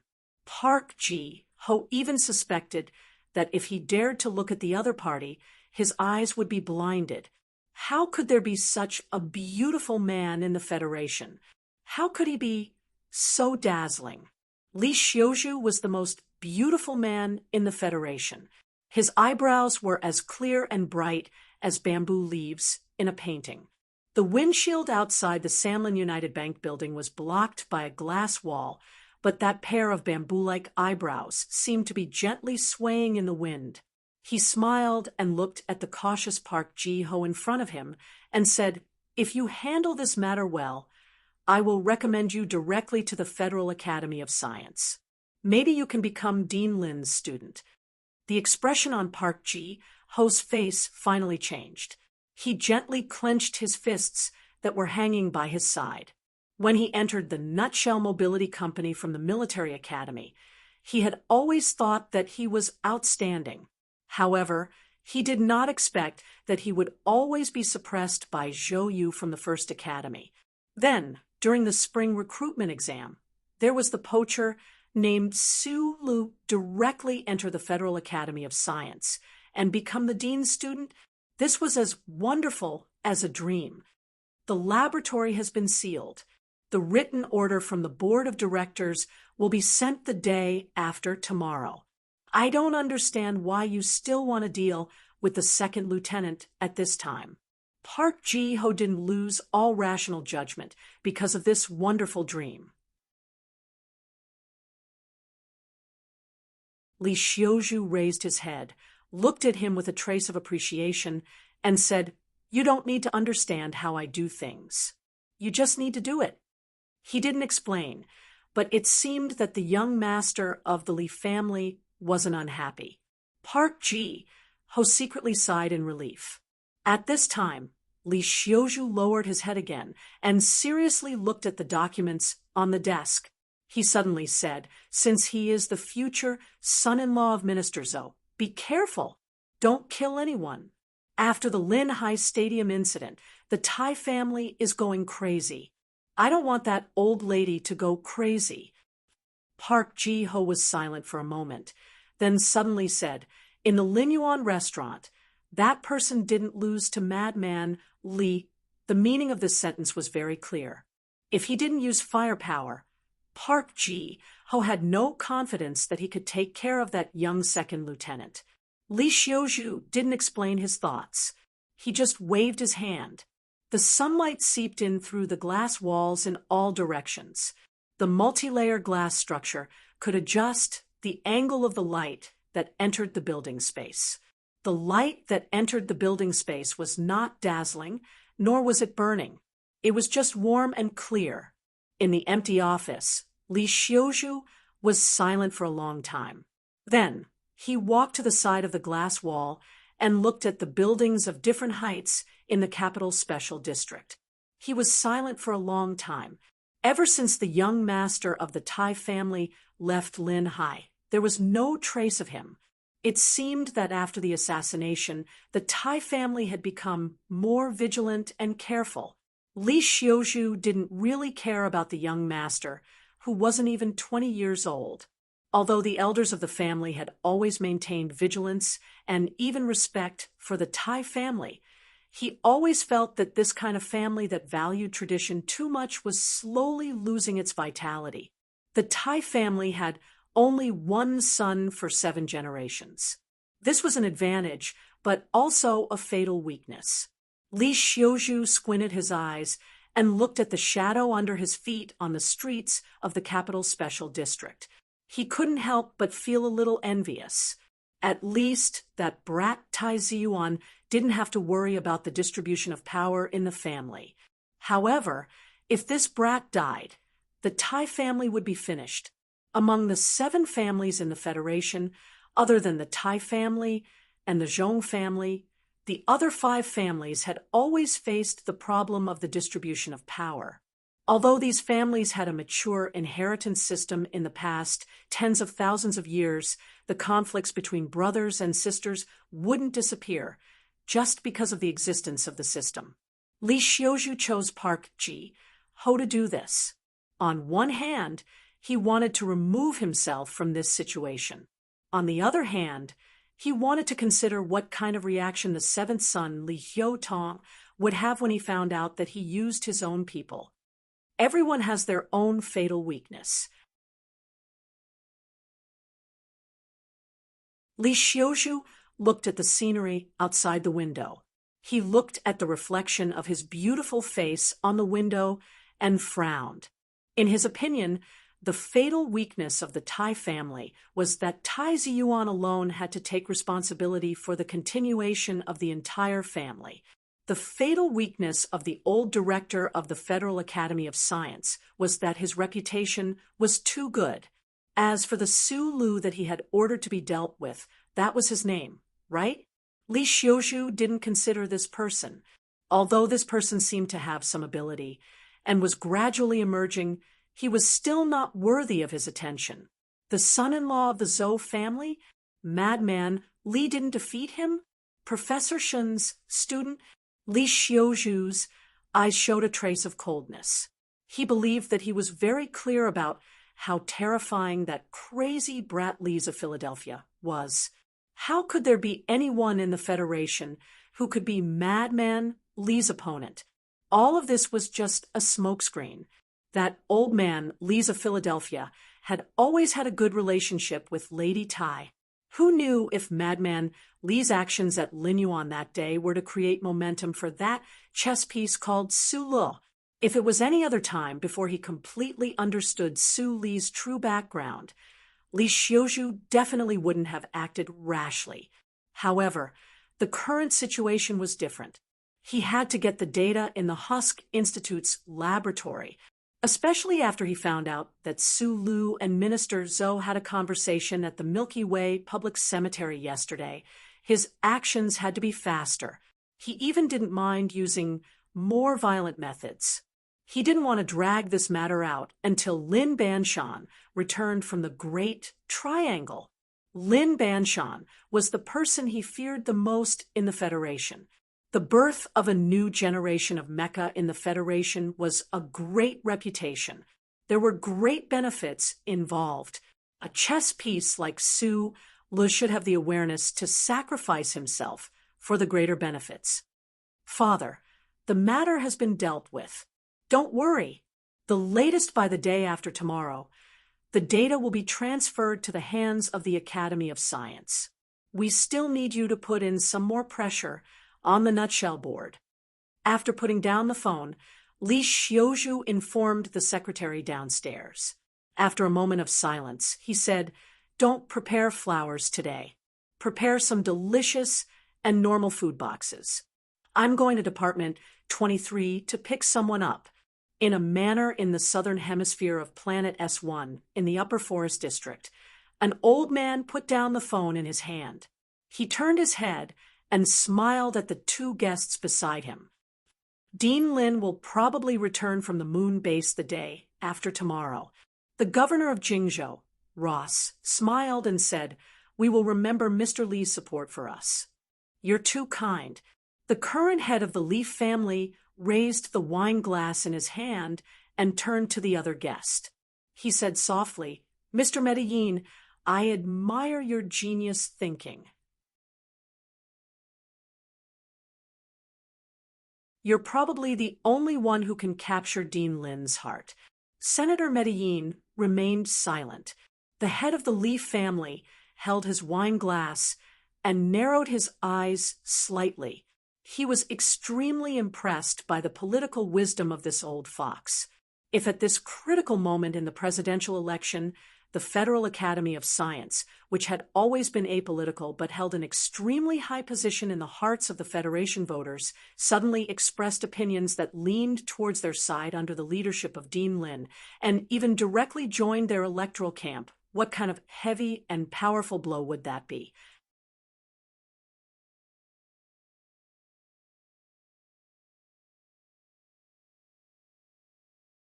Chapter 182. To have enough power to pressure the board of directors of the Shell Motor Company and directly seal Professor Shin's laboratory was not something an ordinary person could do. That night, Zhou Yu had directly called out the name of the director of the Federal Academy of Science. That was a guess based on intuition, and a woman's intuition, especially a pregnant woman's, had a very frightening accuracy rate. Su Lu could imagine why the Federal Academy of Science was so determined to snatch the work of the Federation's new generation of mecha. However, at this time, he did not know that behind the scenes, there was also the participation of the 7 major families of the Federation. He also did not know that on a deeper level, the development of the Federation's new generation of mecha was closely linked to the presidential election of the Federation. And all of this had been coordinated and designed by that Senator Macklin. He did not even know that at this time, there were people in the capital's special district who were preparing to use violent means to deal with him. Danger was approaching him. All of this was to prevent him from interfering with the other party's acquisition of the data in the laboratory. The black car drove smoothly on the wide road of Wangdu. Occasionally, overly green and succulent green leaves would fall gently onto the top of the car and then be abruptly bounced off. These green leaves had not reached the end of their lives. Instead, because they were too young and too nourished, they were envied by the heavens. The night was dark. At the entrance of Mountain Tiger Road, Su Li's eyes narrowed. From the car's radar, he sensed a few cars approaching at high speed from behind. "Fasten your seatbelt." He spoke softly to Zhou Yu beside him. Today was the day of the routine pregnancy checkup, and they had just left Wangdu Hospital. The rapidly approaching cars behind them might be passing racers or trouble, but Su Li's first concern was Zhou Yu's health. On top of the Mountain Tiger Road, an inconspicuous off-road vehicle was quietly parked at the edge of the cliff. The window was rolled down, and the blonde Park Ji Ho coldly looked at the black car on the road below the mountain, as well as the vehicles behind it that were quickly approaching with dazzling headlights. He had used his own channels to investigate Su Lu. He knew that this person was indeed a guy with no background and only had some luck. Therefore, he increasingly felt that this world was very unfair. In the past few years, he had always been vaguely suppressed by Zhou Yu. He could accept this because Zhou Yu was an A student of the first military academy. However, this person called Su Lu, what was he? Why was he able to enter the research institute? Why was he able to impregnate the daughter of the Deputy Minister of National Defense? Why was he so lucky to be able to get acquainted with the young master of the Tai family? Park Ji-ho was a friend of the Li family's seventh young master, Li Xiaotong. Tonight, he was working for the Li family's eldest young master, Li Xiuzhu. He was a smart person. He knew why the Li family's eldest young master, who was as beautiful as a monster, chose him. Therefore, he was very careful in his work. Tonight, they didn't want Su Lu to die. They just wanted him to lie in bed for half a year so that he wouldn't disturb the plans of those big shots. This mission wasn't difficult to complete. The difficult part was that Park Ji-ho didn't want to expose himself to those people. Although he didn't know how powerful Su Li's background was, he still didn't want to face the anger of those people who had nothing to do with him. In fact, this matter didn't require him to do anything. He only found out about Su Li's schedule tonight. Then, through some channels, he told those arrogant and vengeful rich second generations in the capital. Park Ji-ho still remembered how Su Lu humiliated those rich second generations at the entrance of Green Mountain Park that night. With this kind of opportunity, those rich second generations would definitely not let it go. He only needed to calmly watch the scene unfold on the cliff and make sure that Su Lu wouldn't die. He would only be disabled. If anything unexpected happened, he could immediately remedy it. Sensing that there was danger approaching from behind, Su Li's expression didn't change at all. After Zhou Yu fastened her seatbelt, she frowned slightly and looked at him. She didn't understand why he was so calm. The black car didn't speed up. Instead, it slowly slowed down and finally stopped at the entrance of Hushan Road. Su Lu carefully looked at the display of the light dots on the car control computer screen. He looked up as if he wanted to see something on the mountain through the roof of the car. Accompanied by the ear-piercing sound of the brakes and a slightly burnt smell, 5 or 6 high-class sports cars suddenly stopped and surrounded the black car. The people in the car obviously didn't expect that Su Lu didn't step on the accelerator and leave. Instead, he stopped as if he was waiting for them. Su Lu opened the door, walked out, and locked all the doors of the black car. So you looked at those young people coming out of the expensive sports cars. She couldn't help but feel a chill in her heart. She knew very well that those people were here for revenge. Not only could she tell from their expressions, but also because they all brought their own bodyguards today. In the world of the Federation, money meant everything.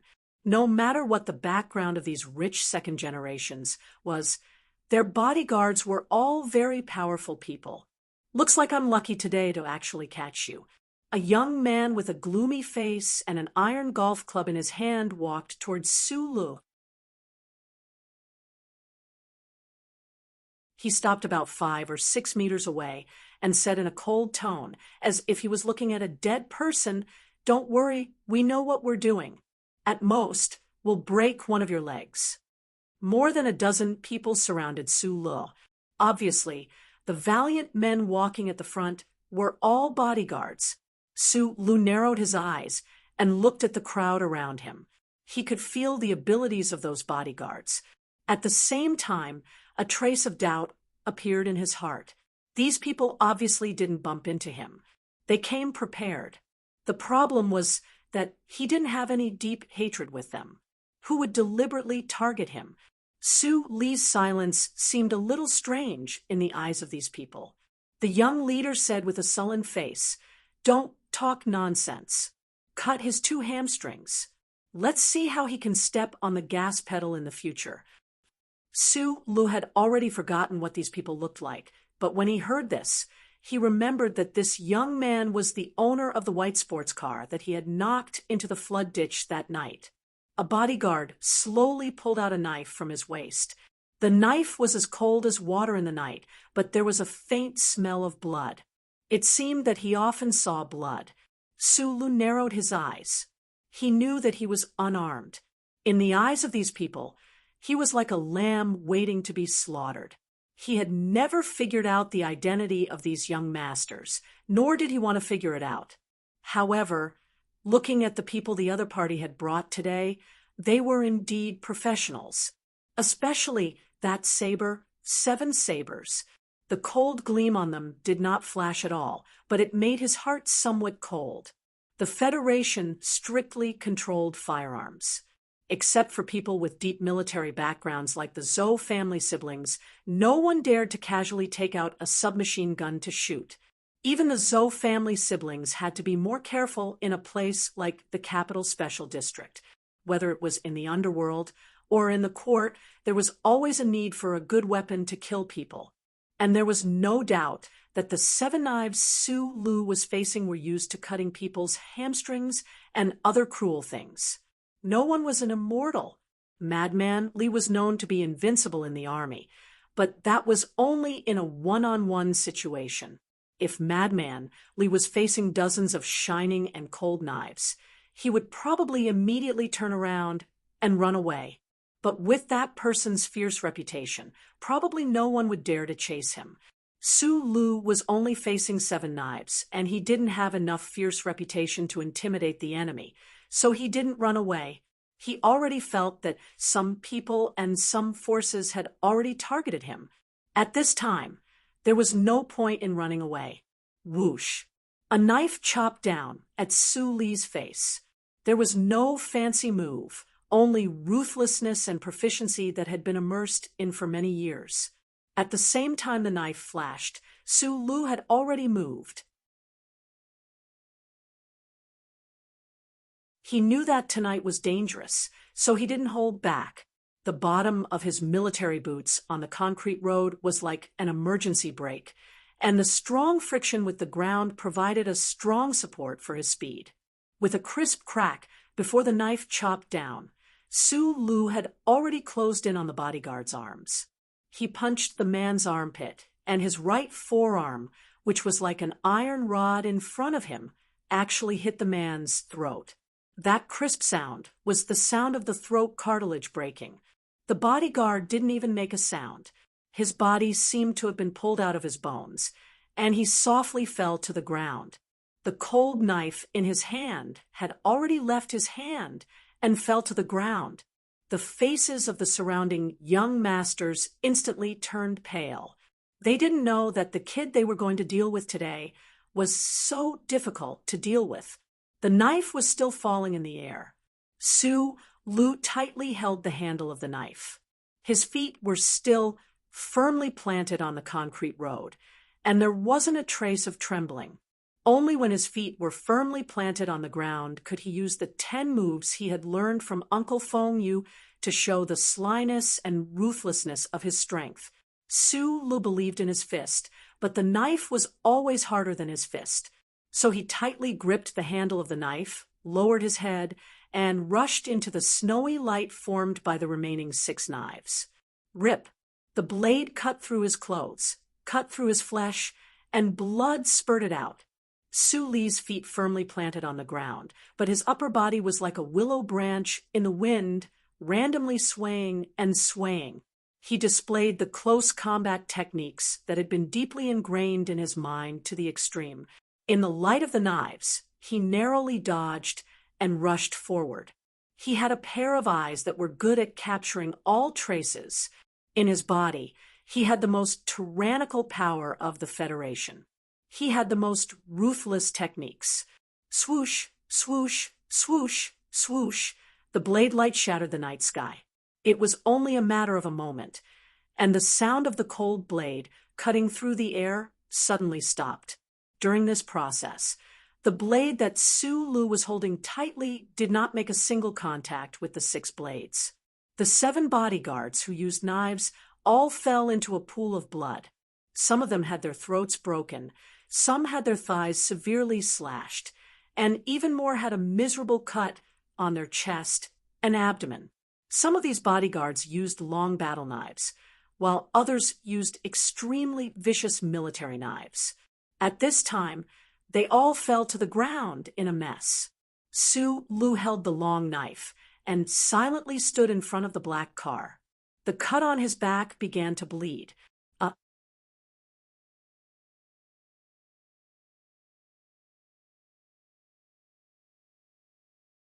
Chapter 183. There was a mountain on the outskirts of Wangdu, Tiger Mountain. Tiger Mountain Road led up Tiger Mountain. The mountain road was flat, but not straight, steep, but not dangerous. Because of this mountain, it was often a nighttime entertainment ground for a group of racers. The roar of motors was common, and danger was everywhere. Therefore, the citizens of Wangdu usually hid here. Probably only foreigners like Su Lu, who had just settled down not long ago, would choose to pass through this road.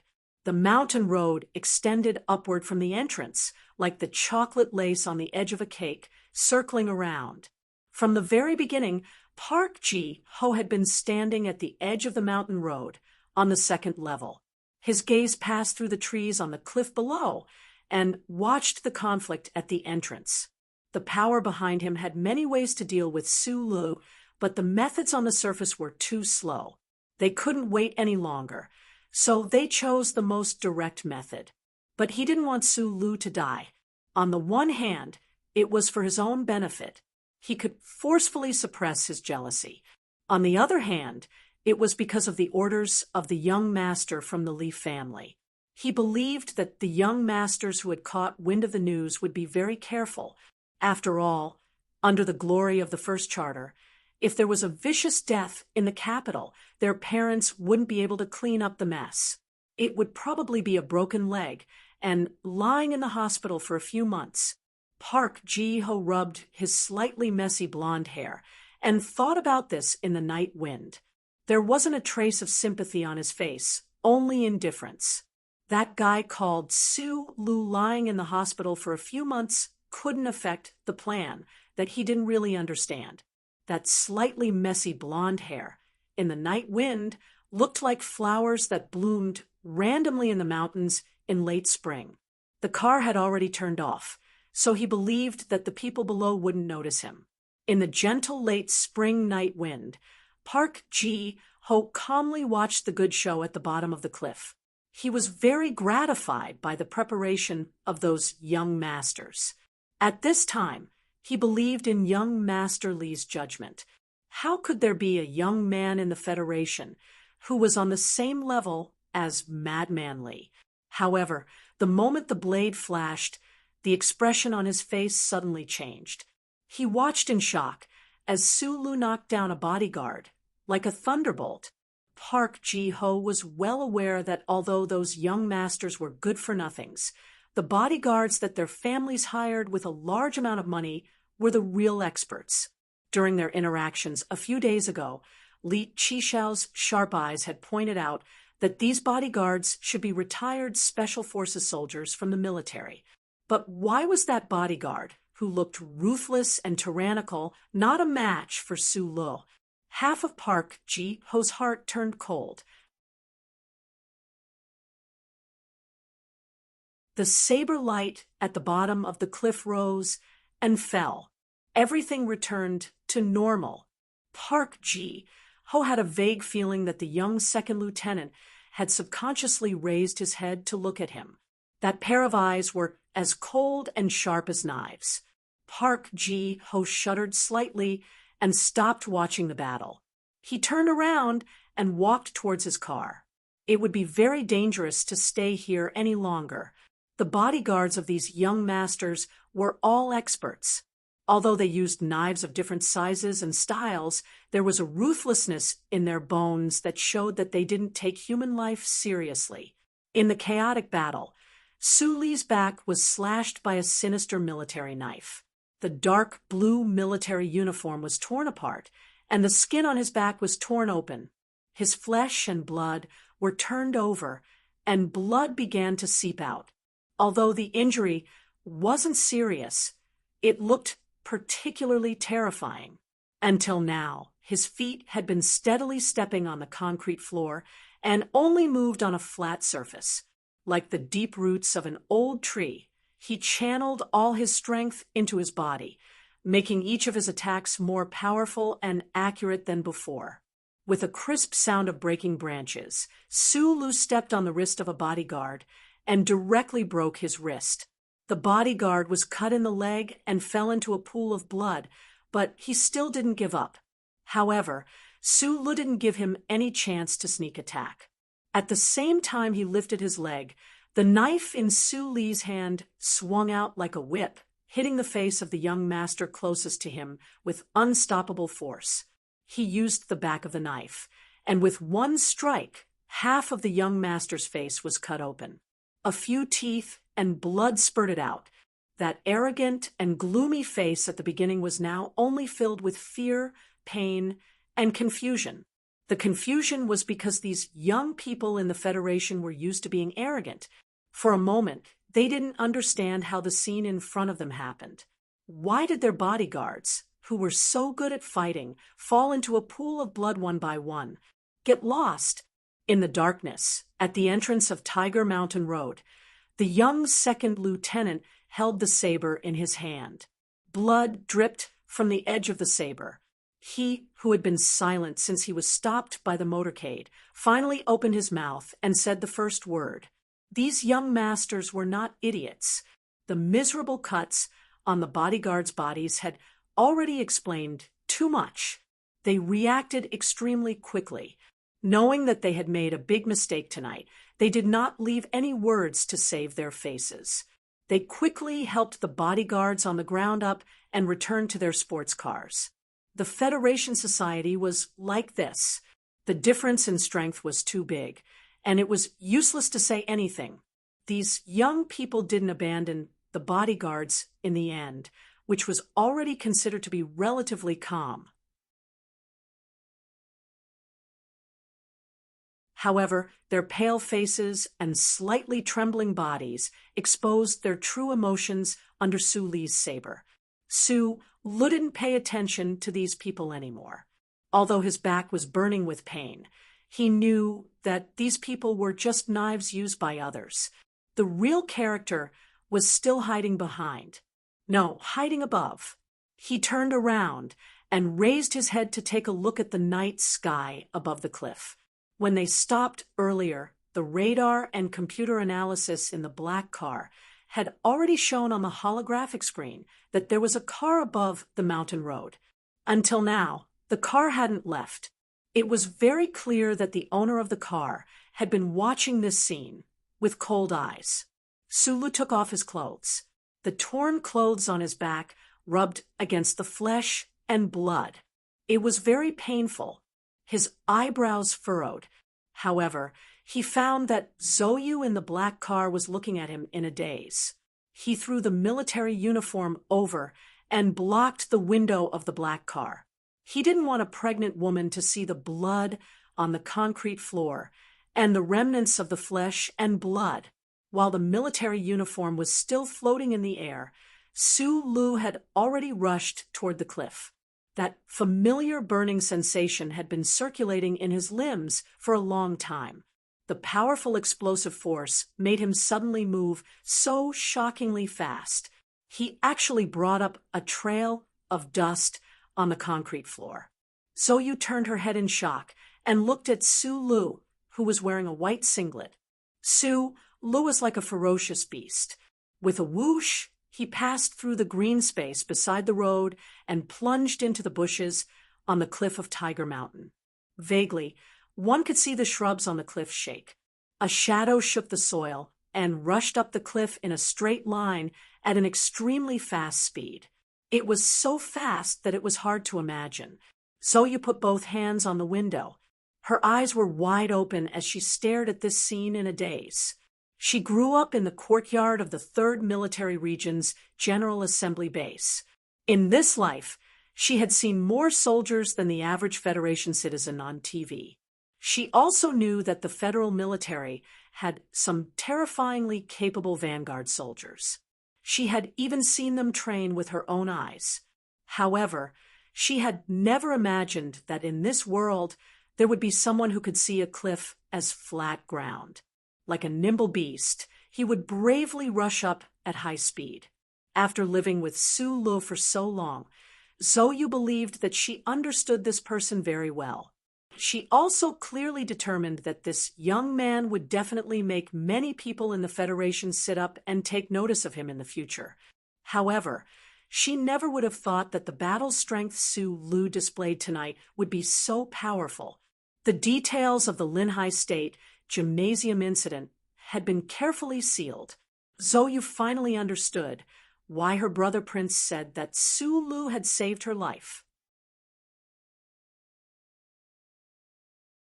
When he was in the Donglin district, under the protection of the glory of the Charter, the electronic wall that stretched for who knew how many kilometers was only a slightly more difficult obstacle in Su Li's eyes.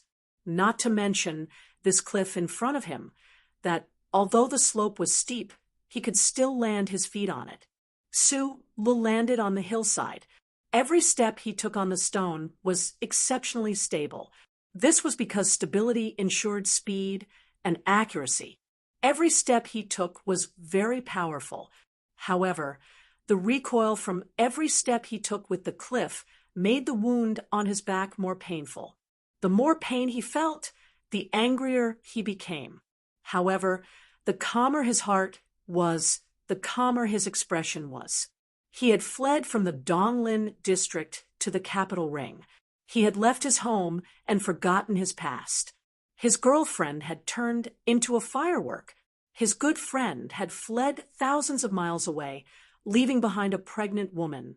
All of these sad memories and the depression that had accumulated over the past 2 years finally turned into anger and explosive desire under the stimulation of the pain of his wound.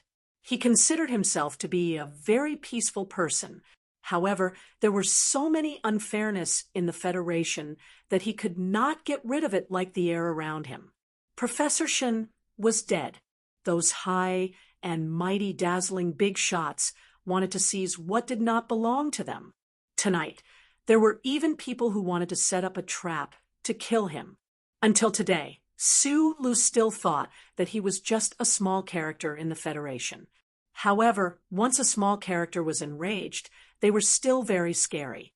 There was a proverb in the Federation: once an ordinary man is angry, even the king will bleed. Today, the most powerful person in the Federation happened to be called an ordinary man. A few sharp thorns from the shrubs pierced into his exposed arms. Su Li's expression did not change in the slightest. He stepped onto the road above the cliff and directly rushed toward the off-road vehicle that was about to start the engine. The power in his body burst out in an instant. Every pair of muscle fibers in his legs began to squeeze and twist. A moment later, he rushed to the side of the off-road vehicle. Without saying anything, he stabbed the tip of the knife diagonally downwards. A series of screeching sounds that made one's teeth ache resounded throughout the quiet Tiger Mountain road amidst the sparks of metal grinding against metal. The long knife in Su Li's hand accurately stabbed into the door right before it closed. The door and the knife rubbed against each other and vibrated. In the end, the door did not close and instead bounced open. The silent Su Lu, did not say anything. He stabbed the tip of the knife into the spot beside the driver's seat of the off-road vehicle. The tip of the knife broke through the high-energy plastic and pierced through the complicated circuits.